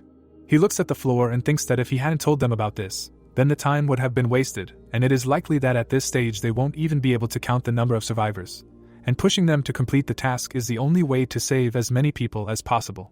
The girl says that she doesn't think they can stand like this and asks if they should do what the Black Scythe told them, to which the guy asks what she wants to do or continue standing like this and talking. She replies that there is no need to distort her words, she only suggests discussing what to do next. The guy with the scar asks how about fair one-on-one fights, to which the other retorts how can they be fair when you fight posthumously, and it is worth mentioning fights, asks if he came there to play, since they have no time. The man asks again what he told him. Reena looks at this squabble. She asks the guard what to do, since they really need to kill someone like the Black Scythe told them. He looks at her and replies that of course they need to kill someone, otherwise they will be killed, and asks if she would value another person's life more than her own. He continues that he completely agrees with the words of the Black Scythe, that they need to figure out themselves, since killing is far from a pleasant experience. Reena frowns and retorts that he says this as if he has killed someone before. He looks up and asks how this is possible, since this is just his assumption. The girl asks who they should kill in this case and suggests waiting and seeing the atmosphere before deciding. The man suggests simply choosing someone to kill, to which the second one asks who they should kill then, and the girl suggests killing the killer, all the people with red names, and another one asks how she came up with that, while the man with the ponytail asks that didn't he say that they needed to kill the Black Braid, and the brunette asks again about the Black Braid and notes that he's completely crazy, because how can they kill a level 30th player? And another one says that he doesn't think they can kill him, even if they all attack him together. The man puts his finger to his mouth and suggests that everyone shut up, because what will happen if the Black Braid itself hears them? Alex looks at them with displeasure and thinks that he can hear them anyway, and they get scared. The man in the sword belt asks what they're talking about, because life is priceless and you can't kill people, even if they are already killers. And the man in yellow adds that it's true, because if they kill someone, they themselves will become killers. The man asks what they should do then, because if he wants to live, he has to kill someone, and the other replies that now is not the time to make a fuss and suggests killing the criminals first. The woman with green hair asks how they can tell who the criminal is here, because those with a criminal record should raise their hand, or as he suggests. The man with the short hair calls her to shut up, because she has done nothing for the common good, and since she is so smart, she should give them a better plan. The green-haired woman asks why the hell he is cursing at others and asks if she should let him be on the ribbons, and he is offended. The blonde smiles and suggests that they stop swearing, and ideally fight. The dark-haired man asks why the hell the kid even opened his mouth, and the girl adds that he is even worse, because he incites others from behind. The man calls for a weapon and asks what she is talking about, because he is able to cut them all down, to which he receives in response that he can try, if he has the guts. Alex closed his eyes and noticed that there was chaos around, because they were shouting that they would kill each other, but they did not get beyond words, but nevertheless. He opens his eyes and notes that there is nothing to worry about, because soon they will find out about everything. Ruzi looked around and suggested to stop screaming to find a logical solution. He noticed something and draws attention to it. Travis yawns, to which the people understand that this cannot be and cannot believe it. Alex looks at them and thinks that this is the hidden rule of this round, that a defeated player is resurrected 10 minutes after his own death. Travis looks around and asks what is wrong, why everyone is staring at him as if they saw a zombie in front of them. He turns to Alex and asks if this is strange, because he is sure that he just talked to him and is perplexed by what is happening. Black says that he came back to life, resurrected as a god, and the second asks what kind of nonsense he is talking, because it seems like the system just went and resurrected him. Ruzi puts his finger on his chin and says that it is possible that in this round it is possible to come back to life after death, to which the girl says that if so, it will be normal to kill those present. The man with the machete says that if they still resurrect, then yes, and the spearman says that it will be fun. The girl asks them to calm down. She screams that they are not sure that they will be able to resurrect, so there is no need to act hastily. Someone hits her in the back with a weapon. The man says that in this case, she should die. The man looks at the blood in horror. The people in horror hear him calling for her to come back to life so that they can fight again. The girl lies dead. The man fearfully asks if she is getting up, to which the second suggests just waiting, to see if she will resurrect. The red-haired man says that if you think about it, then the guy resurrected in about 10 minutes, and the other suggests that they all wait together for her resurrection. The plot moves 10 minutes forward, to the apparently dead girl. Her body glows gold. She gets up on all fours. The girl stretches. She looks forward and realizes what happened. The blonde looks around and asks who such a brave man hit her in the back. The guy gets ready to attack again and says that it was him. Someone is already stabbing him in the back. He states that it looks like they are all reviving after 10 minutes. The crowd watches in horror. Alex crosses his arms and thinks that even when they are convinced that resurrection is real, it is natural for them to be uncomfortable with killing, however. He watches this and continues that people tend to succumb to the general opinion and show their own madness while everyone is cutting each other. The man with blonde hair scolds the redhead while he asks for his forgiveness, saying that he has no bad intentions. The first one clenches his teeth and calls him to shut up, because he is trying to harm him, and the second one says that he should not resist, but just die, because he will still be revived. He cuts off his head and says that means he can die, while Alex thinks that thousands of players are busy killing each other and do not understand what kind of carnage this is. He summons a weapon and notes that it is time for him to move too. The people turn to the black scythe. The brunette cuts through everything around him with a swing of the scythe. More people are looking at him from behind. 3 looked at each other. The 3 of them are going to attack the Dark Reaper. Alex stands against a background of corpses and thinks that they will not be able to attack from an ambush, because he has the skill of sensing presence. Someone cuts a man with a halberd, and the guy notices that he remembered him. He looks at the black dragon and notices that this round is perfect for him, and with his absorption rune this situation is like a holiday for him. Alex looks at his back and thinks that looking at his red nickname, he killed about 10 people and he should kill him a couple of times. The black dragon looks at the dialogue box and thinks that he can get points even when he kills players and asks if that's not great.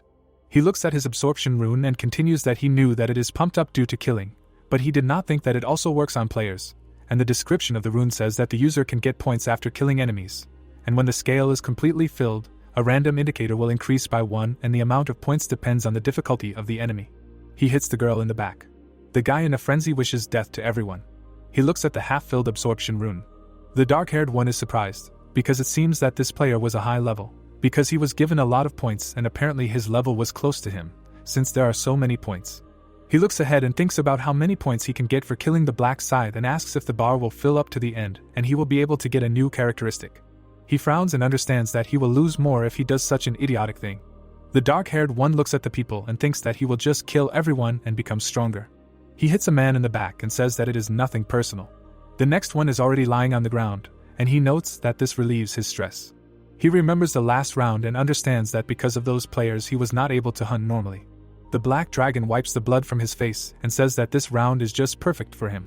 He easily dodges the attack from behind and continues that other players do not gain anything from killing each other. The man kills him and says that he can get more points and become stronger. People gradually resurrect while he continues. What's more, his prey regenerates on its own. The black dragon swings and says that when else could he get the opportunity to level up better.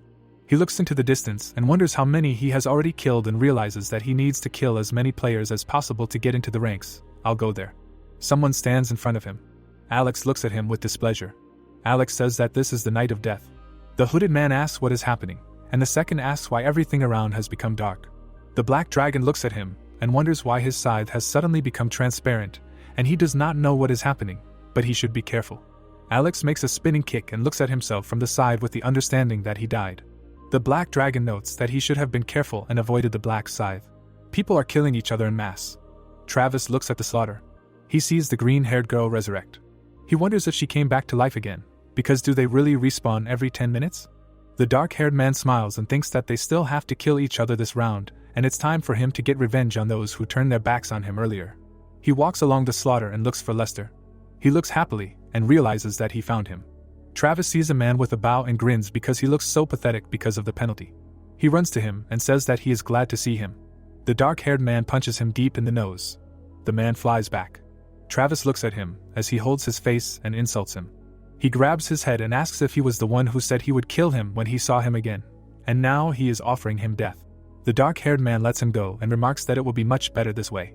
He turns and asks where everyone else is. Someone looks at the carnage and notes that if hell exists, it looks something like this. People killing each other. Reena holds the dagger while he continues that it is a cruel place where everyone hates each other. The guard asks if she is okay, to which she says that she is not tired, it is just all a little weighing on her mind. Hugo looks at her and thinks that he can somehow still cope with such a task, but Rin may have problems, and if this affects her mental health and professional work, then he will not dare to meet face to face with the president. The guy is stunned by what he sees. Someone reaches for her hair. He grabs it with his fist. The man is preparing to kill her with all his might. The guard rushes to her aid. The guy blocks the blow. Hugo grabs the hilt of the sword more conveniently. He kills him in 2 counts. The guard, covered in blood, turns to his ward. The girl looks in horror at the bloody weapon in her hands. Her face expresses condolences to the deceased. The girl falls forward. Reena falls to her knees. Hugo watches to make sure she does not get worse and notes that she is still able to kill when he says so. Reena gets up and asks him how much longer they have to fight, to which he answers that at least another hour. She says dejectedly that she can no longer look at these deaths and says that she does not understand how others can kill each other like this. The guard looks at her and notes that she is weak and that most likely he protected her too much. Hugo says that he asks her to rest if she is tired and clarifies whether she has at least 50 people to her account, to which she replies that she has approximately. He turns away, saying that this should be enough to get into the rating, and he asks to leave the rest to her, for which he deserves her gratitude. The guy smiles and thinks that he is the one who is grateful to her, because he no longer needs to feed her with kills. He goes on the attack and understands that he can now concentrate on his own results. The system notifies the players that there are about 10 minutes left until the end of the round. Alex fights the man in the cloak. He wonders if there are 10 minutes left, and notes that the 4th round is always so tiring. The brunette turns around sharply and attacks. He prepares to finish him off and continues that, nevertheless, he cannot lose the award for first place in all regions. Alex moves off, saying that he must become even stronger by any means necessary and reach the 20th round. The guy goes after the 2 players and continues that he has no idea how strong the final boss will be. The Reaper cuts through his victims, thinking that this is why he must become as strong as possible. Alex is ready to kill. The brunette turns around in horror at the black scythe. The Reaper did not kill him. The guy realizes with a grimace of horror that he is alive. Alex looks around and thinks that he does not need to kill those he killed earlier, until he remembers that the rating of the 4th round does not depend on the number of people killed. He goes on the offensive and continues that it depends on how many different people you kill, and if you kill one person twice, then only 1 kill will be counted. Alex looks around and notes that this means that he cannot kill like that guy. He looks at Travis, who is screaming bad words and killing everyone in a row. The brunette looks up and he thinks that he constantly kills exactly 3 of his friends and understands how hard it will be for them in this round. The guy turns to his resurrected friend.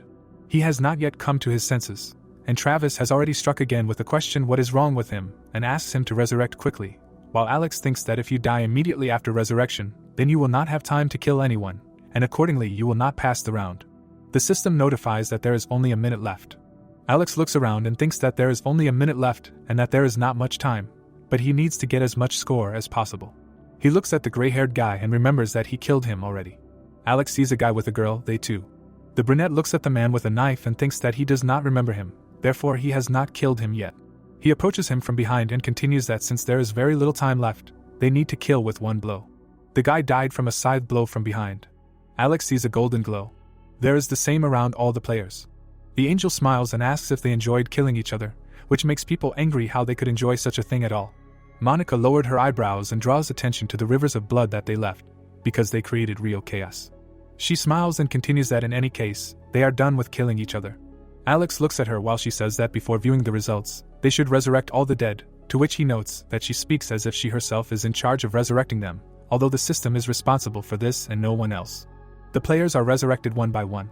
Travis's friends are angry and threaten to make mincemeat out of him. The brunette smiles while they continue to insult him, and Monica calls them to shut up. She looks displeased and says that from now on, anyone who makes even one sound will lose their head.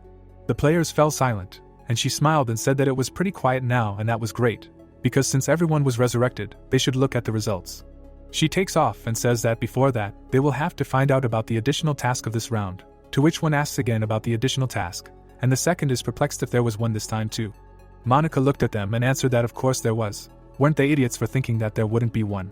The system notifies them of an additional task, which is to kill the regional representative in a set time, and for completing this task you get a low-ranking magic crystal. The brunette asks if it was necessary to kill the regional representative, and that this was exactly the task, to which she says that he is right and continues that in this region only one person was able to complete it. She calls his name Black Braid, while the people are perplexed, because wasn't it he who killed Travis at the very beginning?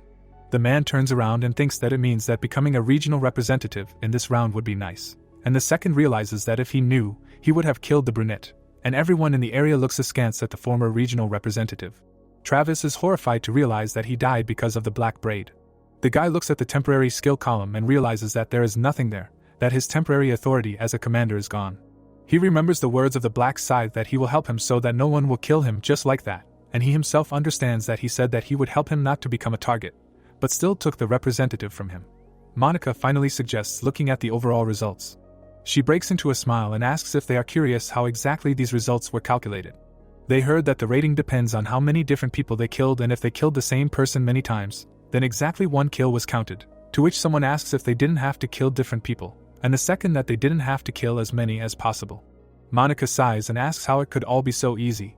She snaps her fingers and says that now she will show them the results. The system notifies them of the players in the first 3 places in all regions and in their specific region. Everywhere the black Scythe is in first place, because he killed 722 different people. Monica grins. Is the black Scythe in first place again? Alex frowns at her. The people are indignant at how he was able to kill more than 700 people, and the second one asks how this is even possible, the third one that there aren't about 1,000 people in total, and the last one notes that he killed about 70% of the people present, and that he is crazy. Monica claps her hands and says that he killed 722 people and notes that this is amazing and asks what he thinks, if he should not be rewarded for this. The system notifies him that it congratulates him on completing the task of becoming number 1 in the current region and in all regions too, and that as a reward for achieving first place in the current region, he gets an item called a rare mid-tier armor ticket, and as a reward for becoming first place in all regions, he gets an item called a special reward selection chest. Alex looks at this and thinks that he got a mid-tier armor ticket, and it is time for him to change armor, so this is very good. The system offers him to choose one of the following rewards, and he chooses a bloody killer suit. Also, the notification shows him that it is a bloody killer suit, that it is sharp armor, which gives 60 units of defense, also agility plus 4 units, attack speed plus 5% and movement speed plus 5%, also its maximum durability is estimated at 600 units, there is a limit in the form of the level of the commoner and above. And the description is that it is a bloody killer suit, which is worn by the killer and sometimes exudes the smell of blood. Alex looks at another dialogue box thinking about the chest of a special reward. The system offers a choice of 3 rewards, an increase in all characteristics by 50%, which will be valid only in the next round, 5,000 gold or information about the 5th round. Alex understands that due to the good reward of the additional task of the 5th round, its difficulty will be quite high. He pokes his finger at the column about increasing the characteristics by 50% and thinks that given the complexity of the upcoming round, increasing the characteristics will be useful. Monica raised her finger and asks if everyone checked their rank, because she reminds that in order to get into the top 521 people you need to make at least 3 kills, and the rest will be excluded. She smiles and suggests starting the elimination. People start dying one by one. They ask the angel to wait, and ask if they will die for real this time. People disappear screaming that they don't want to die, begging Monica and asking for another chance. Travis looks at this in horror and realizes that he barely survived. Reena covers her ears from the screams of people dying. Alex looks down sullenly. He looked forward seriously. The system notifies him about the end of the 4th round and that exactly half of all regions survived, and in the current region exactly 521 people, and that his soul will soon be transferred to the real world and the 5th round will begin on May 1st, 2023, and that they will see each other in the next round and congratulate him on passing. The scene moves to a large hotel. Someone is running in slippers along the corridor. The man flies into the room and addresses the president. Mike wakes up with a groan. He adjusts his hair and recognizes the head of the department. He rises on his elbow and asks what brought him here, because he does not remember calling him, to which the man replies that he did not answer him and that is why he came there, and asks him for forgiveness because he thinks that something happened to him. Mike smiles and asks what could have happened to him, or did he think that he died in the 4th round, or did not he see the final result of the round? The guy rubs his neck and replies that he saw that he took 3rd place. But he was still worried because it was a crazy round and asks about his opinion on this matter. Mike rubs his eyes and says that's why after returning he immediately went to bed because he was too tired mentally, to which he replies that it is understandable because he killed 433 people. The blonde looks ahead and says that if you add those he killed several times, then the number will be much higher and how many kills he made, and nevertheless asks what kind of monster this black Scythe is, and whether he is even a man. The brunette says that he must be an active special forces soldier, and if you think about someone with such confidence and skills in South Korea, then only one person comes to mind. Mike thinks that the black Scythe is the kind of player that the more you think about him, the more mysterious he seems, and that regardless of his personality, he would be much calmer if they could cooperate with him. He remembers the blue-eyed man and continues that they will need to ask the prophet about the black braid sometime. The dark-haired man retorts that it is really surprising that the 4th round went exactly as the prophet predicted, and he was skeptical until he saw everything with his own eyes, to which the light-haired man agrees with him. They remember how the prophet told them that in the 4th round they will not need to kill monsters and instead there will be a mass slaughter among the players. Mike looks puzzled and asks about the slaughter. Alex gives a positive answer, because there will be a brutal scene where some players kill others, but they must not let their guard down. The guard asks what they should do in that case, to which he asks again what he is talking about, and he replies that he is talking about the prophet and whether he is thinking about working with him or not.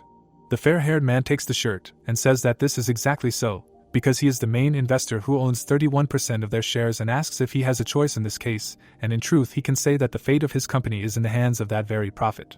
Hugo asks again if this means that he will follow his recommendation and change the activities of his company, to which he again asks what else he can do, because he told how the company will grow, and there are still arguments. Mike goes to the window and continues that even excluding all this, they must attract Alex to their side, and asks him not to look down on the brunette because of his young age and not to give in to his ego. The fair-haired man looks out the window and says that even if he does not act as he likes, he will have to work with him and keep his favor, and only in this way. The guy turns around and continues that this is the only way they can get the maximum benefit from the prophet, and asks if the guy understands this. Hugo bows his head to him and answers positively, because from now on he will watch his actions when communicating with Mr. Alex. Against the background of dawn, Mike says that this is good and gives him the punishment to try to contact him now, to which he asks what to tell him. The blonde raises his hand and answers that he can be told that if he is free today, then they will need to meet in order to celebrate a common victory, and asks him to say that the guy's whole family is invited and Reena is also invited as well as he, to which the guard asks again about the actress. Mike asks if a star should have such a function. The plot moves to the entrance of the restaurant. Alex waves his hand and says that he is here. Julie calls him by name and says that he looks good, to which he replies that she does too. The girl passes by the red car and asks what's the matter, because he suddenly invited her to lunch, to which the guy replies that it's just a lunch to celebrate their victory, and he will pay all the bills and she shouldn't worry, to which she says that if it's not too much trouble for him, then she is counting on her rich friend today. The car drives down the road. Julie thanks him and calls him Mr. Seer, because thanks to him she was able to prepare for the 4th round, to which the guy asks if she thought that he could lie to her. The girl smiles and says that it is impossible, because she has no reason to lie to him, to which the guy thanks him for believing him. Julie looks down and asks what he thanks her for, because she needs to remain grateful, and if he hadn't told her that she needs to kill at least 30 different people, then she would not have passed the round, and that is why she thanks him, while he thinks that in fact she does not need to thank him. He looks away and continues that if he hadn't told her anything, that she would have survived thanks to the protective rune, and that her will to survive is much stronger than it seems. They drive up while he continues that he thinks that unlike Rin, she can't be considered a protected rose in a vase, but rather a weed that grows outside. He sits across from her and tells her that she can help herself, to which she thanks him for the food. The guy eats and wonders how many times she will thank him. The girl nervously tries to eat. She looks at the food and wonders if she can even eat after killing, since she came here because he called her, but eating with someone like that is a little uncomfortable. The guy asks why she isn't eating, but he realizes that she still feels guilty. Julie replies that she is not that hungry, to which the prophet clarifies if it is because she killed people. Alex continues that she shouldn't blame herself so much because she needed to survive, to which she agrees, but with some hesitation. She looks down and says that it's not about him, she was in a difficult situation like everyone else, but nevertheless she killed them, to which he asks her to stop. He frowns and asks what next, because this will continue in the future, and clarifies if she is going to give up and do nothing in this case, what in her opinion will happen to the family if they do not wake up, because their families are waiting for them. The girl thinks about her family and imagines her father crying, because what will happen to him if she does not wake up? She gets up saying that he is right, and she did not think about her family, and it was because of them that she continued to move forward earlier. Julie thanks him for comforting her. The guy smiled and said that he did nothing wrong, so she needs to continue enjoying the food and they will go, to which she agrees. She eats, saying that the food tastes very good and she feels the stress from the 4th round is going away, to which Alex notes that this is good. Against the backdrop of the sunset, she says that it was good. The guy says that she called him by his name for the first time, to which she asks if it is true and clarifies if she can call him that, to which he replies that he can do as he wants. Alex looks ahead and thinks that it seems that her mood has improved a little, then he should move on to the main thing and turns to her that he called her today to tell her about the 5th round. Julie, stunned, asks if he has already seen the future. Alex gives a positive answer and says that the 5th round will be much more difficult than the previous ones and all the regions in it will be united, to which she asks again, and he repeats that all the regions will become united. The girl asks if this means that they can meet there. Alex is about to drink tea and says that it is true, but that is not the whole point of the 5th round, while he himself thinks that they will meet in the 5th round, and since he said that they will be in the same territory, she will wander around trying to find him. The guy puts the cup on the table and continues that but he will need to meet her hiding his identity, while telling her that she must listen to him carefully. He looks at her and says that as he already said the 5th round will be quite difficult, and perhaps this time they will not be able to pass it, but we can use one method. To which she specifies which one. The guy mentions a player named Black Braid. She will need to find him and ask for help. Julie asks again in horror. The girl asks who he means by Black Scythe, if it's the one who is first in all regions, to which Alex answers yes. Julie looks nervously and says that he means that she will need to ask Black Scythe for help in the 5th round, to which he clarifies that he said to ask him for help, but it sounds more like collaborating with him. He continues that she will need to team up with him for a while and that is how she will be able to survive, to which she retorts that Black Scythe is level 30, and why would he collaborate with her? She looks away while he says that she has a buff that Black Scythe will also need, to which she thinks that it will be great if she can pass the next round with its help. The girl exhales and says that she is still worried because she is not sure that Black Scythe will team up with her just because she has a small buff, to which the guy thinks that it is not just a small buff, but the fact that she has it is simply incredible. Alex asks her not to worry because the Black Scythe will try to work with her and not only in this round but in the next rounds because he saw it in the future, therefore she does not need to worry about it. Julie smiles and asks if this is true. She puts her hands on her chest and thanks her for telling her such information, to which he says that as her friend he can do it, to which she asks permission to look at his hand for a moment. She uses the ability saying that she must repay him. The guy looks at the ability. He smiles and thanks her because he knew that she cannot live peacefully with a sense of duty and so he thought that she would buff him, which means that he can now go home and use it. The system notifies him that due to the effect of the blessing skill, all of his stats have been increased by 50%. He looks at the package while the notification shows that his kill counter is at 100 out of 100 and due to the effect of the Butcher's Rune, all of his stats have been increased by 100%. Alex is sitting on the couch and thinking about the effect of Julie's blessing and the bonus from the Butcher's Rune after killing a couple of bugs. He looks at the status window and understands that his characteristics should grow quite well. He looks at the characteristics in the form of strength at 93 units, intelligence at 111 units, agility at 105 units and luck at 84, which the guy is perplexed by the last one.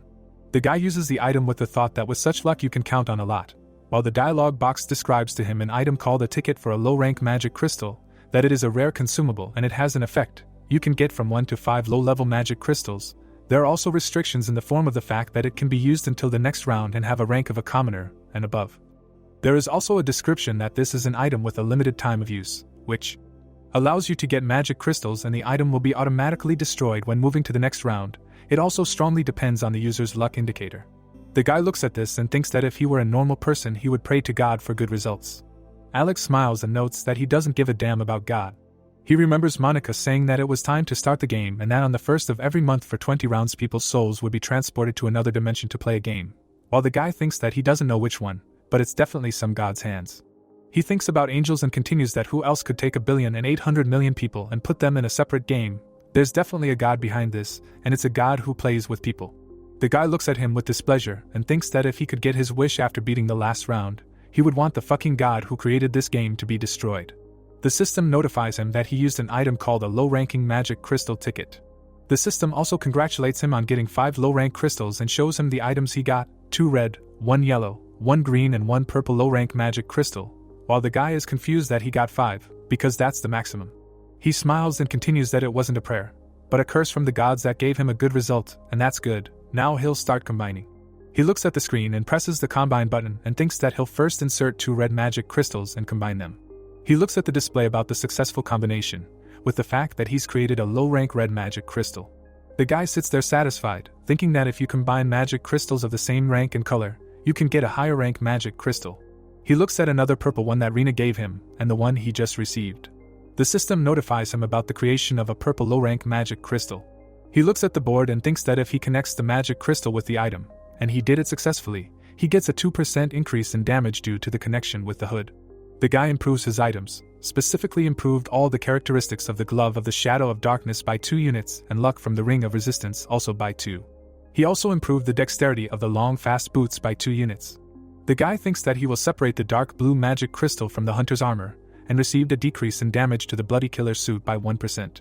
He smiles and continues that he used all his magic crystals and it was not for nothing that he exchanged information to get this buff.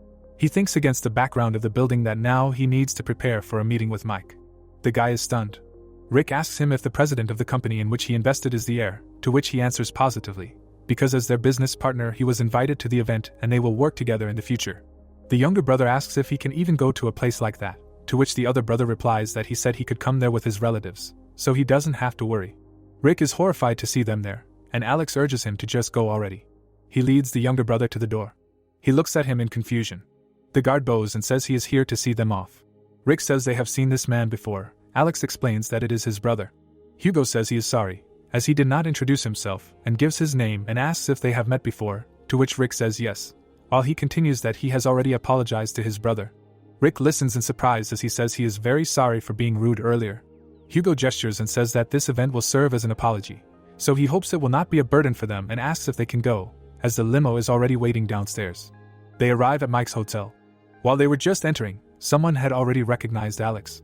The brothers looked ahead in surprise. Mike smiled and said that he was glad that they were alive and well. Alex shook his hand and said that the feeling was mutual, while he asked if this was his brother, to which he received a positive answer. Because his name was Rick, he was his younger brother. Mike turned to him and said that he was glad to meet him, because he was the president of the consulting company of the Heavenly Demon Mike, to which he became very excited and said hello. The blonde man asked him if his brother was a gambler. Rick said that he was not a gambler, to which Alex added that he was only 14. Mike said that it was incredible luck to avoid the deadly game for 1 year and continued that he envied him very much in this regard. Alex thought that he was lying. Mike turned and asked them to go further, because although it was simple here, they had nevertheless prepared an event. They went to a table for 6 people. There was expensive food on the table. The cook and the woman bowed to the guests. Rick was very surprised. Mike points and says that they must be hungry, even though there is not much food on the table. He is sure that they will be able to eat their fill. Rick looks around and asks if he is making fun of him, because it is not much. Yes, that is true. Mike smiles and asks them to help themselves. The doors close. Alex turns around. He looks at something in surprise. Reena comes in and he wonders if she was invited too. She notices him. Reena recognizes the guests. Mike notices that she has finally arrived. The girl closes her eyes and apologizes to him because she was at the funeral of an actor's colleague and therefore was a little late, to which he replies that he asks her not to worry about it because they understand everything, and what is more important is the main shareholder of their company. He told her about him earlier. The girl looks at him and says that she is Reena and she is an actress. She puts her hand on her face and asks them if they were not the ones who handed out rice cakes after they moved in, to which Alex replies that she is right. Reena smiles and notes that she and the main shareholder of the company are neighbors, and this is very cool, and thinks that he looks younger than her, but is already the main shareholder, and wonders if the president decided to joke about her in this way. The younger brother looks embarrassed and calls out to his brother with a question whether he recognized the girl correctly. Alex understands that his brother is not aware of the relationship between Reena and Mike, and most likely he is very surprised that he suddenly saw her here. The brunette stares at his brother, thinking that this is probably a normal reaction for someone to her appearance.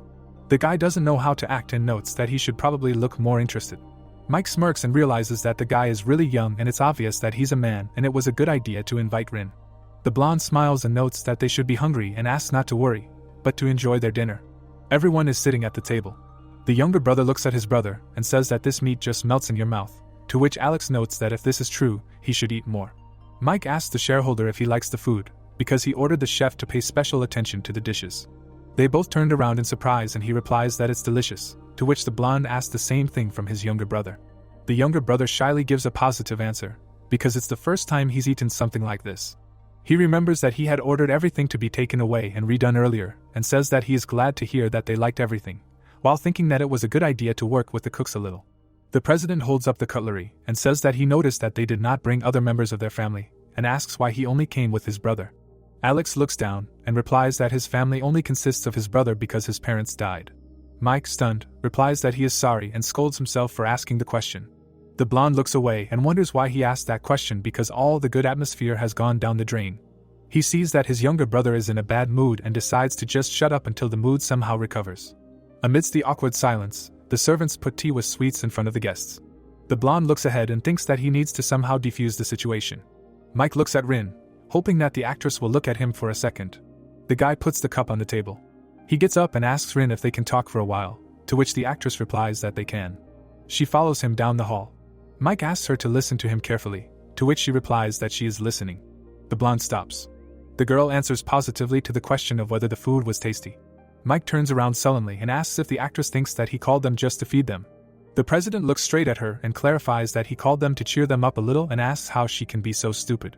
The girl looks down and apologizes to him and continues that she thought that he simply invited her to an event, and he asks again why he would invite her to such an event. Mike put his hand on his face and asked if the head of the department did not tell her who this person was, to which she asks if he is not their main shareholder. Reena is stunned that he will explain that he is both the main shareholder and their prophet. Mike extended his hand and notes that she understood everything correctly, because the guy has a unique ability to see into the future. The blonde bends his fingers and asks her again if she now understands that they need to maintain a good mood, because how much it will help them if they know the information about the next round in advance. Reena looks at him fearfully, while he continues that this is why she needs to use her pretty face, namely agree with him and smile at him. Mike clenches his fist and adds that she needs to do everything to get the prophet's heart. Reena looks at him fearfully and replies that with all due respect to him, she does not think that something like that is required. The blonde stands in front of her and explains that as president, he created an opportunity for her to become a successful actress and asks if she should repay him for this. Reena listens sadly that the actress should not worry about methods and means, because her task is simply to cheer up the shareholder. The blonde frowns and asks why the actress does not answer, to which the actress sharply notes that she understood everything. Mike moves forward and replies that he will see how she copes with her task. They return to the table. Mike opens the door and asks if they have been waiting for too long because they were a little late due to the conversation. The blonde looks at the girl and says that it looks like dinner is over and they should move to another location. They let Alex and her brother go first. Mike is angry because he told her what to do and does not understand why she is hesitating so much. The younger brother turns to Reena and asks her for forgiveness, to which the actress asks again. The younger brother is embarrassed and says that he is her fan and notes that the actress is much more beautiful than in the photo, to which the actress thanks him, and he continues that if she has the opportunity, he asks to take a photo with her later, if there is time. Reena laughs and agrees, while Mike realizes that the younger brother is more interested in her, and they should change their plans. Reena receives a message on her phone. She reads it in surprise. Mike asks her to change her goal and first get closer to his brother. The girl understands that she will have to deceive the fan who approached her without any ulterior motives. Alex notices that the girl is uncomfortable. Mike looks ahead proudly, thinking that if they can get his younger brother on their side, then the older one will have no choice but to follow him, and then they can easily get information about the next round. The blonde smiles and notes that this is a private room for very important guests, and along with the music, they can get unlimited drinks and snacks here. The younger brother looks at him and asks again about drinks, because if he means alcohol, then he is only a high school student, to which Mike replies that everything is fine and he can enjoy other drinks as well. The guard closes his eyes and is instructed to order a special set and a soft drink for the younger brother, to which he replies that he understands him. The door closes. Alex turns to the president, saying that he does not drink alcohol either, to which the blonde asks again, since he is already an adult, he should not miss such an opportunity and try. Alex turns to Reena and asks if she could take a photo with her brother, to which the actress agrees. The younger brother and Reena turn around. Alex turns to Mike. He angrily asks if he thinks he's an idiot. The blonde awkwardly asks what he's talking about. The brunette crosses his arms over his chest and asks if he's forgotten that he's a prophet and if he thinks that he, who sees the future, won't know about their conversation with Reena. Mike is taken aback, while he asks if he wants to cooperate with them. Alex sullenly tells him that in that case, he'd better not hide anything from him. Crossing his arms, the protagonist said that in that case, he had better not hide anything from him. Frowning, Mike thought that he found out about his conversation with Reena, as he saw in the visions. Standing in front of him, the protagonist said that he told Mrs. Reena to try to win his position, to which the president replied that he should forgive him if this offended him, he only wanted them to be friends. The guy looked surprised to hear that, but he crossed the line by trying to use his brother, to which he thought that he knew about it too. Lowering his head, Mike said that he was sincerely sorry, he made a stupid decision, he would fix everything that he was unhappy with. Gritting his teeth, Alex said that since he sincerely apologized, he would let it go, those words he said to Reena, he would forget them. Smiling, the guy said that thank you for giving him another chance. Entering the room, Hugo said that he was back. Closing his eyes, the president replied that he asked to leave them, to which he asked again. Looking away, Mike said that he had something to discuss alone with the VIP guest, let him take the others to the next room. The guy closed the door behind him. Frowning, the president thought, damn, he tried to fix the situation with Reena, but instead made it worse. He looked surprised when he heard that he wanted to get information about the next stage, to which he asked that yes, he already knew about it. Gritting his teeth, the hero said that the reason he agreed to the meeting was to give him information about the 5th round, but if this attitude towards him continues, giving him information and their partnership will become more difficult. Stretching his hand forward, the guy said that he was really sorry, let him forget about this mistake, to which the protagonist replied that he should not hide anything from him, in the future, let him trust him without a doubt. Crossing his arms, he added that he also hoped that he would not comment on the management of the company. He believed that he could convince the other shareholders during the shareholders' meeting, to which the president said that yes, he would do his best to keep the other shareholders in line. Smiling, Alex said that fine, then he would do everything to develop this company. Looking at him, Mike heard that now he would acquaint him with the information about the 5th round. He frowned when he heard that the 5th round would be harder than all the previous ones. Standing in front of him, the hero said that there was no need to worry, there would be no serious problems for him, to which the president replied that if that was the case, then what was the essence of the task? Raising 3 fingers up, the protagonist said that the task was to kill 300 orcs. But it was not as easy as it sounded, besides. Gritting his teeth, Alex added that the regions would be merged, to which the guy asked again. Mike smiled when he heard that since the number of players had decreased quite a lot, individual regions would be merged, to which he asked what it meant. They might meet players from other regions, such as the Black Scythe. Closing his eyes, the hero said that he would not be in the same region with the Black Scythe. Stretching his hands forward, the president asked that was how. Perhaps he knew the identity of the Black Scythe. Looking down, the protagonist replied that he did not know, but he would be able to meet him soon, and then thought that although they had already met. Looking straight ahead, he added that there was one more thing. The guy looked surprised to hear that he was after someone, right? A man named Travis, to which he asked that he knew about that too. Crossing his arms, Alex said that he told him so, there was no need to hide anything from him, to which Mike replied that as he thought, his future ruin was beyond his imagination if he knew who it was. The guy extended his hand forward, hearing that he was asking to stop his investigation, to which he asked what the reason was.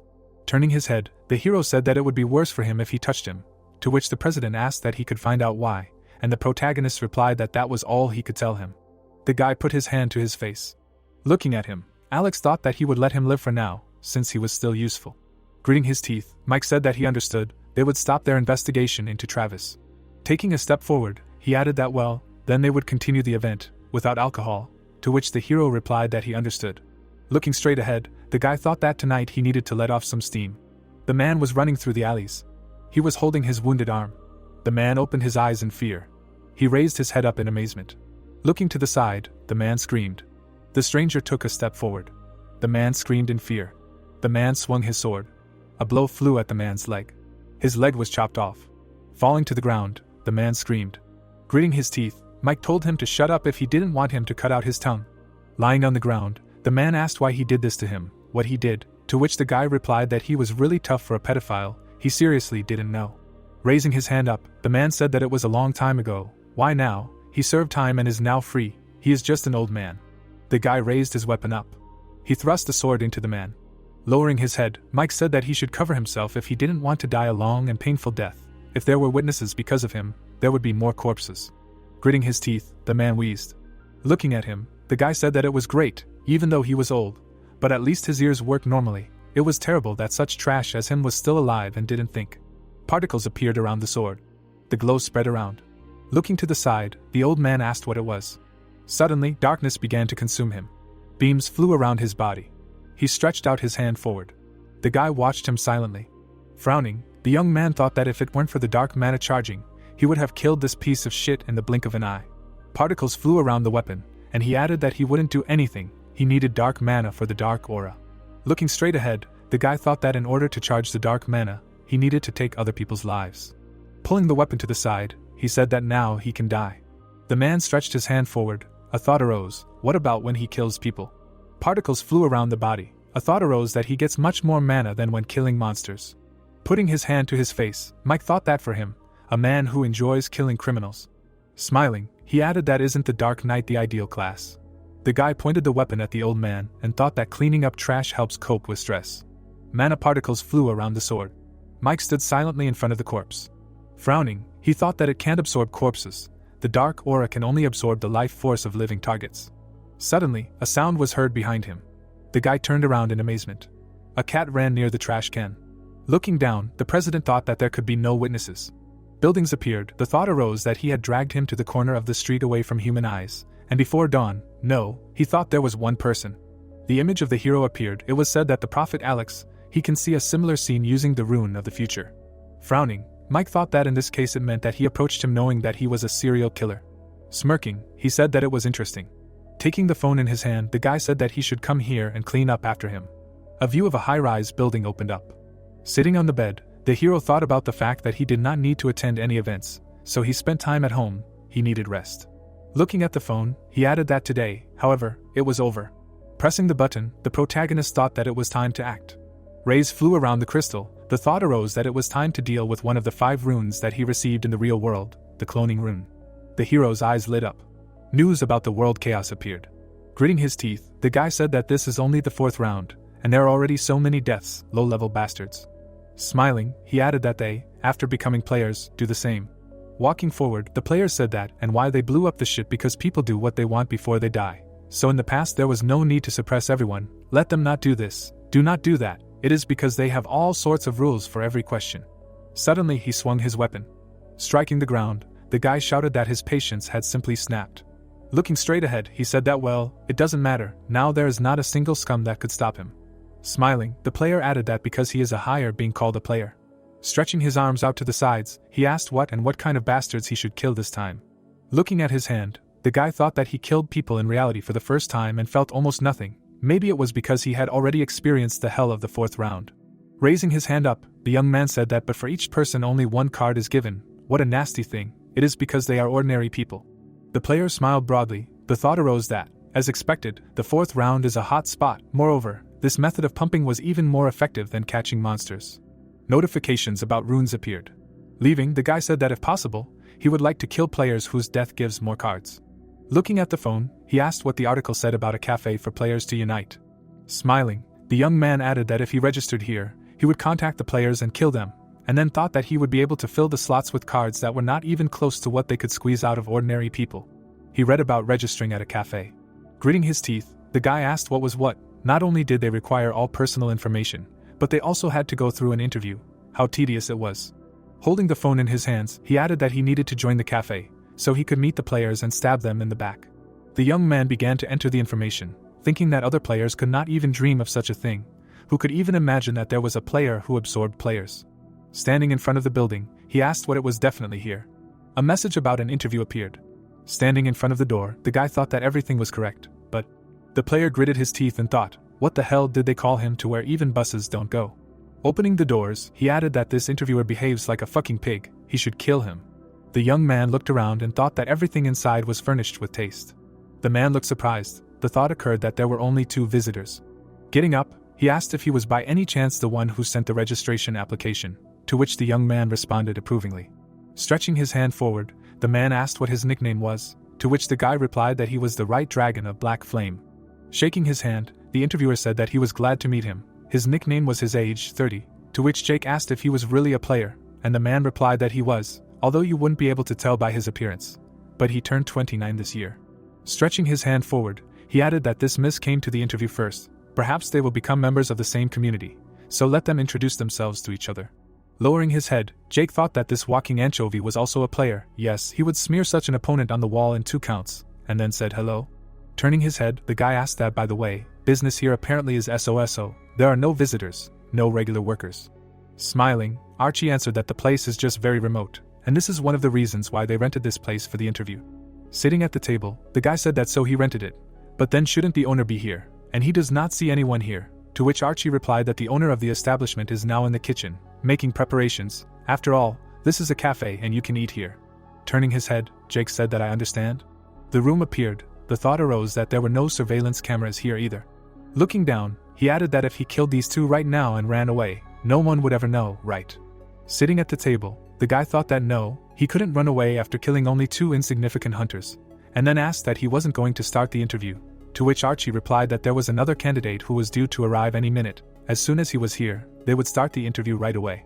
Frowning, Jake thought about another candidate, and then asked that meant there would be 3 candidates for the interview. Looking outside, the man said that yes, even though he was late, he thought they should wait for him a little longer. There he came. The doors of the cafe opened slightly. The man's eyes widened, and he asked that he was sending in an application for registration, to which the man replied that he was, and he added that he apologized, but what was his nickname? He looked in amazement, hearing that a black braid. People were sitting at the conference. It was heard that she was glad to meet. Looking straight, the guy said that everyone was present except for Mr.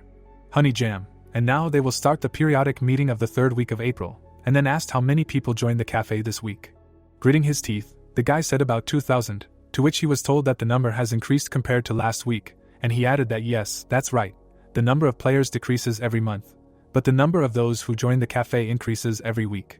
Sitting at the table, the guy heard that an article was published, which talked about the creation of a cafe of the Union of Players. It must have attracted a stream of people, to which he asked who hired that reporter. Smiling, the girl replied that she did, to which she was told that he did not know that she had connections among journalists, and she added that she took advantage of the opportunity to secure one such contact. The guy raised his hand and said that it was great, as expected from one of the first participants. Then if from these 2,000 you filter out all the slag, how many people will be left? To which he was told that after filtering out players without professions, players below level 10 and so on, 1,200 people remain.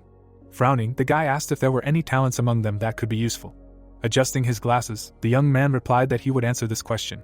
Looking at the tablet, he said that first of all, it is worth mentioning the player of the right Black Flame Dragon, although he is an ordinary warrior of the 10th level, but, according to him, he ranks 3rd in this region.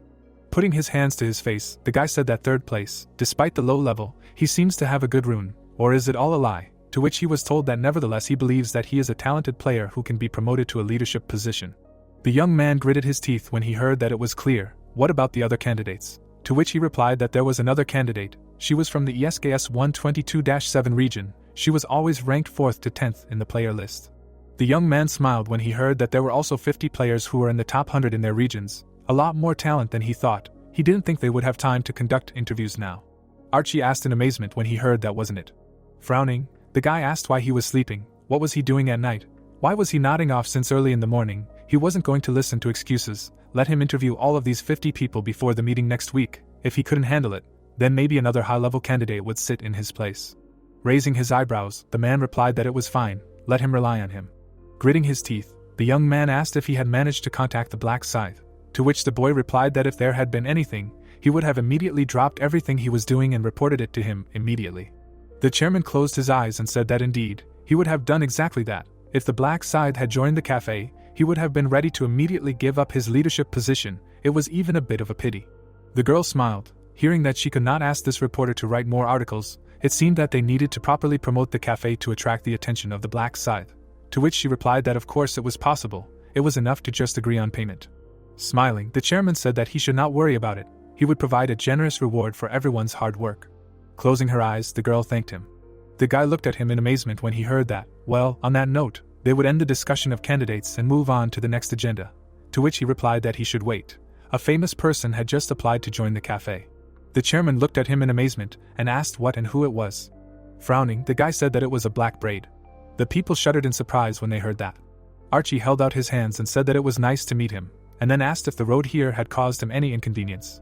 Standing in front of him, the hero replied that it had been a little inconvenient, to which the man replied that he should forgive him for inviting him to such a remote place, but there was no better location for a secret meeting. Archie extended his hand to the side and added that, by the way, he looked even more handsome in person. He must be very popular with women, and that he should come this way. Pointing to the table, the man said that he should sit here first. These two would also be interviewed today. Let them greet each other. Jake clenched his teeth tightly. Lowering his head, the young man greeted. The guy frowned, hearing that the Black Scythe. Looking straight ahead, the hero thought that he was such a funny bastard. Looking straight ahead, Jake thought that this man, The same black Scythe that killed him 5 times. He wanted to ask him if they had met in real life. What had he done to him that he killed him so often? Looking at him, Archie asked him what. He didn't want to say hello, to which the guy replied that his name was the Right Dragon of the Black Flame. The young man lowered his head. Gritting his teeth, Jake thought that he didn't even pretend to know him. He thought he would recognize him when he told him his nickname. Did he really not remember his nickname, even after killing him 5 times? The hero held a cocktail in his hands. A thought appeared that he really thought too highly of himself. He himself pretended to be someone else. But he is a real swindler. Rob smiled. A thought appeared that his real nickname was Kukuru Ping Pong. He was an experienced swindler who tried all the ways to get rich. The clone stood in front of him. It was said that now he is nothing special, but in the future he will become famous when he gets the double rune. However, fame will bring him bad deeds, and bad, because he will use the double rune to commit all sorts of crimes. Looking straight ahead, the hero thought that it was sad, of course, that even criminals get power from another world, but it was good that he met him as planned. With his help he would get the rune of the double. Taking out the tablet, the man said that since everyone introduced themselves, they would quickly confirm personal information, starting with Cookham. Looking down, the protagonist said that he was 19 years old, he had just finished school, and was unemployed for now. Closing his eyes, the man asked what he said, that he was a mercenary of the 13th level. Was that right? To which Alex answered that yes, that was right, and Archie asked that it was true that he took 4th place in the region. Looking straight ahead, the hero thought that yes, it was true, all this was a lie. Only with the nickname he did not lie. The protagonist looked at the guy. The thought appeared that Kokuma is a real nickname, which means that he is also pretending to be another player, all because in order to get the double rune, you need to fulfill the condition. The guy smiled broadly. It was said that this condition, posing as another person, you need to commit a murder, in the place where the rune is hidden. The man crossed his arms. The thought appeared that in the past, the one who pretended to be a black Scythe committed a murder and received the rune. Smiling, Archie said that okay, the next Right Dragon of Black Flame, to which the guy replied that his real name is Jake, he is 15, he is a student in high school. The man raised his eyebrows and said that he is the youngest of all the candidates. The thought appeared that the damn pig, he thought he was already an adult, but he is a schoolboy, he will not give him less than 30. The protagonist sat at the table. A thought occurred to him that he would laugh so much if he knew that Jake had killed his classmates so mercilessly. Not every schoolboy could do that. He heard that it was true, that he was an ordinary 10th level warrior who had taken 3rd place in the region. Lowering his head, the guy asked that he really thought that he had lied, to which the man replied that he just wanted to clarify. Let him forgive him if he had offended him with this. The player gritted his teeth, hearing that what was his name, to which he replied that Rob, he was 28, he was a fund manager, he had never fallen below 1st place, he was level 30, he was familiar with the Reaper class, what else did he have to prove? Smiling, Archie said that it was nothing, thanks for the confirmation. Looking at Rob, the protagonist thought what kind of fund manager is he who rides on other people's backs? He will borrow money from other players at the expense of the reputation of the Black Scythe. Putting the tablet on the table, the interviewer said that this was the end of the information check, then there will be a full interview. Let him tell why he wants to join their company. They will start with Kokuma. Gritting his teeth, Alex answered that the world has been difficult lately. Yes, he is afraid of being alone, so he thought that it would be nice to unite with the same players as him. Jake frowned, hearing that good, the next Right Dragon of the Black Flame, to which he thought that he could not honestly answer that he came here to kill other players. Gritting his teeth, the guy said that he also came here for the same reason as Kokuma. He can no longer go to school, and is very worried about the next round. Archie turned his head and asked if that was clear. But what about him? To which Rob replied that he had simply applied because he had heard that there was a cafe here and thought it might be interesting. The man closed his eyes and asked if that was how it was, and then thought that for the Black Scythe, doors were open everywhere. Smiling, he said that okay, they had all given very satisfactory answers. Now he would tell them about the final interview. The man raised his eyebrows and said that it was murder. In order to pass the final interview they had to kill a person. Putting his hand to his face, the hero asked what he had said to kill. But why would they do something like that? Archie frowned and replied that it seemed he had misunderstood. Okay, he would explain it to him so that he would understand everything completely. Stretching his hands forward, he added that as they could understand from reading the article, the government was already taking measures to control the players and deal with those who refused to participate. They were afraid that their powers were superior to ordinary people. Clenching his fist, the man said that however, he was sure that in the future the world would belong to the players. If they united, it would happen even faster. Archie added, his eyes wide, that was why they did not need to follow the laws. They would resist and oppose the government's control, and show that only the players were the law. The protagonist looked at him in amazement and asked what and why they should kill, to which he replied that everything was correct. Killing was a protest that would show the determination of their players. The guys looked at him, listening to him say that this way they would show the government that the laws did not apply to them. Sitting at the table, Archie asked what was clear now, to which Alex responded approvingly. Raising his finger up, the man said that in that case, if any of them did not want to take part in this, he asked him to get up and leave them now. However, those who left could no longer expect their support. Looking straight ahead, the hero thought that meant they would blacklist them. This way they wanted to scare them into committing murder, and then make it even harder for them to refuse in the future. Jake lowered his head. Rob closed his eyes. Archie smiled and said that it looked like they all had enough determination. Okay, so he understood that they were ready to pass the final stage of the interview and continue on. Frowning, the player asked what to continue, that is, kill, but they had no one to kill, so what should they do, to which he was told that they did not need to worry about that. The man raised his eyebrows and said that he had prepared victims for just such an occasion. It was raining from the sky. Standing up, the player asked that then they would go and look at them. The girl looked surprised and asked that he was already leaving, since they had rented a cafe, they could stay longer. Looking at her, the man replied that no, they had urgent business, and then asked, by the way, where the toilet was.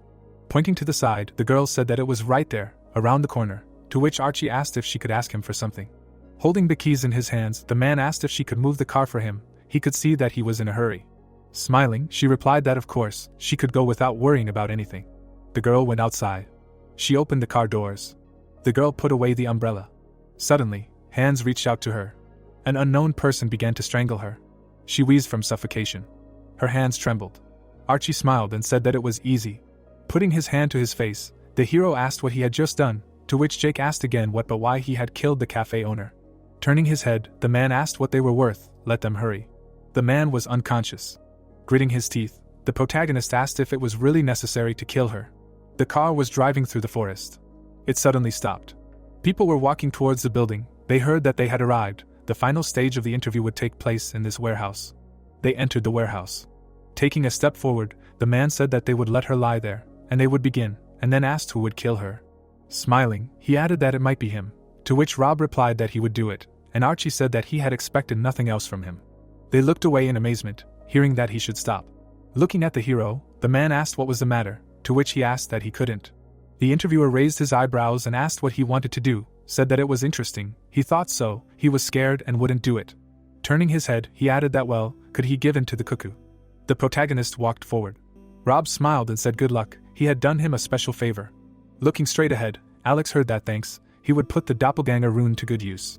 Gritting his teeth, the guy asked what the rune was, what he was talking about. Suddenly, the hero grabbed his face. The protagonist lifted it up. Alex twisted his head. Archie's eyes widened in amazement.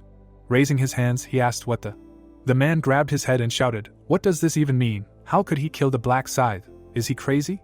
Turning his head, the hero said that this bastard was already getting on his nerves. Frowning, the player thought that this gleam in his eyes, like some kind of predator, he is not at all the same as before. How could this even happen? A glow appeared around the hero and he thought, great.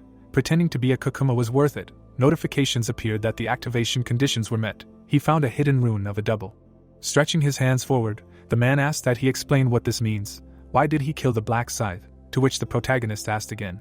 Putting on a mask, Alex said that because this devil was pretending to be him. Standing in front of him, the man asked that he pretended to be him. And what was he talking about? The player put his hand forward and said that he had to kill this woman. So he asks why he killed him. To which the hero replied that why, he is scum, so he killed him. Besides, he is also trash. The protagonist put a bag on the girl's head. Frowning, the man asked what he said, let him repeat. Opening his eyes wide, he added that he just did it. A scythe appeared in the hero's hands. Alex raised his head and asked what he said, that he was trash, and what, he was wrong. Gritting his teeth, Archie thought, what is this, a scythe? This is a weapon of the Kakuma. The hero looked to the side. A thought arose that he had never seen a player with such a big scythe. No, let him stop. The man looked in fear and thought that the player who fought with a huge scythe. The protagonist put on a mask and said that because this asshole pretended to be him. A thought arose that he pretended to be him. Really? Turning his head, Alex asked that now he understood what was going on. Who exactly was the black scythe? To which the man asked again that it was him. Looking at him, the hero replied that he should forgive him for lying. The man let go of the weapon. A thought arose that it looked like it was true. This was not the same Kakuma he had seen before. This really was the black scythe. Kneeling, Archie said that he should forgive him for not recognizing him. He played his role so well, let him spare him. Suddenly a blow flew at his head. The man's head flew to the side of the guy. His leg stood next to his head. Stretching his hand forward, Jake exclaimed. The protagonist looked to the side. A thought arose that this really was the black scythe. he was on a completely different level. Jake gritted his teeth and thought that he didn't even have time to notice how he cut the air with a scythe. Pulling his weapon out to the side, Alex asked that now only they were left, trying to figure out what he would do now. Looking straight ahead, the hero said that if he had any last words, let him say them. Standing in front of him, the young man replied that he would not follow the cliché and ask for mercy, but he hoped that he could meet him and ask him something. Turning his head, the protagonist asked that he was interested in why he killed him 5 times in the 4th round. The guy looked at him with fear and answered that everything was correct. Looking at him, Alex said that everything was simple, he was holding him back, to which Jake asked that he was holding back, but why him? Looking straight ahead, the hero said that because among those he saw, he was the most capable, he needed to get rid of the competition. The guy exclaimed in amazement, hearing something else he would say, he would not be offended by him if he died. Standing in front of him, Jake asked if he could ask for one last thing, why he wanted to kill him. The protagonist held his weapon out in front of him and said the protagonist replied that he was scum, to which the guy asked what did he do, and he added that he wasn't going to kill that woman. Frowning, the player said that but he didn't even do anything, to which Alex replied that he really didn't do anything, he just watched and did nothing. Lowering his weapon, the hero sighed. The guy smiled, hearing that okay, fine, he was different from other scum only in that he just watched and did nothing, he would give him a chance to live, to which he asked if that was true. The weapon hit the floor, and a sound was heard that in return. Turning his head, the hero said that he should give him everything he had. The equipment was lying on the floor, the thought arose that he really did have some very useful things. Looking down, the protagonist thought that if he sold all these items in the store, he would get 2,000 gold. The guy lowered his head and said that he gave away all his inventory, even his axe, that was really all he had. Holding the runes in his hands, Alex asked him what he said. Standing next to him, Jake replied that he said that he had nothing else, to which the hero said that he did not need it, let him take it for himself. Looking at the player, the protagonist thought that he would not be able to resell these things in the store. Turning his head, Jake asked that he would spare him, as he had promised. Nodding his head, Alex said that he would spare him, he had made a promise after all. Bowing, the player thanked him, to which the hero replied that that was enough, he was embarrassed. Taking a step forward, the protagonist said that he should now live with dignity, he would decide for himself whether to get rid of the corpses or not. He added, bending down, that he would take the girl with him. Standing behind him, the guy said that he would help him, to which Alex replied that it was not necessary, how could he trust someone like him, let him get out of here already. The hero began to carry the girl away. Putting his hand to his face, Jake thought that he had survived, he really thought that he would finish him off, but everything worked out, he had lost several items from his inventory, but at least he was alive. Looking down, he added that however, why did he feel so empty?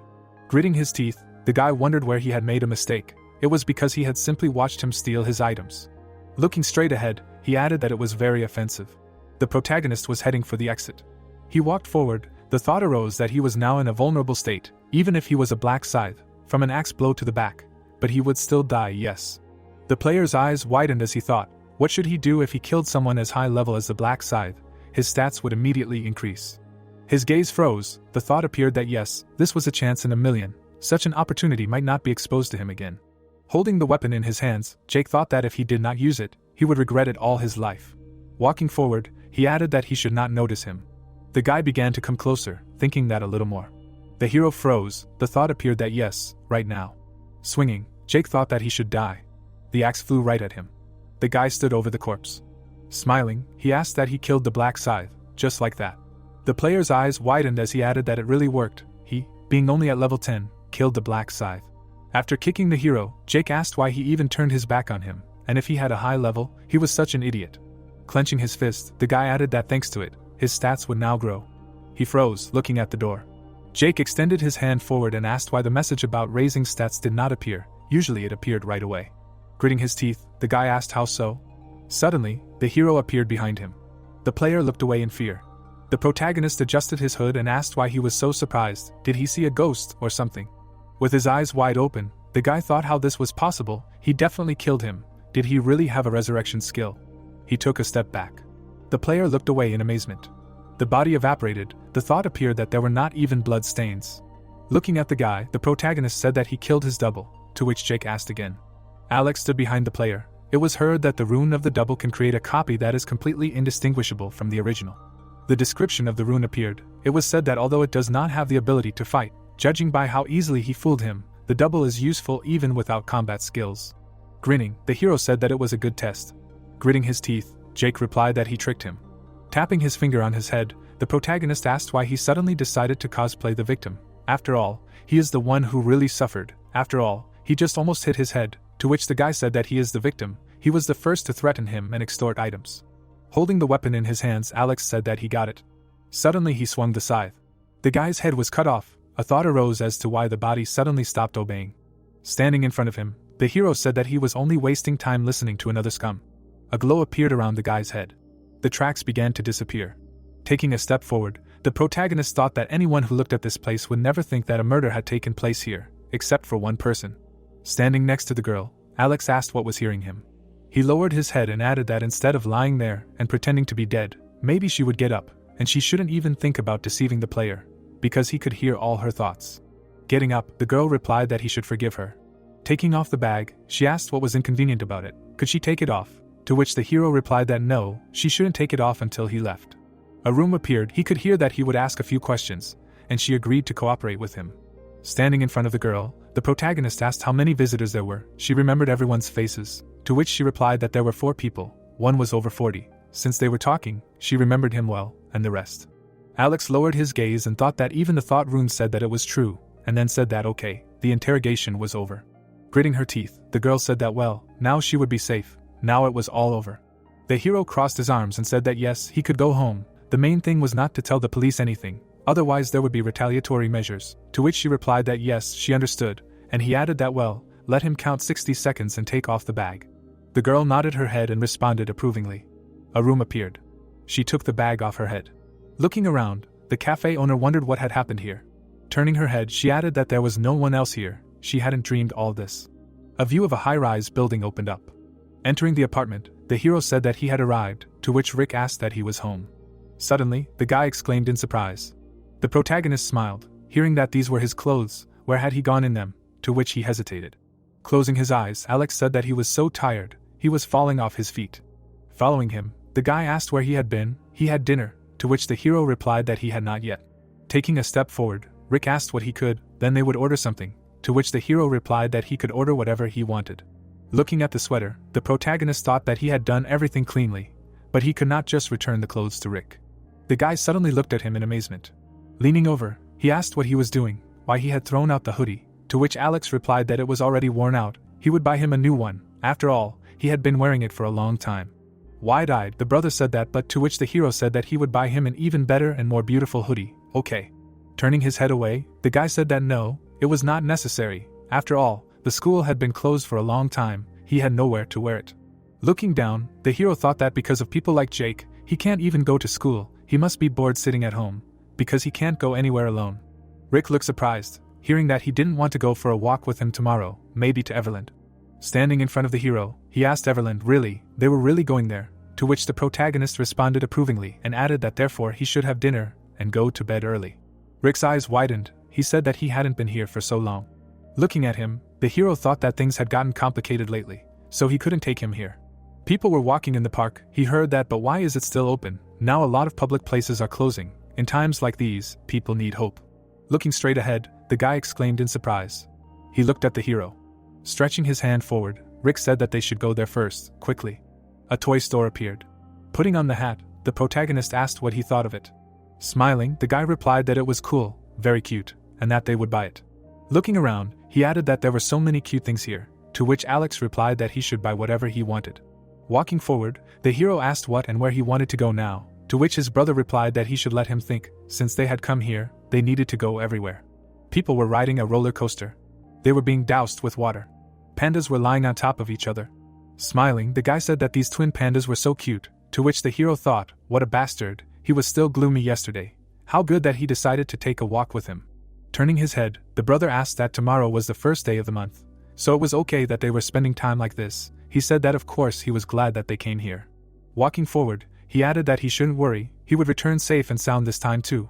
But this round could take more than 10 hours, so he shouldn't be surprised if he slept for a long time, to which the protagonist asked, 10 hours, isn't that dangerous? He should definitely return safe and sound. Smiling, Alex asked that he was still worried. Rick looked down, hearing that he promised, he wouldn't leave him alone. Looking at his brother, the hero asked that he should stop worrying. Okay, where does he want to go now? Maybe on a safari.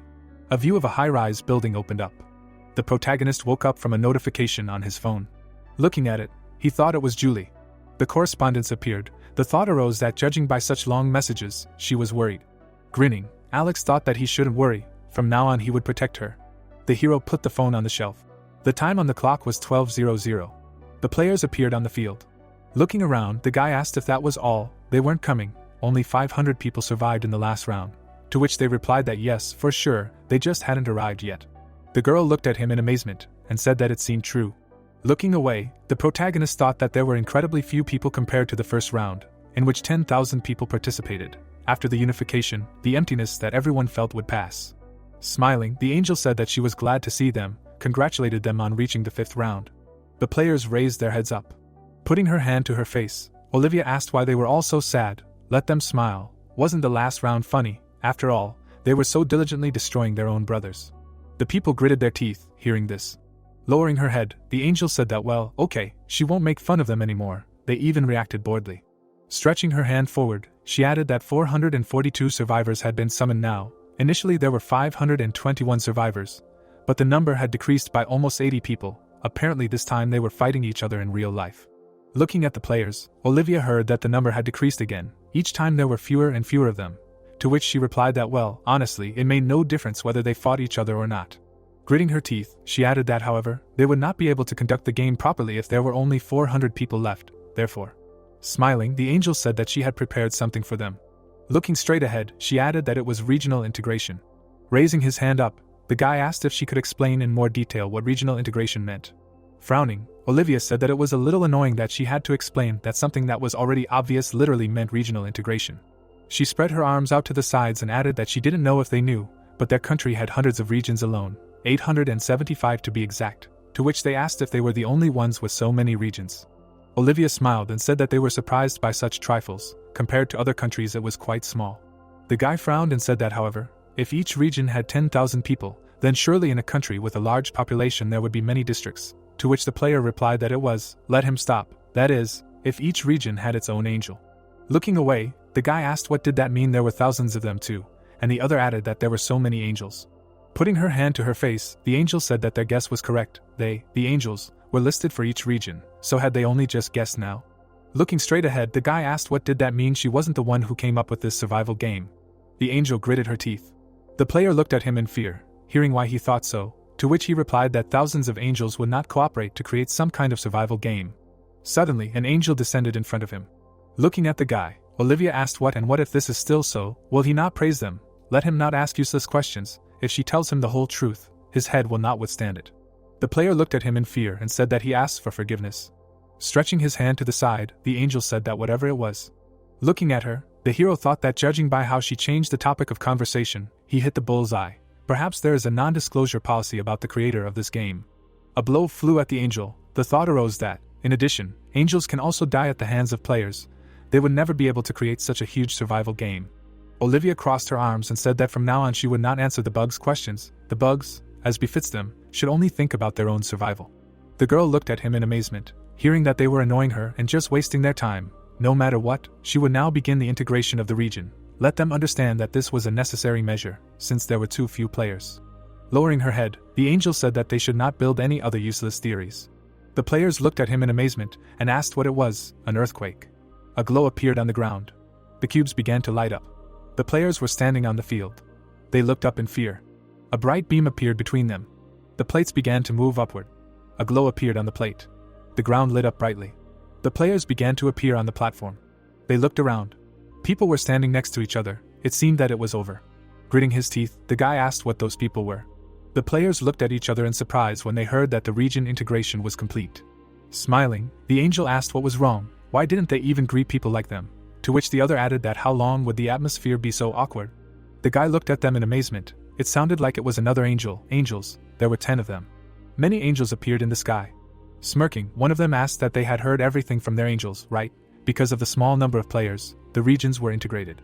Lowering her head, she added that 10 regions had just been merged into one. There were now 4,844 people here. The players gritted their teeth. It sounded like they had merged 10 regions. There were now almost 5,000 people here. It seemed like too many. Looking down, the angel said that other regions also decided to unite to replenish the number of players. Of course, after the unification, the names of the regions will also change. The name of this region is CSKS-007. It contains only players from the Republic of Korea. The hero stood still. He heard that they were also from their country. Well, at least they will be able to communicate with each other, which means that later they can unite with other countries. Looking to the side, the protagonist thought that it was obvious that this would not be the end of the unification of regions. As soon as less than 500 people remained in the region, it would be united with another. Images of people appeared. The thought appeared that eventually, when the final number of players from the Republic of Korea was reduced to 500 people, they would have to compete with players from other countries. Raising his head, Alex thought that this will happen by the 11th round. Now he needs to focus on this place. Angels were flying in the air. The thought appeared that because a little more, and the angels will start an additional game. Raising her hand, Olivia said that after the main quest was announced, they would start a simple additional game in honor of the unification of the regions. Looking at the angels, the players heard that each district had its own representative. But what should they do now that the regions were united? Of course they needed to choose a new representative, right? Gritting her teeth, the girl asked what the new region representative was. Raising her finger, the angel said that the rules of the game were simple. Smiling, she added that 10 region representatives would step forward and fight each other until 9 of them died. Only the last one who survived would be promoted to the representative of the united region. The players looked around. They heard that it was really necessary to kill others to become the representative of the united region. It was cruel. But isn't it interesting? They will see who will become the new representative. Frowning, the player thought that this was no longer just a game. Looking up, the girl wondered if it was really necessary to kill others just to choose one person. The guy looked at him angrily and thought about what and why he became a representative of the region. The player smiled and thought that maybe if he died this time, he would be resurrected again. The players were tense. The thought arose that he did not need it, so maybe he would just refuse to be a representative. Standing in the middle of the players, the hero thought that until now, to become a representative of the region, no merits were needed, but in this round everything is different. You need to win a fight to the death and remain the only representative. Stretching her hand to the side, the angel asked what about them? Let them not make such worried faces. That the fight is mortal does not mean that they will really die. After the end of the game, all the dead representatives will be resurrected. Smiling, the guy said that it means, and this time they will be resurrected. The player crossed his arms and thought. Angel lowered her head and said that judging by their faces, they didn't think there would be much benefit from becoming the sole representative. The sole representative would instead have full authority over the right to command. This authority would allow them to control players of a lower level than them. The boys looked up when they heard that this was an improved version of the right to command, which would allow them to control players as they wished, no matter who they were before. But of course, the sole representative would still have a limit of 10 uses and the title would be passed on to another in the event of death. Angel smiled and asked that, but isn't this an attractive offer, since they can control other people? Gritting his teeth, the boy said that only those of a lower level? The girl raised her head and asked that, but they would be able to force others to act according to their wishes. Clenching his fist, the player asked that no matter who they were before. Olivia smiled and said that it seemed to motivate them. In that case, they would start an extra game when they were ready. Raising her finger, she added that now that the regions are united, they also need one representative, yes. The angels gathered in a circle, and a voice was heard asking if there were any volunteers among the angels to raise their hands. Putting her hand to her face, the girl said that indeed, what a stupid question, and another added that if an angel says that he wants to work, there is clearly something wrong with him. Extending her hand forward, the angel said that they were convinced that there is no one among the angels who would like to be in charge of the region, so what should they do? Does anyone have any ideas? Raising her finger, the girl asked what if they randomly select a responsible person, to which the angel replied that she suggests relying on luck, a good way, but it is not interesting.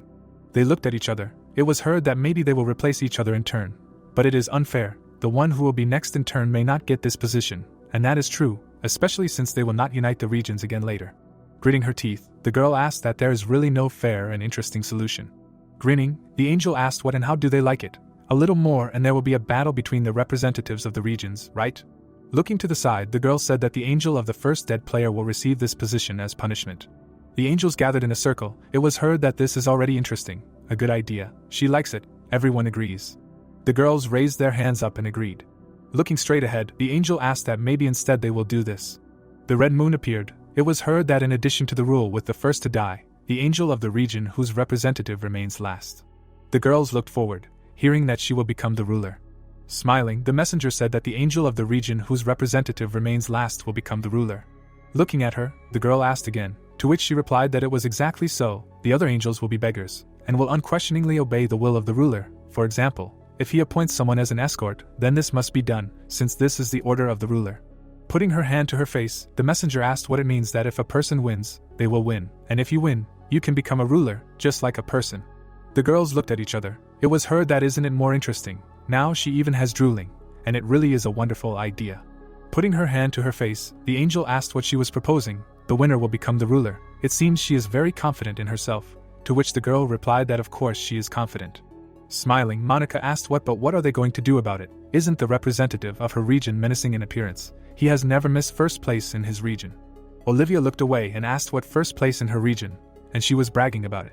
The hero lowered his head. It was heard that if she knew who the representative of her region was, she would be so surprised that she would fall into the ground. Stretching her hand to the side, the girl asked what, did they agree or not, to which Monica replied that she had no reason to refuse. Raising her hand, the woman said that she also agreed, it would be even more fun, to which the angel replied that she was confident in her abilities. Her representative was no pushover either. Looking straight ahead, the messenger asked, well, since they had chosen a method, should they start? Let her go and talk to them, to which Olivia responded approvingly. Stretching her arms out to the sides, she said, so, now they will begin an additional game to choose a single representative. Let all the representatives of the regions gather under her. The guy looked straight ahead. People walked forward. The protagonist frowned. The representatives of the regions stood next to each other. Olivia raised her hand up.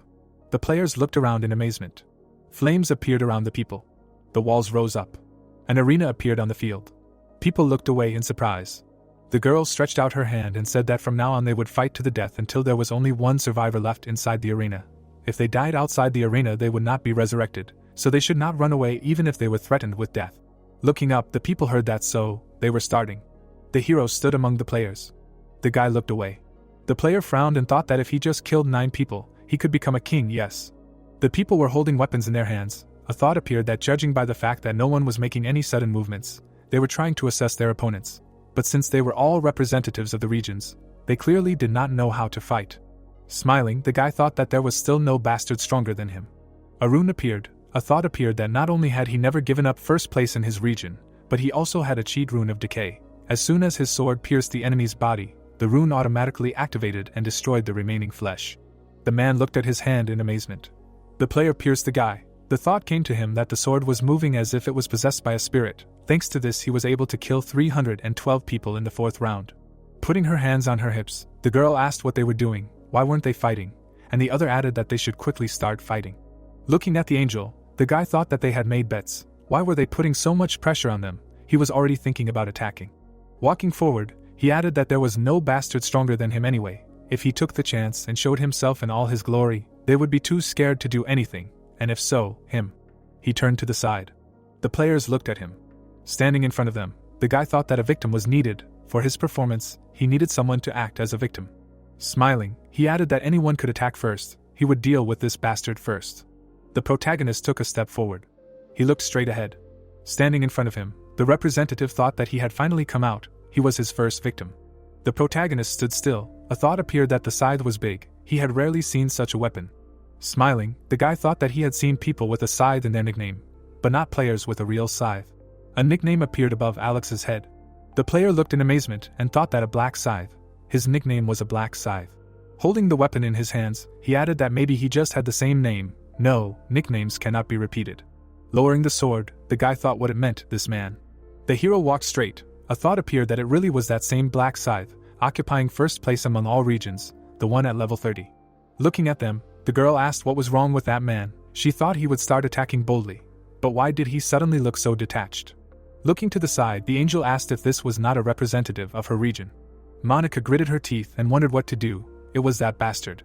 The players stood in front of each other. The thought came to mind that why did he just stand there? Lowering her head, the girl grinned. Looking to the side, the angel asked if she found it funny. Smiling, Olivia replied that he should forgive her. But what can you do if it is so funny? Stretching her hand forward, the girl said that they should just look at him. Seeing the representative of her region, he began to shake like an aspen leaf. He is the representative of her region. The hero took a step forward. It was heard that, of course, a huge sigh makes a big impression, but she does not see anything that could inspire such a feeling of fear at the first meeting, which would make her tremble. Looking at the angel, the girl asked that is, her representative was afraid of her representative, to which she replied that it looked like that. Frowning, Monica said that he shouldn't talk nonsense. He thinks that first place in the region is a joke. Her representative has never missed first place since the very first round. Smiling, Olivia said that only in her region, but after all, everyone can take first place in the region, as her representative never missed first place among all regions. The angels stood next to each other. They heard that, first place in all regions, what kind of fiction is this? And she hasn't noticed yet. The angels who saw the ratings will understand everything, just looking at his nickname. The hero stood still. They heard that a black braid, she saw him, he always appears in the results table. Monica lowered her head. It was said that the black braid is the representative of Olivia's region. If he is that same black braid, her representative is not even his opponent. Suddenly they exclaimed in surprise. A blow flew to the guy's head. His head fell to the ground. Smiling, the angel said that Monica was the first to drop out. Looking straight ahead, the boy thought that the black scythe. What is the black scythe doing here?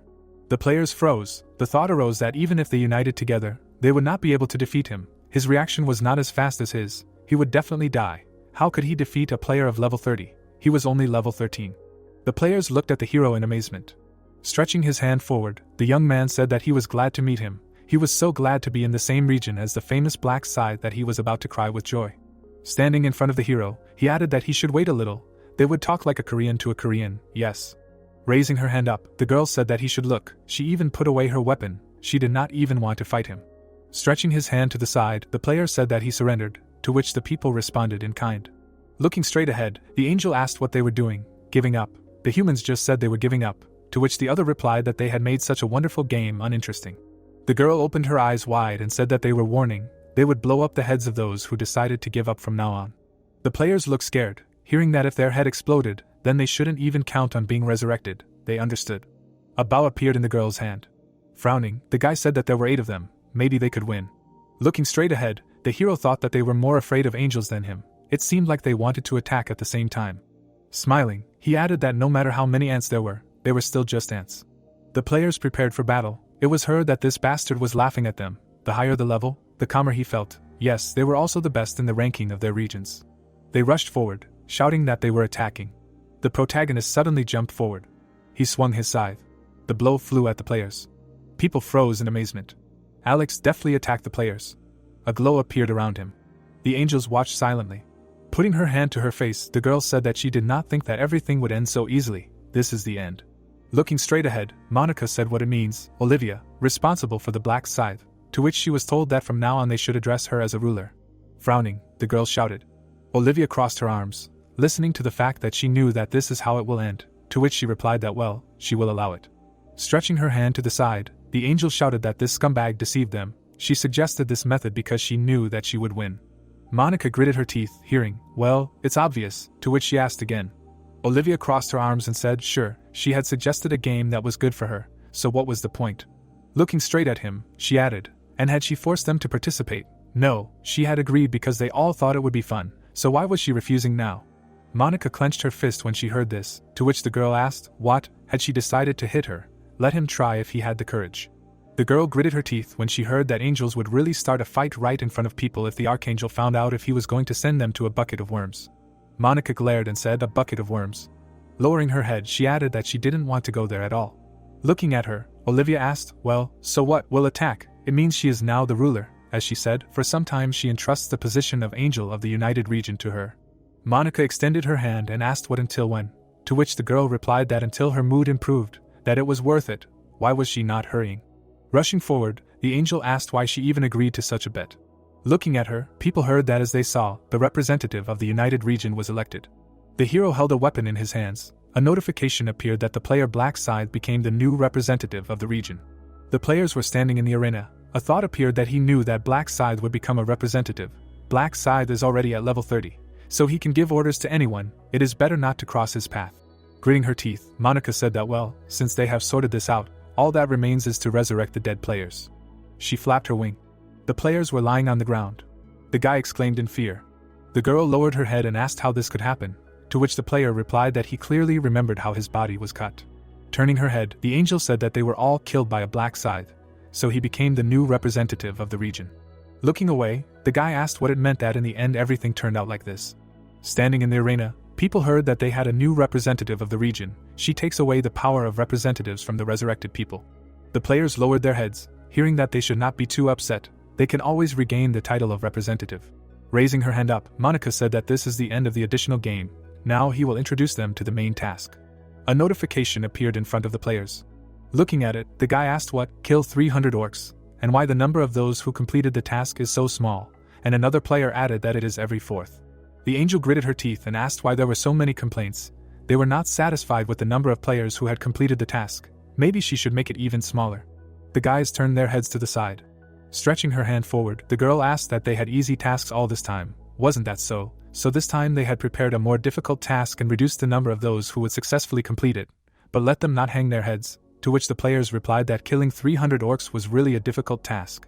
Closing her eyes, Monica said that let them try and understand how difficult it was. She would not tell them anything more. The young man looked at her in surprise and asked what kind of additional task it was, to which the man added that why the reward was hidden under question marks. Stretching her hand forward, the angel said that in this round, unlike the previous ones, an additional task was available, and as they could see, the reward was a secret. Frowning, the hero thought that suddenly it had become a secret. A glow appeared around the rune. The thought arose that in the 5th round the reward for completing the additional task was the balance rune. This is one of the 18 mandatory runes, and the reward for completing the additional task can only be received by one person in the region. A monster appeared. It was said that of course, since this is a task for the entire region, other players also have a chance to get it, but this task is much more difficult than the main one. Frowning, the hero thought that, in addition, even if the additional task is completed, there is a chance that the person does not meet the conditions for receiving the balance rune. Gritting her teeth, Monica said that in this round the additional task is to collect balance stones. If they collect 4 stones, they will immediately receive a reward, but only one person can receive the reward. The players look scared, hearing that because there are only 4 balance stones in this region, to which the guy asked that if one person cannot find all 4 stones, then there will be no more chances to complete the additional task. Smiling, the girl said that everything was correct, but they should not worry, because they could steal the balance stones by killing other players. The guy looked at him in amazement, hearing that they could only be obtained by killing, to which the other added that it was the same as the title of the region's representative. Looking at the angel, the people heard that yes, of course, they could not steal other items. This only applied to the balance stones, and like in the last round, if a player was killed, he would not be resurrected. If he died, then death was final. Stretching out her hand forward, the girl said that she had told them everything they needed to know. Let them try to fight with all their might. Looking at her, the hero thought that this would be a bad end. Frowning, he added that for starters, he would kill 300 orcs as quickly as possible and set a record. After that, helping Julie would not be a problem. The players stood still. The protagonist walked forward. The people looked at him. The guys lowered their heads down. They heard that it was gone. He was so scared when he suddenly approached, his heart almost stopped. Putting his hand to his head, the guy asked what but where he was going, to which the player replied that he could, and they should go there. Frowning, the man asked that they were crazy, decided to go for the black Scythe. They want him to use dominance on them, and if he will be his slave for the rest of his days. Stretching his hand forward, the guy said that this is clearly better than just standing in one place, especially since he is faster than all of them, which is why he always takes first place. The players lowered their heads down. Standing still, the young man asked what to do if they follow him, and he notices them, to which the player replied that they will simply stay as far away from him as possible. Looking to the side, the representative said that if they do not want to, then let them stay here, then he will go alone. He confidently walked forward. People looked at him. A crowd of people walked forward. It was heard that there was nothing to do, and they would go. The black Scythe would show them the way. A small settlement of orcs appeared. The protagonist looked out from behind a tree. Stretching his hand forward, the guy said that he should look there, to which he was told that there was some village there. It seemed that the black Scythe was going to enter there. The orc screamed furiously. Alex suddenly rushed forward. A blow flew at the monster. The hero swung his weapon. The orc fell to his knees. The protagonist entered the settlement. He watched the monsters. The orcs looked at him angrily. Suddenly, they rushed at each other. Alex struck them. The creatures swung their weapons. A glow appeared around the scythe. The hero swung his weapon. He struck the monsters.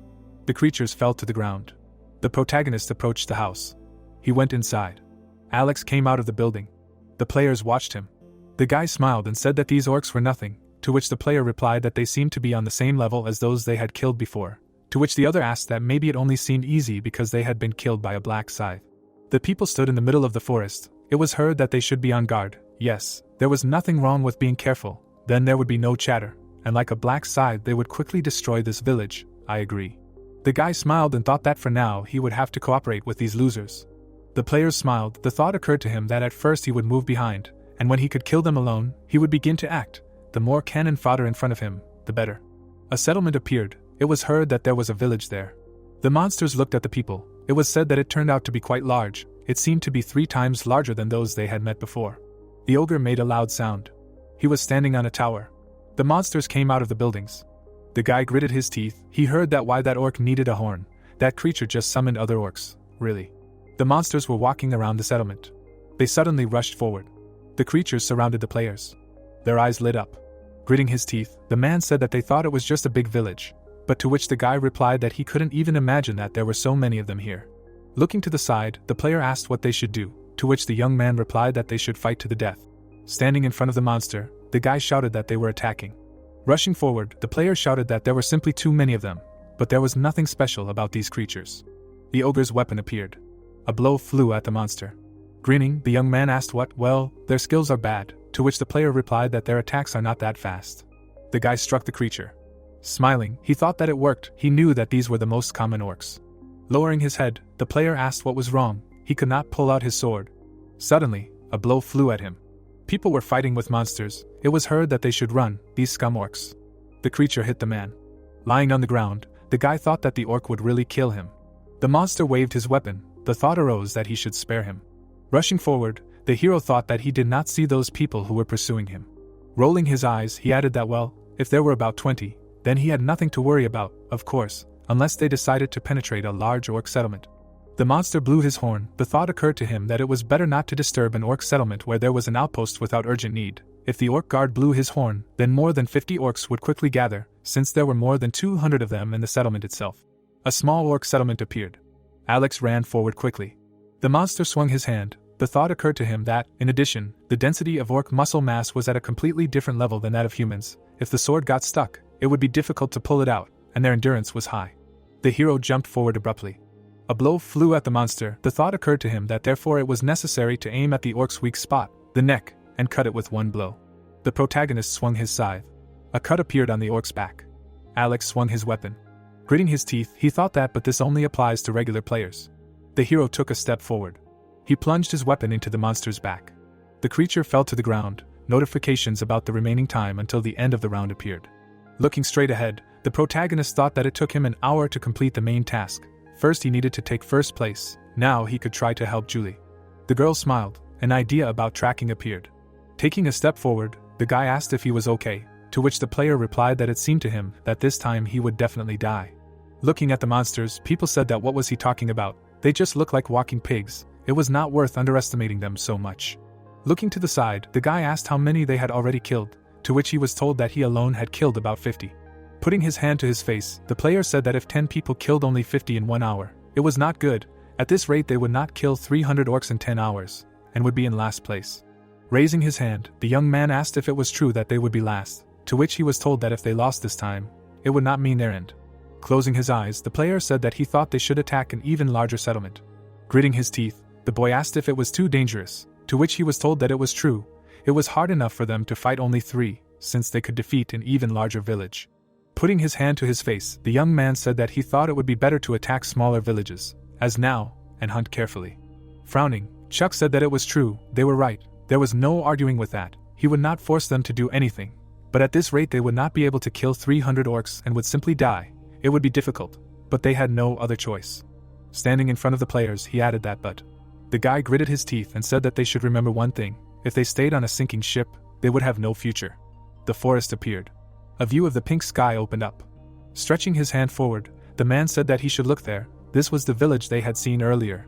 Looking straight ahead, the young man asked that it seemed like there was a guard post at the entrance, to which Chuck replied that they would go around it. People were standing near the fence. Sitting in the bushes, the man said that he should look. There was a gap in the fence. The guy looked out through the gap in the fence. A settlement appeared. It was heard that it seemed like no one was nearby. The men were pushing through the fence. Standing behind the building, Chuck asked if they were all sitting in their houses, to which the boy asked what he meant. There were about 5 of them in one house. Putting his hand to his face, he added that there were more than he thought, to which the boy replied that since they had no choice, they would go into the hut and make a surprise attack. Standing behind the boy, Chuck said that well, since they had decided to rob them, maybe they would go inside, to which the boy replied that yes, there were about 5 of them, so if they suddenly attacked, they would be able to handle them. Looking to the side, the player said that they would start with this house, let them enter when he gave them the signal. He extended his hand forward. They entered the building. The men were standing in front of the entrance. The players abruptly kicked the door down. The boy froze in amazement. Standing in front of the orcs, he said that there were 10 of them. Holding the bat in his hands, the monster growled. Gritting his teeth, the boy asked that there were too many of them, what should they do, to which Chuck replied that they would kill them one by one. Rushing forward, he shouted that everyone, first from the left. They began to fight the monsters. The players swung at the orc. The people rushed towards the creature. The boy struck the orc. He fell to the ground. Looking straight ahead, the monster screamed furiously. The players stood in front of the creatures. The orc's eyes lit up brightly. He struck the boy. Lowering his head, Chuck addressed the boy. Rushing forward, he shouted that they should die. The players struck the monster. The creature lay on the ground. Looking at them, the monsters screamed. The people prepared to fight. The monsters stood in front of them. Chuck frowned and thought that now there were 8 of them left. However, would they be able to cope with them, with so many people? Holding the weapon in front of him, the guy said that they wouldn't succeed like that. They were retreating, to which Chuck replied that he had just thought of that too. The players rushed to the exit. They could hear them coming out. The monsters began to quickly catch up with them. The man swung the weapon in front of him. The player clenched his teeth. The monsters surrounded them. Looking straight ahead, the young man asked how many more there were, to which he was told that there looked like at least 10. The player frowned and said that it was the end, they were all finished, to which he was told that what a miserable death. Gritting his teeth, Chuck said that they should pull out their weapons. Turning around, the guy said that now everything was over, to which the player said that they had fun together. Looking at them, the man asked why they didn't kill them. Gritting his teeth, he added that if they wanted to know, then let them look at the expressions on the orcs' faces. The monsters smiled, looking at them. The guy looked at them with fear. Pointing back, the young man said that they were laughing at them. They found it funny because they were shaking with fear like rats. The people looked at him in amazement, hearing that it didn't make them angry that some orcs were laughing at them. Had they really become the subject of ridicule, like monkeys in a zoo? Turning his head, Chuck said that they should not give up until the very end, immediately pull out their weapons and kill at least one of them, then even dying would not be shameful. Frowning, the guy responded approvingly. Holding the weapon in his hands, the young man said that he should forgive them for making such a pathetic spectacle. They would be with him until the very end. Looking straight ahead, the monsters growled. Standing in front of them, Chuck said that as soon as he gave the signal, let them kill them one by one, understood. The orcs looked at him in amazement. The monster turned its head to the side. Suddenly, they scattered sharply. The guy watched them. Gritting his teeth, the young man asked what was going on, and the other added why the orcs had suddenly fled. The players turned around when they heard the address. The orcs were looking at their weapons. The monsters were standing in front of the people. Smiling, Chuck said that there were only 8 of them left now, so they would try. The people ran forward quickly. Holding the weapon in his hands, the guy said that they had won against 8 orcs. Looking to the side, the young man said that they had succeeded. No, he had succeeded, to which the player replied that it was true. If it weren't for him, they would have surrendered even earlier and they would have been destroyed. Chuck smiled and replied that they shouldn't talk nonsense. They had succeeded because they had fought tooth and nail. If it weren't for them, he would have been killed on the spot too. The guy grinned when he heard how his wounds were, to which he replied that it was hard, but he would hold out, he was fine. Sitting down, Chuck said that he should rest first and not move at all. They should lie down here too. He would go and find out if there was a way out. Raising his hand, the guy asked if it was dangerous, to which he replied that they should not worry about him and just wait quietly. Looking at him, the young man said that he should be careful. Standing around the corner, the player thought that it was strange why it was so quiet here. There were not even any tracks visible. He looked around. Gritting his teeth, the guy wondered what was there. He opened his eyes wide. A glow appeared near the monsters. Walking forward, the young man asked what the... Frowning, he added that who could have done such a thing. Looking at the hero, Chuck said that it was a man. The hero turned around, hearing his nickname, to which he thought that there was someone who came to the village first. The guy opened his eyes in amazement. The thought arose that the nickname was Chuck. The guy stood still. The thought came that this is the same Chuck, the king of mercenaries. Warriors with weapons pose. It is said that the mercenary is one of the classes of melee fighters, and like the warrior, he can use various types of weapons and has similar skills, but there is a difference. 2 characters hold each other's hands, shrouded in red magic. It is reported that he becomes stronger by concluding contracts with others, and because of this, most players of the mercenary class form squads with the same mercenaries or enter into a contract with the king of mercenaries. Chuck towered over the other players, and it was said that only the mercenary king is the only representative of the class, controls others with contracts, and mercenaries receive additional effects by entering into contracts with him. It was said that they have no reason not to enter into a contract with the king. Alex looked ahead and reasoned that Chuck, who was standing right in front of him, was the only mercenary king of his class. He thought that he could not even imagine that he would meet him in such a place. Chuck put his hand on his neck and, laughing, greeted the hero. The characters stood against the background of dead orcs and Alex asked if he knew him. Chuck raised his hand and answered that of course he knew, And is there anyone who does not know Black Scythe, a person who is in first place in the region? The king closed his eyes and thought that he did not think that he would meet a player from first place in the region here, and if he extended his hand to greet, he most likely would not like it. The hero looked at him with disdain and thought that this was not the one who could stab you in the back.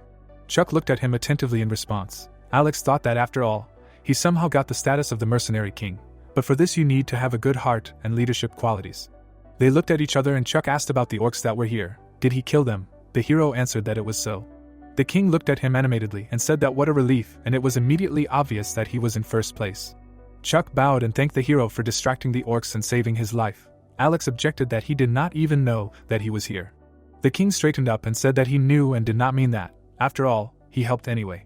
The guy threw his braid over his shoulder and said that everything was clear, and if they were finished, then let him gather his colleagues and quickly leave here. And as for the orcs in the village, he killed them all, adding that they should not worry. Chuck looked at his interlocutor in surprise and asked how he knew that he had colleagues. The hero silently looked behind him, and he turned around. He saw the guys and asked them why they went out if he told them to wait. The guy put his weapon on his shoulder and explained that they were afraid that he would leave them alone. Chuck turned around and shouted at them, asking what kind of jokes these were and how he would leave them. Alex looked carefully and thought that apparently these four were mercenaries who had a contract with the king. The hero turned his gaze to Chuck and thought that apparently they began to worry about him, because he really was worthy of the title of the king of mercenaries and if he had such loyal colleagues. The young men were surprised and one of them asked if it was the Black Scythe, and the second asked what he was doing here. Alex stood there with his scythe thrown over his shoulder, asked again and said that he had come here to hunt. The guys laughed, saying what was clear to them. The second turned to the first, noting that he was completely slow-witted, because there were 100 dead orcs here. The hero looked at them and told them that if they were done, then let them leave, and thought that now that all the orcs were killed, a boss of medium difficulty would appear soon, and if they were involved in this, they could be in danger. One of the guys bowed and said that it was an honor for him to meet the hero, and the second put his hand to his temple, straightened up, said that he had accepted and that he was waiting for a new meeting with him. The guys turned around and walked away, followed by a wounded man leaning on another. The king bowed to Alex. One of the players stops another, and asks if he heard anything just now and asks to stop and listen. Chuck looked to the side and asked the hero what that sound was. Alex answered that it was a medium difficulty boss, asking to run away. The king asked again in confusion, and saw something to the side. A huge monster was heading their way. The players turned around, seeing the beast, exclaimed that it was an orc. A large creature with several eyes was moving towards them. He was approaching holding a sword in each hand. Alex calmly watched him and thought that here he was, the orc warrior, and that it was because of him that he did not leave the village, even after he killed all the orcs. He imagined an artifact blazing with green magic, and continued to reason that this was all because in order to get a reward for completing an additional task, he needed to kill him. The hero stared at him and thought that if he killed him and the remaining 3 bosses of the other villages, he would be able to complete the additional task. The orc warrior ran towards the heroes. The player holding the wounded one asked Chuck, noticing that this orc was clearly angry. The king was scared. He answered that he thought so. He screamed in horror for everyone to run away. The mad orc turned his attention to him. The monster swung at Chuck. The mercenary, without moving from his place, looked at the approaching blow. The orc delivered a crushing blow, illuminating everything around him with red color. The wounded Chuck was sitting next to the orc's weapon. He, wide-eyed, was shocked by what had happened. Suddenly, Alex hooked the king with his scythe and moved him to the side. He threw him to a safe place. The hero looked at the mercenary and asked why he stood rooted to the spot. Chuck sat on the ground and thanked the guy. The hero turned to the orc and told the king to back off if he didn't want to kick the bucket. The monster was running towards them as fast as he could. It was making furious noises. Alex swung his scythe, saying he would cut it. The hero struck the enemy in the leg. The creature growled ferociously. The monster swung one sword at Alex, who was pulling out his scythe. It hit the ground, missing its target. The hero watched as it tried to strike with the second sword. Alex dodged the blow with a jump. He turned to the side and said that there was no damage and that they could simply dodge it, and that was all. The monster clenched his teeth in anger. The black scythe prepared to attack, taking a stance. He jumped towards him. Attacking the orc, he exclaimed to him that he should stop grunting. Alex struck him, from which light flashed. The hero landed behind the monster. He swings his scythe until the orc sees him. The guy jumps over his shoulder, dealing damage again. The scythe's mark flies past the head of the ferocious orc. Once again, the monster raises his sword up. He misses the target again and again. The hero dodges each blow. Alex looked at him and thought that he had a thick neck, and that's why even after 2 blows he didn't die. He leaps up over a pile of earth. The hero delivers a crushing blow to the orc. Alex pierced his neck, hanging on him. He pushes off him with his legs. The hero pulls the scythe out of the monster's head in midair. He cuts his head. The guy, flying above the orc's head, delivers another blow. The beast's head flies off his shoulders. The hero lands on the falling, headless body of the monster. He stands against the background of the red moon and looks ahead. Notifications pop up that the orc warrior has been defeated and that he has received points and gold. The players looked at the black scythe standing on the defeated monster. They asked in surprise whether he had killed him, such a huge orc. Alex climbed down from the body of the beast. He looked at his feet and stepped on the ground. A notification popped up that he had received Wandetito, the heart of an orc, a blue low-rank magic stone and a balance stone, and the progress of the additional quest was shown. Alex looked at the card and thought that he knew it was much more profitable to kill one boss than all sorts of mobs, and besides, a lot of good loot fell from it. A message appeared about Wandetito, the effect of which was that with each hit on the enemy, 5% was added to the attack speed. The hero thought that if he judged only by the damage, it was higher than that of the scythe, which meant that he could sell it for a high price later. He thought about the orc's heart too, imagining what it looked like, thinking that someone might think it was disgusting and throw it away, but the orc's heart notification said it was a hard red stone. Alex imagined his scythe and thought that if he kept it, he wouldn't regret it, because it was a unique item that could be combined with weapons. Chuck and the guys ran towards the hero and exclaimed that he was grateful that he had killed this monster. He added that the guy had saved his and his comrades' lives with this. He asked about maybe he knew that the monster would appear. The hero lowered his head and thought that it would be better not to go into details and said that in other settlements, after killing orcs, a boss of medium difficulty would appear. The king raised his palm and asked if that was why he told them to leave here quickly. The young man in the background was thinking about what a good person he was. The hero replied that since he had sorted everything out, it was time for him to go. He turned around. The players bowed after him, with words of gratitude and said goodbye to him. The guys turned around and some of them raised their hands at the king's words that it was time for them to go, that they still had a hunt ahead of them. One of the players fell to his knees and the king exclaimed if he was okay. Manga was shaking, sitting on his knees and telling Chuck that he was not feeling well and that he could not take it anymore. The king spread his hands and asked what he was talking about, because just recently everything was okay. The exhausted guy looked up and replied that he was worried that Chuck would be worried back then, but now he was at his limit. The king looked at him with pity and told him to try to be patient anyway, because if he wanted to survive in reality, he would have to hold out for the rest of the time. Manga replied that Chuck himself knew that if he didn't kill 300 orcs, none of this mattered. He asked to just leave him and go, because he couldn't become a burden to him and the others. The mercenary king bowed his head and said that no, there was probably some way. After thinking about it, he suggested catching the orcs, and he would just stab them. The guy held his wounded shoulder and replied that then they wouldn't be able to hunt, and even if they caught 300 orcs, he wouldn't be able to hold out for the rest of the time. The hero turned around and saw this picture of the groaning guy. He stopped, looking at them, thinking that he did not expect that the mercenary king, who is the head of hundreds of mercenaries, would show weakness because of one of his men. Chuck held the wounded guy by the shoulder, kneeling. Alex continued to think that if he really was close to them, like his brothers, then it was not surprising. In the middle of the dark night, sitting on the floor, Rick brought Alex a glass. The protagonist stopped. He turned back and thought that he would help them, because he had a younger brother. Alex approached the players and called out, saying that it seemed they needed help and asked if he could take a look at him. The guys parted for the black scythe and Chuck asked if there was any way to save him. The hero said that he understood everything. He looked at the guy and said that his wound was deep. Alex added that this did not mean that it could not be healed. He reached out to his shoulder and blue magic flared up. The magic began to heal the guy's shoulder. After a while, only a scar remained. The players watched this and asked in surprise about his wound, and that it was gone. The hero was asked how he did it. Alex closed his eyes and said that it was the first aid skill and that anyone could buy it in the store. The young man raised his hand and said that he seemed to have seen it. Another player replied that it was true and that he had also seen it in the store. This skill was sold there for 20,000 gold, and who knew that it was such a wonderful skill? The hero looked at them and thought that they had misunderstood everything, because the first aid skill was not capable of such a thing. He looked at his hand, enveloped in blue magic, and thought that it could only stop bleeding and heal small wounds, but it was not enough to heal a wounded shoulder. An icon popped up in the system and he continued to think that first aid was a divine type skill. The effectiveness of its action depends on intelligence. He looked at the Rune of Splendor card and thought that his current improved intelligence was 123 and that this skill efficiency was achieved with the Rune of Splendor. He looked at the healed man and told him to try moving his shoulder, saying that the scar would remain but it would not hinder his movement. Manga raised his hand up, twisted it, exclaimed that it moved normally. Alex looked at him and said that this did not mean that he was completely healthy, since, as he said, this was only first aid, and if he overexerts himself, the wound can open up again. The guy held his hand and listened as he continued to say that he still did not think that there would be a problem with hunting. Manhwa jumped up and bowed, thanking the hero, saying that he saved his life. The others bowed after him, and Chuck added that he was also grateful for Manhwa's treatment. The two guys bowed after him, also thanking him.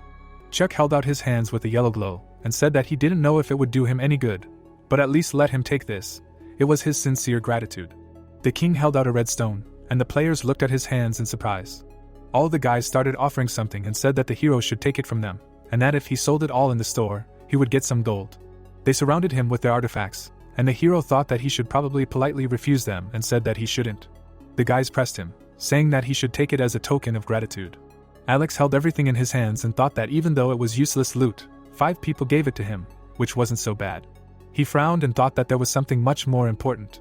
Chuck looked at Manhwa, smiling, and noted that thanks to the black scythe, his friend had a chance to survive, and Manhwa smiled and assured him that in addition to all the gratitude he had received, the guy would definitely repay him. Chuck stroked the healed man's head.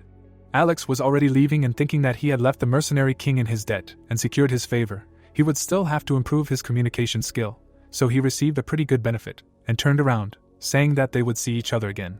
The guys looked after the leaving hero and said, wishing him all the best. The girl was sitting in the red forest on a stone. She looked at the cards and, sighing, wondered if she would have enough time, because an hour had already passed. Notifications about the time left until the end of the round and the progress of the main task popped up. She cried, thinking that if at this rate she could not kill 300 orcs, she would simply die. Julie wiped away her tears and said that it was all her mistake, and she was so scared that she lost sight of the black scythe. She remembered the people standing there who turned around and thought that after the start of the 5th round it was not difficult for her to find the black scythe because among the 10 representatives of the regions there was a guy with the black scythe. But she put her hand on her chest and thought about what was happening to her. Before her eyes, a swing of the scythe cut the throat of the young man. Someone with a scythe walked past, the head fell. Alex cut all the people around, who screamed, running away. He swung at the victim. The girl looked with frightened eyes. The hero looked piercingly ahead and she thought that the additional game was over, and now she should say something. She reasoned that she had not lost her way. The girl closed her eyes and thought that there was no need to worry, because he would not harm her. She opened one eye and thought that he wouldn't be the scumbag who stabbed her the first time they met. The girl looked around the crowd of players, wondering where he went. She looked away and thought that she eventually lost him, and wondered what she should do now. Julie remembered how she and Alex were sitting at a tea party and thought that the task of killing 300 orcs was not that easy, because orcs are strong and usually gather in groups. In the memories, the hero told her not to try to kill them alone, and when the integration of the regions is finished, to start by looking for the black scythe, and not to think about killing orcs.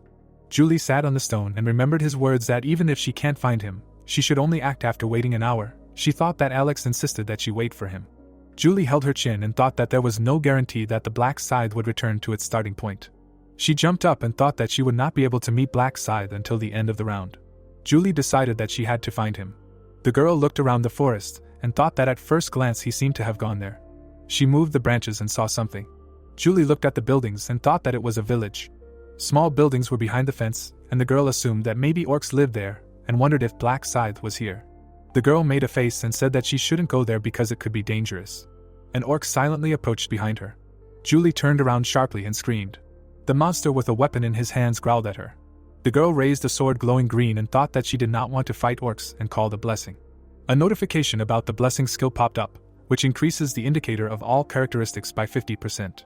The orc swung at her furiously and Julie thought that she was lucky in 2 things. The first was that she only had one opponent. The monster attacked the target. The girl continued that the second was that she knew their weak spot. Julie ducked and the blow missed. She thought about how he told her that she needed to hit the neck, since there was a lot of muscle in other places. But the problem was the accuracy rate of hits. She looked resolutely at the enemy and admitted that if she made a mistake and hit somewhere else, he would counterattack. The girl attacked the monster, thinking that because of the incredible muscles, it would be difficult to break through them, so she needed to be fast and accurate. The sword flew straight at the enemy's neck. The orc quickly dodged the blow. Julie realized that she missed, hitting his shoulder. There was anger in her eyes. She saw that he dodged. Blood spurted from the shoulder of the ferocious monster. The girl looked to the side and realized how good it was that the sword had not gotten stuck in him due to the quick attack. The monster growled and continued to attack the heroine, but she dodged the blows time after time. In the heat of another attack, Julie decisively counterattacked the monster. She stabbed him with her sword, realizing that the moment had come.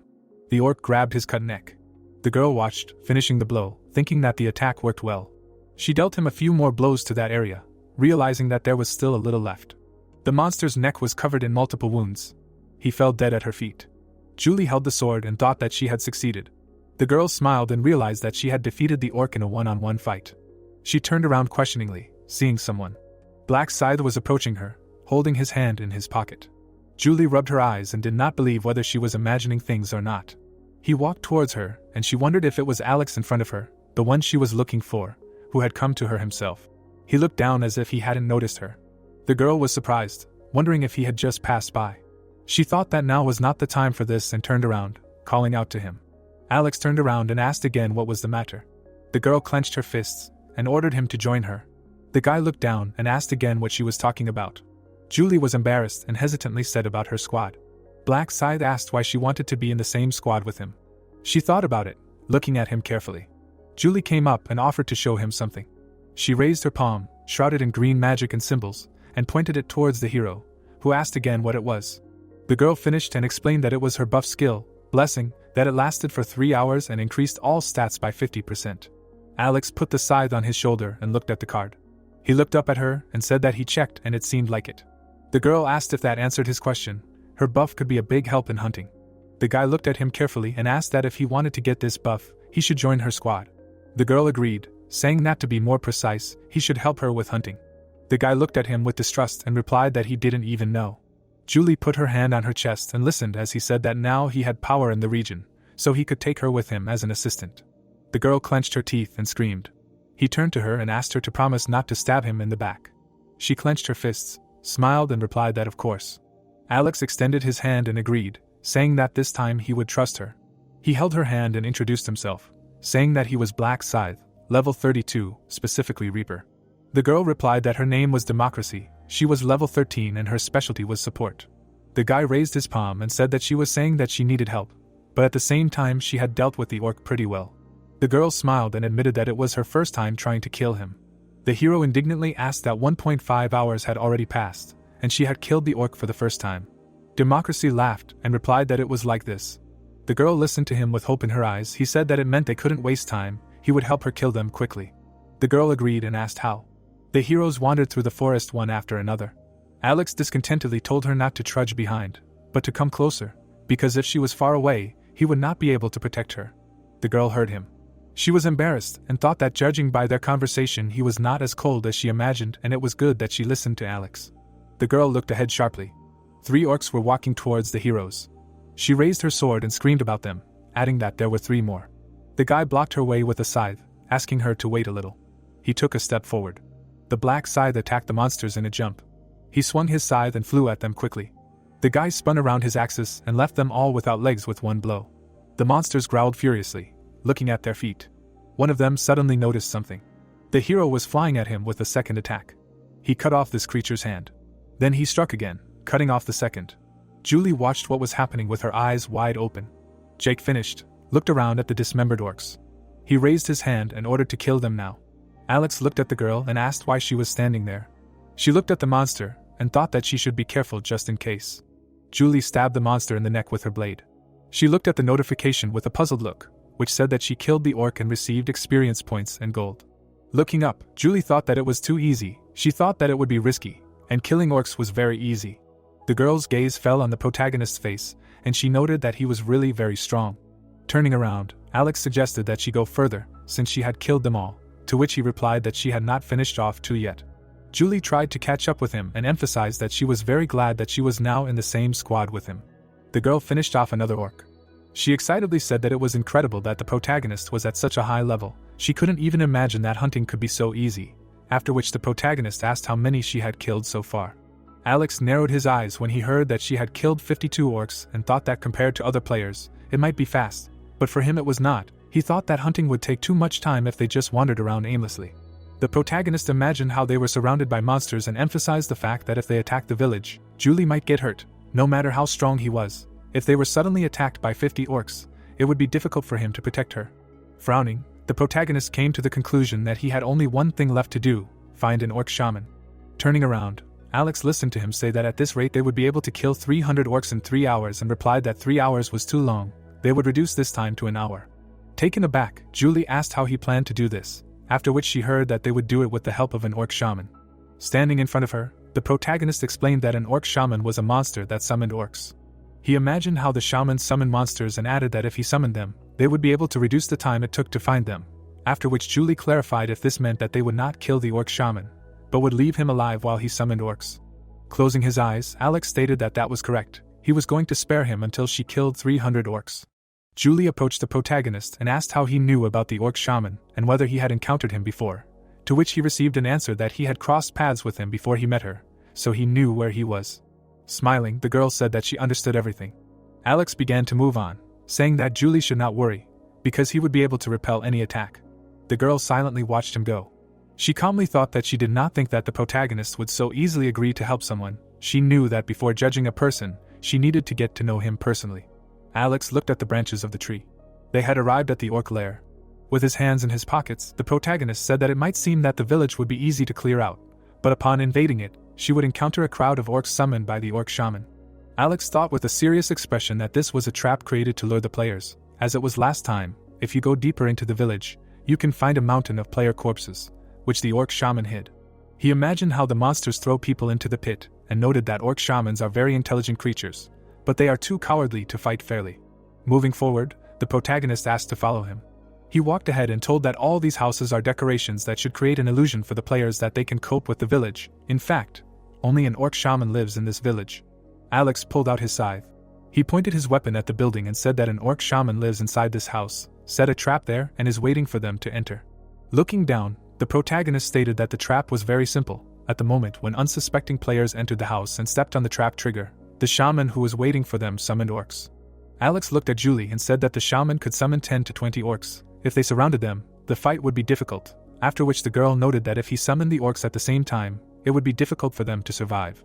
Turning around, the protagonist replied that this was true, but that did not mean there was no way out. He approached the girl's face. Alex began to whisper something to her, after which Julie clarified whether it would definitely work and whether they would be able to deceive the shaman.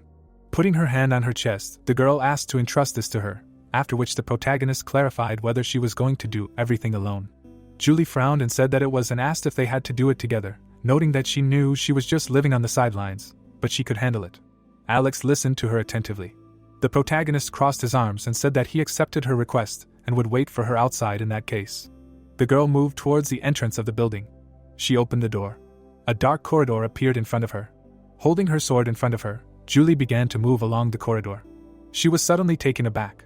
Entering the room, she noticed that there was a red carpet on the floor. Frowning, the girl emphasized the fact that this was the trap trigger that Alex had spoken of, now the most important thing. She remembered the protagonist whispering in her ear that an orc shaman was hiding inside. If she walked along the corridor, she would see a room with a red carpet. As soon as she stepped on it, orcs would be summoned and block the escape route. Julie suddenly turned around and remembered the words that she would just walk to the carpet and then go outside. Then the orc shaman, who would think that he had missed his dinner, would send some scouts after her, and they would just kill them. Frowning, the girl stated that it was just a task. She took a step towards the carpet and thought that if she just let it be known that she had come, and then ran away. Suddenly, the orc shaman appeared in front of her. His eyes were shining brightly. Julie turned around and began to run. She slammed the door behind her. Sighing, the girl said that there was nothing to worry about. She was just worrying for nothing. Descending the stairs, Julie stated that she was fine. As they planned, she reached the carpet and left. Turning around, the girl asked if the orc shaman would send scouts. The door suddenly opened. The orcs came out into the street. They turned towards the voice that asked who they were looking for. Alex rushed at them, saying that he was there. He had destroyed all the monsters around him. The corpses of the monsters lay on the ground. Julie looked out from behind the shelter when she heard the protagonist say that they could go out. The torch on the pole was burning. Standing in front of the orc corpses, the girl said that they were done, and the protagonist asked to lure them out again. Turning around, Julie asked if their plan would work again, to which she received the answer that the shaman might have brains, but they were no bigger than a goldfish's, so he had already forgotten everything. Smiling, Alex asked her not to worry. The girl accepted his request with a satisfied look. There were many orc corpses lying around them. The girl stood next to him and said that she had killed 300 orcs, to which she received the answer that it had taken exactly an hour. Closing her eyes, Julie said that thanks to him, she was able to quickly and easily complete the hunt. She was very grateful to him. Looking at her, Alex listened to her that she was currently at level 19, after which he told her that if she earned another 10,000 points, she would be able to increase her rank. The protagonist imagined how the girl was enveloped in a green aura and thought that with an increase in rank, new skills are unlocked, and the existing ones are also improved, so he will only benefit from this. And he also needs an enhanced buff so that he can set a record during the battle with the final boss. Holding the scythe on his shoulder, Alex offered to help her rise to level 20, because at this level, fighting orcs will be much easier. Surprised, Julie thought about the protagonist paying a lot of attention to her. Looking down, the girl replied that she understands how impudent it is on her part, but she is not against help. They suddenly turned around when they heard strangers' voices.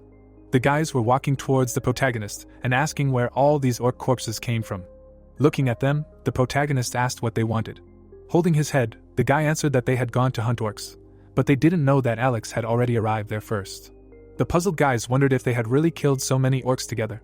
The players crossed their arms and began to reason that it was strange that there were so many orcs in such a small village, and the girl next to him was his ally. The stranger reasoned that it was nonsense that the black scythe had taken someone as an ally. The guy grinned and thought that Alex's girlfriend was pretty. The protagonist hit the ground with his scythe. Looking at the frightened guys, the protagonist ordered them not to bother him and to get out of there. Frowning, Alex noted that he couldn't understand what these people were up to, but they were clearly crossing the line, after which he declared that if they didn't want anything from him, then they should get out of there. The guys rushed into battle and asked when they switched to you, and not to talk rudely to strangers like that. Stunned, Julie wondered if they were crazy and how they could attack a black scythe like that. Alex swung the scythe. He left a cut on the head of the guy who was screaming that the protagonist had no right to treat them so disdainfully. Dumbfounded, the guy noticed the blood running down his face. The guys ran away from there screaming that they were asking for forgiveness. The players ran and reasoned that they needed to hide somewhere and see what the protagonist was going to do. Watching them go, Alex came to the conclusion that they clearly wanted to hide and follow him, but even with the midges circling around, he could still continue the hunt. Although one of these fools could take the boss away from him, then he would finish him off first and take the reward. Turning his gaze to the girl, the protagonist noted that before that he would help her reach level 20. The guys stopped in the forest and said that they should not be visible now. Frowning, the guy with a cut on his face said that he was curious how this fool black scythe hunted. Stretching out his hand, he told his comrades that if they watched from afar, Alex would not burn them, but if they were afraid, they could run away. The guys hid and began to follow the protagonist. The orcs came out of the house. The monsters turned their attention to the protagonist. They rushed at him. Alex swung his fist. He delivered a powerful blow to the orc's stomach. The monster flew back. He crashed into his kinsman. The orc was suddenly taken aback. The protagonist rushed at them. He chopped off the monster's limbs. The dumbfounded monsters watched the fight. Watching Alex, the guys discussed how it was immediately obvious that he was in first place. They had to put in so much effort to kill one. Julie ran to the protagonist. She started finishing off the monsters. Taken aback, the guys asked if it was true and if the protagonist was helping her. The dissatisfied guys began to discuss how easy it was for her to hunt, and they were very jealous. Watching the girl enter the hut, they shouted that it was very difficult for some people to kill even one orc, while for others, experience points were brought to them on a silver platter. Julie closed the door behind her. The girl ran out of the hut. The guy was suddenly taken aback and said that it was strange. Watching Alex fight monsters again, he said that every time Julie entered and then left the house, a pack of orcs began to chase her, after which he asked if it was strange and how so many orcs could fit inside. Alex chopped off the monster's limbs. Frowning, the boys said that these fools were just sitting in one place doing the task, and the protagonist chased them away so that he could use this spawn himself. Continuing to watch the protagonist, the boys came to the conclusion that they would wait for the girl and Alex to leave and take their place. A projection appeared in front of the joyful Julie. She looked at the protagonist and screamed that she had reached level 20 and had unlocked a new skill. The girl ran up to him and screamed that the effectiveness of the blessing skill had increased from 50% to 60%, after which the protagonist asked to use it. Julie stretched out her hand, enveloped in a green aura. Energy surrounded them, after which a message popped up that under the effect of the blessing skill, all stats were increased by 60%. The skill would last for another 3 hours. A blue aura surrounded Julie, who said that she had now cast an improved blessing on him, which was a new skill. The energy moved towards the protagonist's scythe. Mana also covered his legs. Holding the scythe on his shoulder, Alex read that the effect of the skill, swiftness, increases attack and movement speed by 60%. The skill's duration is 30 minutes. Looking at the projection, the protagonist said that this was a good buff. Leaving her, Alex suggested that she stop there and kill the orc shaman, after which he asked the girl to try not to get hurt. He suddenly looked back. The protagonist paid attention to the audience and thought that those guys were staring at them with wide eyes. He seriously emphasized that he would see what they were up to. Alex entered the hut. Julie hid in the shelter. The guys hid behind a rock and asked if the protagonist went inside this time. The protagonist suddenly cut the door. He jumped out of the hut. A horde of orcs followed him. They were chasing the protagonist. Julie was surprised by what she saw. Watching Alex, she wondered why he was running away and what was going on. The guys were taken aback and said that it was some kind of nonsense, because the main character was the strongest player. The orc shaman hit the ground with his staff. Dark energy hovered around him. He sent streams of mana after Alex. Magic volleys hit in front of the protagonist. Orcs emerged from the ground. The main character was surrounded. The guy pointed his finger at the monster and asked what kind of creature in a mask was behind that crowd. Looking at the orc shaman, they assumed that it was the boss. The dumbfounded stranger cried out that it turns out that orcs do not respawn, they are summoned again and again. The frightened girl thought that Alex was surrounded by orcs. She was suddenly taken aback. While the protagonist was swinging his scythe around, Julie noticed the protagonist's face and noted that he had a confident look. There was no hint that he was confused. The orc shaman summoned more monsters. Taken aback, the guy cried out that he had summoned 10 more orcs. Alex continued to fight the monsters. The players watched the fight and asked how he dodged all the attacks of such a crowd. Sitting on his knees, the guy asked if the guys thought that the orc, who looked like a boss, was completely defenseless. Grinning, he suggested that they commit a theft. Closing his eyes, the guy said that the protagonist would not burn them. Now he was fighting monsters like a man, and, even for a fighter like the Black Scythe, a fight with such a huge number of opponents is a difficult matter. Clenching his hand into a fist, the second guy cried out that it was true, there was nothing wrong with them stealing. They were just passing by and it seemed to them that Alex was in danger, so they volunteered to save him. The guys started walking towards the village. They were trying to sneak up on the orc shaman. Julie was suddenly surprised. Looking at the guys, the girl wondered what those people were doing. Stunned, Julie wondered if they really decided to try to catch the orc shaman while Alex was distracted. She remembered looking at the branches and asked the protagonist to listen to her. Following him, the girl said that she was grateful to him for his help, and hoped that she did not interfere with his quest, to which she received an answer that she should not worry, because he came there after he completed the main quest. Turning around, the protagonist said that his goal was not the main quest, but additional ones. He had already found the balance stone. Looking at her, Alex said that he was given it after defeating the boss, Orc Warrior. Probably the remaining items will also appear if you catch other bosses. He only needs bosses, so she does not need to apologize. Surprised, Julie accepted his request. Watching the bandits, the girl came to the conclusion that she cannot allow this. The shaman is Alex's prey. If she does not do anything, the orc shaman will be stolen by those who are not worthy of it. She began to move towards them and said that they need to try to prevent this. The guys were standing behind the shaman. Dark energy suddenly surrounded the area around them. The guys were surprised. The guy covered the mouth of his comrade, who began to scream. They were scared. The monster turned its attention to them. Its eyes began to glow brightly. The guys began to run away screaming that they were burned. The shaman sent a stream of energy after them. A horde of orcs surrounded them. The stunned players said that this was a setup. The monsters started killing them. They were brutally hitting them many times. The guy was lying on the ground. He raised his head. The orc swung his leg. The stranger started crying, saying that this couldn't be happening. The orc crushed him. Alex cut off the monster's head. There were corpses lying around him. He closed his eyes. The protagonist shifted his gaze. Looking at the group of orcs, he thought that he had lured the orc shaman out to see what choice they would make, wondering if they would take the opportunity to kill the orc shaman while he was in danger. Looking at the corpses of the guys, Alex concluded that everything had turned out this way. Walking towards the boss, the protagonist thought that since they had wasted their time spying on them, they would have died anyway, due to the quest failure. The orcs turned their attention to him. They rushed into battle screaming. Red lines appeared on their bodies. Swinging his scythe, the protagonist cut them down. Alex noted with a slight smile on his face that the attack speed had clearly increased. This was due to the blessing of speed, and when night fell, an additional bonus of 50% increase in attack speed was activated, so this result was obvious. A projection appeared with the description of the Reaper's Rune. The protagonist quickly moved towards the boss. He ended up behind him. The orc tried to turn around. The protagonist swung his scythe. He cut the monster and told him to go to hell. Alex landed near the hut, after which messages appeared that he had killed the orc shaman, and his level had increased, and he also received Ball of Eternal Peace, Mysterious Wooden Totem, Low-Quality Azure Magic Stone, and Stone of Balance.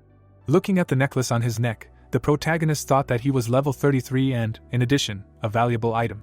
A message popped up that the Eternal Peace Ball was a necklace with a dull gray-white ball. Legend has it that the ball contains the souls of fallen enemies. It grants a point of characteristics for every 100 stacks. A similar effect had the absorption rune on the right hand of the black dragon. Jake had a crazy grin on his face. Alex imagined how the necklace broke and noted that the only flaw was that it was a consumable item that lost durability with each accumulated stack. The protagonist imagined a guy enveloped in yellow energy and noted that with the durability rune, which can be obtained in the 8th round, as well as with the help of the blacksmith class, you can restore durability, and then the path to unlimited growth of characteristics will be open. Turning around, Alex noticed a girl trying to find him and emphasized that it was difficult to notice him because of the Reaper rune. Looking at the corpses of the players, the protagonist thought that before canceling the Night of Death, it is necessary to cover his tracks. Green fire enveloped the bodies of the guys. The dark energy dissipated. Looking around, Julie asked what was going on, noting that the darkness was giving way to light. She suddenly turned her gaze. Approaching Alex, the girl said that she had been looking for him for a long time. Surprised, Julie said that these players wanted to take credit for defeating the boss. The protagonist calmly replied that he had not seen them. The puzzled girl said that this was strange, because she thought she heard screams. Smiling, the protagonist came to the conclusion that she should not show the bodies. He began to leave from there, saying that they would hurry to the next boss. A red sky surrounded the area. Orc corpses lay on the towers. The protagonist ran towards the archer. He found himself in front of the monster. The protagonist chopped off the orc's hand, in which he held a bow. Alex swung his scythe. He cut the monster in half. Standing in front of the corpse, the protagonist received a message that he killed the orc archer. A lot of notifications popped up saying that he had received the Nimble Archer's Boots, Rusty Arrowhead, Low-Quality Green Magic Stone, and Balance Stone. Standing in front of the projection, Alex thought he would see what this item was. He began to study the stats of the Nimble Archer's Boots. Looking at his shoes, the protagonist noted that they were much better than his current shoes, which was great. He opened the combination window and thought that if he added the low-quality green magic stone he had just received, it would be even better. Boots appeared on his feet, after which Alex thought that all the intermediate bosses had now been defeated. He imagined a huge monster and said that only the final boss, the High Orc, remained. Unlike the others, the drop from this boss depends on the speed of killing. The faster, the more valuable the reward. Looking at the girl, the protagonist reasoned that he needed to try. In the last run his best result was 43 seconds. But this time with Julie's buff, he would be able to set a new record. Leaving the battlefield, Alex thought that although it would be nice to reduce the time even more, first of all, he needed to raise the level as much as possible and increase the characteristics with the help of the Ball of Eternal Peace. The orc fell dead to the ground, after which a message popped up that there was half an hour left until the end of the round. The protagonist watched the burning corpses. Alex removed the scythe from his hands and thought that it was time for him to go. He almost raised the 40th level, but time does not wait. A necklace glowed on his neck. The girl approached him and heard that Alex would no longer hunt, and that was enough, after which she asked if he would now head to the last boss. Stretching out his hand, the protagonist replied that this was so. There their paths diverged. He was grateful to her for her support. Julie looked down and thought that she was somehow sad to say goodbye. Turning away, the girl came to the conclusion that she would not ask to stay until the end. Because she would be a burden, it would be better for them to part there. Standing opposite, Alex thought that during this time she had managed to become attached, but the High Orc was too dangerous, so Julie should not go with him. Stretching out her hand, shrouded in mana, the girl said that she would renew the buffs one last time. She directed the energy into the protagonist and thanked him for his help, noting that she definitely could not have done it alone. A projection appeared in front of her. Julie held a crystal in her hand and asked her to take it.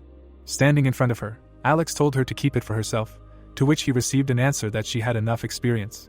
Smiling, the protagonist thought that she did not even suspect that he was the person she cared about, and seemed to consider herself indebted. Closing his eyes, the protagonist said that he also received help, so she should forget about the debt. Leaving her, Alex said that he would accept the gift, and they would see each other again. Julie watched him go. The arrow flew at great speed. The protagonist followed her. He read with a serious expression that the location of the boss monster, High Orc, was confirmed. The distance to the target was slightly more than 1 kilometer, and then noted that since it could be tracked, it meant that it had not been defeated yet. He was enveloped in blue energy while he thought that in all the previous runs, no one had been able to defeat the High Orc.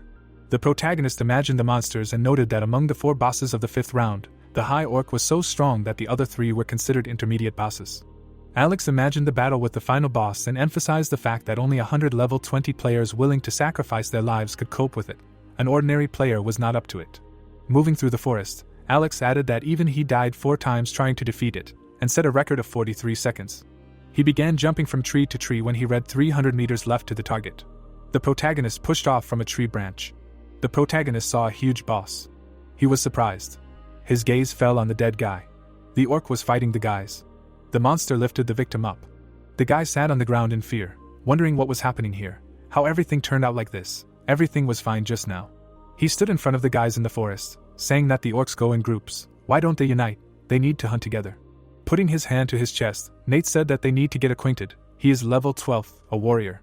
Smiling, Brady replied that they are the same level. Nice to meet you, he is a hunter. Peter scratched the back of his head and said that he is level 13, a warrior, nickname, PYK. It is difficult to pronounce. He got confused and just wrote something. The guy watched the monsters from behind the bushes, thinking that at first they united for the sake of profit. But for a spontaneous group the atmosphere is great, and they work harmoniously. Drawing his bow, the ally asked him to take his aggro. Nate approached the orc and shouted that he should watch this way, thinking that thanks to such coordinated work, clearing out a small orc settlement was easy. The girl held the enemy with a weapon and shouted to the guys that they needed to finish him off now. Extending her hand, the ally informed her friend that there was a monster behind her. The guy stood in front of the corpses and said that he congratulated them. Everyone survived, thinking that after 6 hours of hunting, they were able to complete the main quest. Smiling, he asked the guys if it was worth hunting more. It was a pity to leave after all. Nate watched as the guys killed orcs, thinking that they continued hunting. Notifications popped up that the level had been increased, reaching 20th. The system reported that the rank had been increased from student to regular. The crafting function was now available, and the guy thought that in the end they had reached level 20 and were able to learn new skills. Brady stepped on his opponent's head and said that these orcs were now just meat for them. Turning around, Peter asked if they would attack a large settlement for the last time. A huge monster was walking behind the trees. Nate put his hand to his forehead and said that he had never seen anything like it. Could it really be the boss? Throwing the trident over her shoulder, the girl said that they should try to kill it. 5 of them should be able to handle it. Smiling, the guy asked if they would divide the loot equally, to which his friend agreed. The orc was walking behind the trees. He turned around with a scream. The roar deafened the surprised guys. Looking at the ferocious monster, Nate thought about the fact that they thought they had become stronger. The enemy pushed off the ground. The orc flew up above the girl. He quickly ran towards her. The monster swung its paw. The monster cut her body with its claws. The stranger sat behind him. She watched the approaching paw. The enemy crushed it. Brady stood in front of his opponent, scared. The orc grabbed him quickly. The monster was squeezing him with its paw. It was lifting him up and laughing. Nate looked at him in fear, thinking that he was death itself. Peter raised his fists in alarm. The orc lifted him with its tail. The monster hit him into the ground. The guy sat in front of the fierce enemy. He was sweating in fear, thinking that he was dying. Nate crawled back and shouted that he shouldn't come closer. The player extended his hand, mentally thinking that he shouldn't. The monster swung its paw. Suddenly, the protagonist flew above him. The protagonist swung his scythe. He cut off the monster's head. Alex stood on the enemy's neck. The orc turned to him. Nate watched as the monster fell to the ground. The guy was taken aback. The protagonist was flying down. The player looked at the savior, thinking that it was the Grim Reaper. Turning his head, the protagonist thought about the fact that he killed with one blow. Notifications popped up that the level had been increased, reaching 40. The system reported that the rank had been increased to expert, and the trading function was now available. The guy stood in front of the screen, reading that the additional damage of the Death Mark skill had been increased to 120 to 140%, and the range of the Knight of Death skill had been increased to 500 to 1000 meters. Notifications appeared that the unique Reaper skill, Moonlight of Destruction, had been received, and the next skill was available at level 60. Smiling, Alex thought that he had finally received the only attacking skill of the Reaper Moonlight of Destruction. A window popped up with information about the unique skill.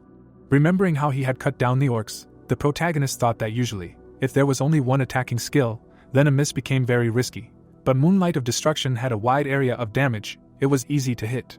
The protagonist imagined a lot of blood splashes, thinking that the mixed damage makes it very useful. If the enemy is immune to physical damage, the skill will still work. Smiling, he thought about the fact that now only weak monsters are encountered, but later there will be creatures that cannot be dealt with without this skill. Now he will check the reward. The game reported that the gloves of the High Orc, a fawn and a low-level purple magic stone were received. Notifications popped up that the balance stone was received, all the stones were collected, the side quest was completed. Raising the rune in his hand, the guy thought that the original goal of this round was the balance rune. Alex squeezed it in his fist, and the system reported that the received rune is automatically applied to the player's body. A window appeared with information about the balance rune. The protagonist smiled, thinking that the rune works with 4 pure characteristics: strength, intelligence, dexterity, and luck. The effect works only if they are developed evenly. Looking at the stats, the protagonist thought that he had distributed the points evenly, expecting to get the rune. He stood in front of the screen, thinking that now that the rune had been applied, he would see how much the stats had grown. The system showed his stats. Dumbfounded, the guy thought about how all the stats were over 300. Alex looked at the screen in confusion, thinking that even thanks to the round buffs and blessing, but even so, these were incredible stats. The protagonist stood on the corpse, thinking that really, there was nothing better than the balance rune for a quick boost. Now he would look at the time reward. Notifications popped up that he had defeated the boss of the 5th round in 1 second. The rules of the time trial apply to this boss. Depending on the result, additional gold is awarded. The game reported that the victory took less than 10 seconds. He receives the maximum reward of 100,000 gold. Smiling, the protagonist thought that last time he killed him in 43 seconds and received a measly 23,000 gold. Amazing, now he can learn all the common skills he missed. Notifications appeared that he set an unprecedented time trial record. His achievement will be recorded in the Akashic Records. He looked in surprise at the message that he gets the right to choose a unique item as a reward, and wondered what they were talking about. Looking at the glowing card, the guy thought that they give a reward just for the record. Alex looked at the screen, thinking about the fact that choosing a unique item, really, anything at all. The protagonist clicked on the inventory slot. The system reported that he can choose one of the following unique items. A window with a list of rewards appeared in front of him. Putting his hand to his chin, the protagonist thought that indeed, so, he planned to create a unique weapon after the end of the round, so it was not needed. He clicked on the helmet, deciding that this would do. Nate walked towards him, confused. The player covered his mouth, thinking that it was impossible, this monster, with one blow. Lowering his head, the guy thought that the Grim Reaper was really so strong. 5 players of the 20th level could not defeat him, and he managed alone. Frowning, he reasoned that now was not the time for reflection, he should think. Alex turned to the player. Nate stood in confusion in front of the orc's corpse. Extending his hand, he thought that he had not had time. Meanwhile, the angel flew above the guys, asking how things were going. The woman flew above the guys and said that in 10 hours the number of players had greatly decreased. Touching his lip, she asked, they couldn't have died from weak orcs, maybe they had fought over the loot. Holding out her hand, the angel offered to check the results. A window appeared with information about the results of the 5th round. The stranger stood in the clearing and said that level 40 was a lot. The protagonist stood in the crowd, listening to what they said. 300 orcs in an hour, how could that be possible? Crossing his arms, the protagonist thought that he wanted to get the reward as soon as possible. Notifications popped up that he had completed the quest, taking first place in his zone and among all zones. The system reported that as a reward he would receive the right to choose an epic necklace of a medium level and a chest of choice of a special reward. The guy read the notifications that he was the first player to take first place in all zones for 5 rounds in a row, an incredible success. He received the title, going ahead, and thought that great, everything was according to plan. Alex stood in front of the information screen, thinking that it was not in vain that he tried and held the first place. Now his growth will accelerate. The protagonist clicked on the inventory, deciding that now he needs to choose rewards for first place. The game showed a list of rewards and said that he can choose one of the following necklaces. Looking at the screen, the protagonist thought that an ordinary person would choose at random, but he had experienced them all over many reincarnations. He clicked on the screen, thinking that his choice was the Java necklace. A window with information about the item appeared. Frowning, the guy thought that now resistance to effects is more important to him, and not the strength of the characteristic. Alex imagined frozen guys in the mountains. Looking at the necklace, the protagonist thought that, in addition, items with resistance are rare, so later, when he no longer needs it, he can sell it profitably. Now the next one. The system showed a list of rewards and said that he can choose one of them. The protagonist pressed the screen and decided that there was nothing to think about an experience buff. The angel clapped her hands. The players raised their heads. Smiling, the woman asked if everyone had already checked their places in the ranking.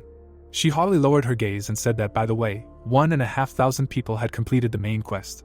The guy disappeared into space, listening to how everyone below 1,200th place would be mercilessly destroyed, and asked her to wait. The stranger knelt down and begged for mercy. Propping her cheek with her hand, the angel said that it was a pity to beg for your life. People really were worse than worms. Smiling, the protagonist thought that she was no better. The woman looked at the screen and said that they probably hadn't even completed the additional quest of the 5th round. She flew over the protagonist and said that they had completed it after all.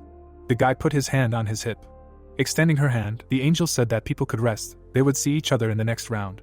A window appeared with information that the 5th round was over. Meanwhile, the sunset was approaching over the building. Alex stretched his arms in front of the table. Throwing his head back, the protagonist thought that he had eaten. Now he could begin the crafting window. The protagonist pressed the screen, thinking that the main material was the Reaper's scythe. He looked at the items, thinking about the additional ones: an orc's heart, a mystical wooden totem, a rusty arrowhead, and a high orc's fang. The guy lay his head on the couch, thinking that if he just pressed craft, the weapon would become epic. Remembering how he reached for the bright stone, Alex thought that he had a black diamond taken from Travis. The protagonist pressed the crafting button, thinking that if he added it to the recipe, he could create a unique weapon. A dark weapon appeared on the screen and the system reported that the craft was successful. The death scythe was created. A window with information about the item popped up. The protagonist smiled at his brother, thinking that he had finally gotten rid of the Reaper's scythe. Looking at the game store, he thought that now, with an excess of gold, he could learn common skills. The guy looked at the map, thinking that first, presence detection, which allows you to see the surroundings, like on a mini-map. His eye began to glow and Alex thought that this was enhanced vision, going beyond human. Imagining fire and ice, the protagonist thought that there was a basic resistance, increasing resistance to negative effects by 15%. The protagonist imagined an arrow piercing the orc's head, thinking that sleight of hand increases accuracy by 20%. Now all common skills were learned. Closing his eyes, he thought that after buying skills, 140,000 gold remained, except for epic items that will appear in a few days. There is nothing special to buy. The guy stood up, deciding that now he can rest. Alex looked at the screen with the status window. Smiling, the protagonist reasoned that these are indicators only with the buff of the balance rune. They will double with the slaughter rune. The protagonist looked at the screen, thinking that well, now that he is strong enough, it is time to start doing business with Mike, and after, he will use Travis. He looked away, wondering what happened to him, whether he survived. His eyes began to glow and the guy mentally activated the player tracking. Alex put his hand to his chin, thinking that he is alive, since he is being tracked, which means he can still be used. The protagonist imagined a grinning guy, thinking that his time is coming to an end. After using him, he will immediately get rid of him. View of the establishment on a sunny day. A girl is sitting in a cafe at a table. Julie looks out the window and thinks about why Alex called her again. She imagines that only where a couple inspired by love stand hugging, and the hero hugs her and says that he missed her. Julie tries to get the thoughts out of her head, wondering what kind of nonsense is in her head, telling herself to calm down, to come to her senses, because she can't show him how. Someone opened the door to the cafe. The hero walked in, paying attention to the girl. The guy came up to the table and asked Julie how long she had been here and how long she had been waiting for him. The girl jumped up and spoke, denying that she had just come up. Julie said that she would go make an order and asked what it would be. Was she paying? Alex wanted a double-iced Americano. The girl replied that it was fine, just one moment. The guy, sitting opposite, smiled and thanked her for the coffee. She replied that it was nothing. She began to drink coffee and thought about where this awkwardness came from, probably because of those strange thoughts. The girl again imagined how he was adjusting her hair behind her ear. Alex asked how her fifth round went. He looked away and asked if she had met Black Scythe. Julie looked at him with interest and responded that they had met and hunted together for the entire round. She put her hand on her chest and added that to be honest, she doubted that such a person would team up with her, but as soon as she showed him her skills, he immediately agreed. Alex smiled and said that he had told her that anyone who saw her buffs in action would not be able to resist, even Black Scythe. The girl put her hand on the table and replied that he had helped her a lot, and thanks to her skills, she had easily completed the task and even took second place in the area.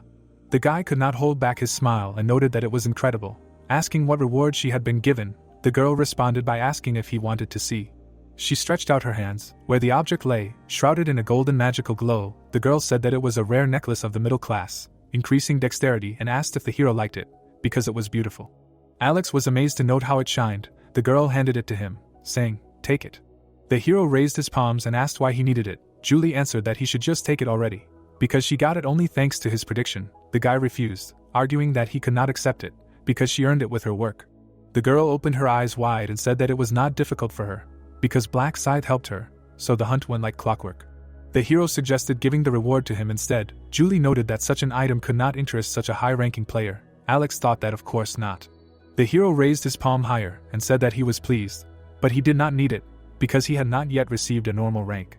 The girl was surprised that he still had not received it, and asked what his current level was. The guy looked down and said that he was 19th, adding that he somehow managed to kill 300 orcs in 10 hours.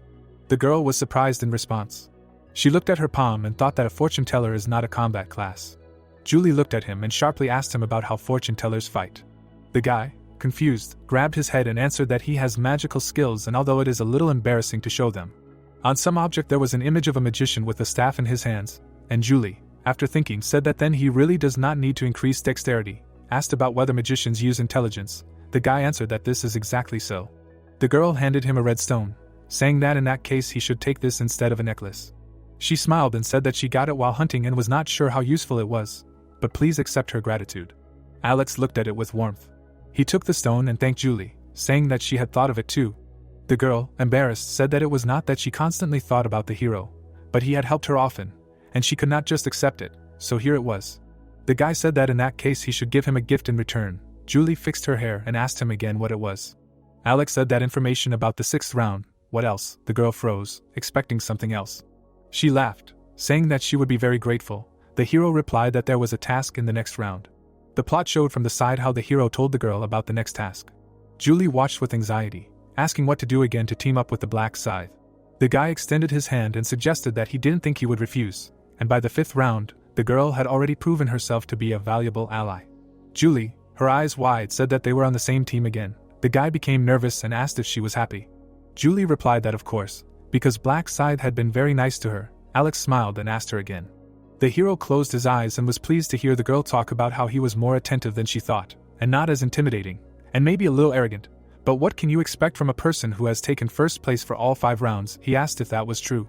Julie put her hand on her chin and added that it also seemed like he had some insight pumped up. The guy asked why she decided so. The girl said that it was hard for her to explain, as if he was reading the minds of others. Alex lowered his head and thought that it was all thanks to the mind-reading rune. Black Scythe looks at someone in horror, and the guy reasons that he is not perfect at all, because he lost 99 times, and of course, he felt disappointed when he found out that the final round requires a team of 5 people.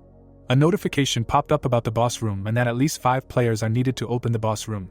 Alex looked at the table and reasoned that in any case, there is no more chance for error and they must get to the final, no matter what, together with Julie and the priestess from America. The girl interrupted the guy, asking what he was thinking about. He looked up and answered that he was thinking about nothing. Julie looked worried and asked if he was worried about the next round. The hero answered that he was, because he was not that strong. They talked from the sidelines and the girl said that if their areas were united, she would help him. The guy clarified whether it would be for free. She answered that of course. Julie looked down sadly and said that she was always the one who only received help and felt helpless, and could not help him in any way. The guy looked at her and thought that she had already helped him a lot. Thanks to her he was able to kill the high orc in a second. The guy asked her not to worry so much, because he was sure that someday they would meet in that world. The girl looked up and asked again if it was true. She jumped up and exclaimed with a proposal to hold out until then. The hero closed his eyes and thought that he was even interested in how she would react to finding out that he was the Black Scythe and that this was what he should worry about. Against the background of the evening sky stood the building of the Sky Demon Company. The young man bowed, saying that the main shareholder Alex had arrived. Mike jumped up from his seat and said that he was glad to meet. The director put his hand on his shoulder and asked him to sit down, telling the manager to bring them a cup of chamomile tea. Hugo bowed and said that he obeyed. They sat opposite each other and Mike asked, calling him the prophet, that he hoped he got there in comfort. The hero, thanking him for the driver, noted the very smooth driving. The director smiled and said that he was glad to hear it, and if he didn't like something, asked him to let him know right away and he would immediately take all necessary measures. Alex listened to him and thought that Mike, killing criminals every week, would take the necessary measures, funny, and answered that it was good, thinking that the main thing was not to blurt out too much. Hugo came in with a tray and the director asked Alex if he had lunch, because if not, he would like to offer. The hero replied that there was something more important. Mike raised his hand and suggested that maybe he came to share information about the next round. The guy watched him and wondered why he was so impatient. The manager put a mug of tea down. Alex confirmed that he would share information about the 6th round with him. The director put his hand on the sofa and asked again, said that he was so grateful. The hero said that in return he wanted him to arrange an emergency shareholders meeting. The guy folded his hands on his knees and said that it was time to talk about business and change direction and better change the name. Mike looked at him and asked what he wanted from him. Alex raised his hands higher and said that he wanted him to support his proposal during the meeting. The tea was cooling on the table and the hero continued that there were no pointless objections, and that meant that they needed to convince the other shareholders to make the right decision. Hugo listened attentively to the conversation of the two, and Alex said that judging by what he saw in the future, they would not be very delighted. Mike looked interested and asked what he wanted to offer. The hero with glasses looks straight ahead and thinks about how the director has it all written on his face. He is dying of curiosity and that he told him the same thing, that a sharp change in activity will lead to success. Alex held out his palms and said that the plan he was going to propose was to create an open social market exclusively for players. The director asked him if he was going to make an online store. The hero answered that everything was correct, but the only difference was that it would be open only to players and they would sell game items there, not regular goods. Hugo listened with interest, and the director clarified that it would be possible to sell and buy goods there for cash, Alex explained that they could allow players to decide for themselves whether to sell or exchange items when putting an item up for sale. Mike leaned forward and said that he understood the exchange and asked if players needed real money. The hero, gesturing, asked curiously about whether there were those who needed real money. The director narrowed his eyes and listened to the hero about the fact that they currently have no more suitable methods, asked if this means that later there may be others. Alex watched carefully, and thought that he knew that he was smart. He smiled and confidently said that everything was correct. He was able to look into the future, and saw that people above level 40 traded gold instead of cash. Mike asked him again about gold. It was depicted as a handshake of players flashed with a golden light. Hands put jewelry on the scales, and the hero said that they had such an opportunity upon reaching level 40. This opportunity allows players to trade with each other using gold, and they, as an intermediary site, just have to create a system that will help them safely conclude a deal using gold. The guy smiled and added that of course they will be able to receive either gold or cash as payment. Mike crossed his arms and thought that an online store for players only sounded pretty good, and they had the advantage of being innovative, as no one had done this before, and if they succeeded they could monopolize the space. The CEO stuck out his hand and asked if people would really use the store if they opened it. The hero replied that they were now at round 5 and the players had already accumulated enough items. Alex continued to say resolutely that Mike knew that items dropped by monsters couldn't be sold in the store, and he was probably wondering what to do about it. Depicted player scratching his head and unable to choose something in the card. Alex continued to say that most players have already reached level 20 and received the ability to combine items, so all players will try to create different combinations, and asked what if there is an online store where you can easily buy these items. Mike scratched his chin and said that crowds of people will run there. The guy replied that now is the best time. The director took a mug of tea and thought that as the prophet said, if they manage to build the system correctly, they will be able to achieve incredible success, and as for traffic, they can provide it through positive articles. Mike drank tea and thought that it would be nice to create an application that players can easily use, and also an auction system, and if you allow registering goods without paying a commission. Alex thoughtfully watched and assumed that he liked his business idea, and since he is a prophet and can guarantee a good result, the director will not be able to refuse, and it is also beneficial for him. The hero imagined a pile of jewelry and artifacts and thought that if they monopolize the purchase of materials for creating combinations, the use of which is still unknown, then it will be possible to create not only items of unique and legendary rank, but also divine. Mike turned to him and said that they decided that the new sphere will be an online store, asking how he proposes to change the name of the company. Alex smiled and asked a counter question about whether he has any ideas. The director extended his hand and explained that now it does not matter what ideas he has. They can only follow the will of the prophet, and asked that isn't he their main shareholder. The hero laughed in response. He, smiling, said that since it will be a site for players, then how about player place? The mugs of tea were on the table and the partners continued their conversation. Mike noted that the name seemed good and to make it simpler, they could call the company PLPL. Alex said that was great and was curious how long it would take to create this system. The director suggested that if things went quickly, it would take about a month. The guy folded his arms and said that he meant after the 6th round. Hugo and Mike began to listen attentively to the hero about what he would say about the 6th round. The director leaned his elbows on his knees and came to the conclusion that they needed cooperation already at the 6th round. Mike lowered his head down and said that he took everything into account and thanked him for the information. The hero replied that you are welcome. The director looked down and thought about the fact that it was good that he had managed to lure the prophet to his side. Thanks to him, everything was going smoothly both in the real world and in the virtual one. Alex stood up from his chair. Mike said that in that case it was necessary to continue working on the business idea they had discussed, and they would hold an extraordinary meeting of shareholders in the near future to approve this proposal, and invited Alex, as the main shareholder, to personally come and explain this issue at the meeting. The director put his hand on his shoulder. The hero said that he did not mind, to which Mike replied that he would contact him as soon as the date of the meeting was approved. The director turned to the manager and told him to take the prophet home, and then stop by to see the actor to give him the information. Hugo accepted the order. Mike took Alex by the arm and invited him to come in. A few days later, the hero got out of bed with his phone. He was thinking about the fact that epic items should appear in the store today. He used the transition to the store on the card and clicked on today's items. Alex exclaimed, seeing the Wanderer's rags. The card of the Wanderer's rags opened, which spoke of torn, dirty clothes that can no longer be used. The hero thought about the fact that this armor has a bad defense indicator and increases the attack speed of movement. He selected the buy button, thinking about the fact that it is rare to find epic items for 20,000 gold. The guy looked at the card and thought about the fact that the era has passed when players were dependent on the store, because now they can buy everything they need in their online store. The player selected the merge in the card and a rolled-up scroll magically flew out of it. Alex reasoned that then the blueprints will be sold at a high price, because if the player has a blueprint with a recipe for creating a special item, then there will be no need to waste time combining different items randomly. Coins and blueprints rained down behind Alex, and he continued to think that this will obviously be very popular, because the items can be resold to other people, and if you take advantage of this moment, the online store will be overflowing with users. The hero fell into bed and reasoned that until then, he would have to come to the extraordinary shareholders meeting. The next day at Conma Consulting, Hugo was handing out folders with information at the entrance, and saying that they could get documents here and asked to take seats, starting from the front rows. The hero reasoned that the shareholders meeting went smoothly. He made a report at the microphone.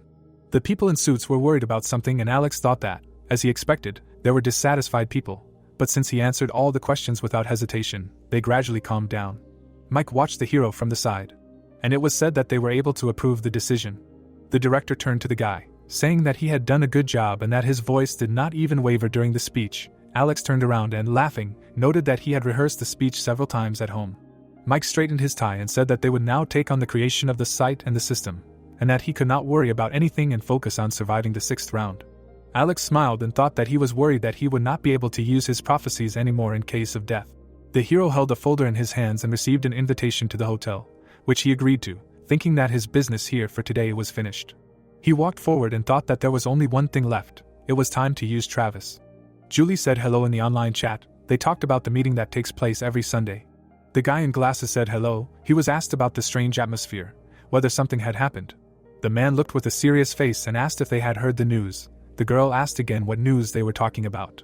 She watched the monitor when she was told that they lost contact between Archie and Honey Jam, and judging by the fact that they did not get in touch, they died in the 5th round.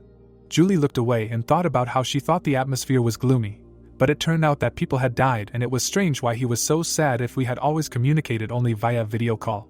She was stunned that he was just pretending in front of the chairman. She imagined a guy in a suit and thought about how the chairman of the cafe was a very influential person, and naturally the man was trying to please him, especially since every time a player died, he was very worried. The girl brought her hand to her face and thought that then she couldn't lose either. She closed her eyes, crying, thinking how could it be these two. The girl looked at the monitor where everyone was crying. The guy asked the Year of the Lamb not to cry, because when he cried, he also wanted to cry. Julie covered her face with her hand and thought about how she had outwitted them, but all people are cunning by nature. A notification popped up that the chairman was joining the call. The guy asked what was going on and why everyone was crying. One of them responded, turning to the chairman, that the thing was. The cafe chairman covered his face with his hand and asked how this could have happened and noted that it was good that the others had survived. He closed his eyes and noted that this was continuing to happen and that the group was now down to 6 people. The guy raised his hand and asked, turning to him, if they could recruit more people this time. He stood up from his chair, leaned his elbows on the table, and said that he would like to. But how could they find that many talented people, since those to whom they sent an application last time did not even contact them? The chairman turned to the Lost Yak, asking him about the fact that he had not heard anything from the 3 who had been interviewed. The guy replied that he had called several times, but they did not pick up. The boss looked away and assumed that those 3 had also died in the 5th round. Yak looked at the monitor and said that he didn't know about those 2, but Black Scythe survived. The chairman thought about it, and a card appeared behind him. In the conversation someone said whether everyone saw the results of the 5th round, and if he was such a strong person, then nothing would happen to him in the game, or in life. He thought about why Black Scythe had been hiding all this time, even though he had applied to participate. Yak listened and seriously said that he didn't know. The guy scratched his head and said that just don't say that he tried to deceive them. Mr. Poporin put his hand forward and asked if maybe it wasn't Black Scythe who submitted that application, and added that the reason they hadn't been able to contact him yet was because that person died in round 5. Someone agreed that what he said made sense. The screen showed the chairman and Julie, with the boss saying that he was an imposter, and that explained everything. Mach Pan exhaled, looked away and said that indeed, a giant like Black Scythe would never join such a cafe. The guy swallowed, realizing that he had said too much. The chairman, Julie, and Yak looked at him with confusion. The boss calmly said, turning to him, "What did he just say about such a cafe? And what cafe were you talking about?" The chairman looked away and added that he thought he had some kind of complaint about their cafe, which was acting as a springboard for a new era, uniting players. Mach Pen jumped up and apologized to him, saying that was not what he meant. The chairman looked at the monitor and firmly stated that from now on, he was removing him from his leadership position and permanently banning him from entering the cafe. Mach Pan was horrified as he continued to say that in a situation where even their combined strength was not enough, they could not trust a person who was belittling the cafe, and from now on, Mr. would be blacklisted, and so when the new era came, he would have to adapt on his own. Before the young man could say anything, the chat chairman kicked him out. The boss crossed his fingers and said that now that the reactionary had been eliminated, they could continue the meeting. Julie and Yak listened to him attentively. Yak exclaimed worriedly, and the chairman asked him what had happened. He looked at the monitor and said that someone had just applied for membership and the player's nickname was Black Scythe. The guys reacted to the news one by one with surprise. The boss clarified that Black Scythe had applied again. Yak stared at the computer and replied that it was true, but the real name was different from Black Scythe's last time, and this time the application was submitted by someone named Travis. The chairman put his elbows on the table and told them to visit him once, and even if it wasn't Black Scythe, they had no choice but to meet him. The monitor illuminated the keyboard and mouse, and someone continued that if they suddenly didn't meet Black Scythe this time, what should they do then? The chairman frowned and replied that in that case, he should pay a corresponding price for daring to make fun of them. Someone was sitting in a chair in front of the monitor. Alex, sprawled in the computer chair, was thinking about the fact that another person had appeared posing as Black Scythe, so the PCW executives wouldn't be able to sit still. He turned around, looking back and thinking that they would probably go to the candidate's house to meet with Black Scythe under the guise of an interview. Alex walked past the computers and kept thinking that the fact that under the guise of joining them, they were forcing others to participate in murder, and also trying to exclude or enslave ordinary people, is wrong, because due to such brutal methods, the relationship between players and the public is deteriorating, and will eventually lead to destruction. The hooded hero looks and thinks that therefore he cannot sit back and watch, that it is better for him to kill the leaders who are the masterminds of the PCW, and use the organization. People listen to what the red silhouette of a man behind the hero tells them. He thinks that one day the PCW will grow into a big force that will have more than 30% of the players in their country, and therefore, instead of disbanding the organization, it is better to use it to control the numerous players. That is why he applied to join the PCW. The hero opened the door and thought that all that was left was to use Travis and remove the leaders. He took off his hood and added that all this was to take the place of the chairman. The bell rang when the door opened. The man was reading a newspaper when someone entered. A bag was thrown at the man and he said a greeting. The guy in the mask, pointing, ordered to quickly put all the cash there, unless of course he wanted to die. The man was shaking with fear and asked if he was a player. The robber frowned. He hit the table, swearing, asking what he was muttering under his breath and whether he thought he was joking. The man, hearing the shouts and threats about whether he was going to fill the bag or want his head smashed in, replied that he would put all the money in now. He held out the bag filled with bills and said that here it was. The robber looked at the frightened grandfather and asked if everything was in there.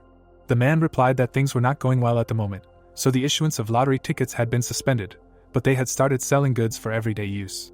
The hooligan leaned over the grandfather and asked if anyone had asked him about this, and in fact he knew perfectly well that he had some gold hidden in his pantry. He swung his fist at the man and shouted for him to bring it here quickly.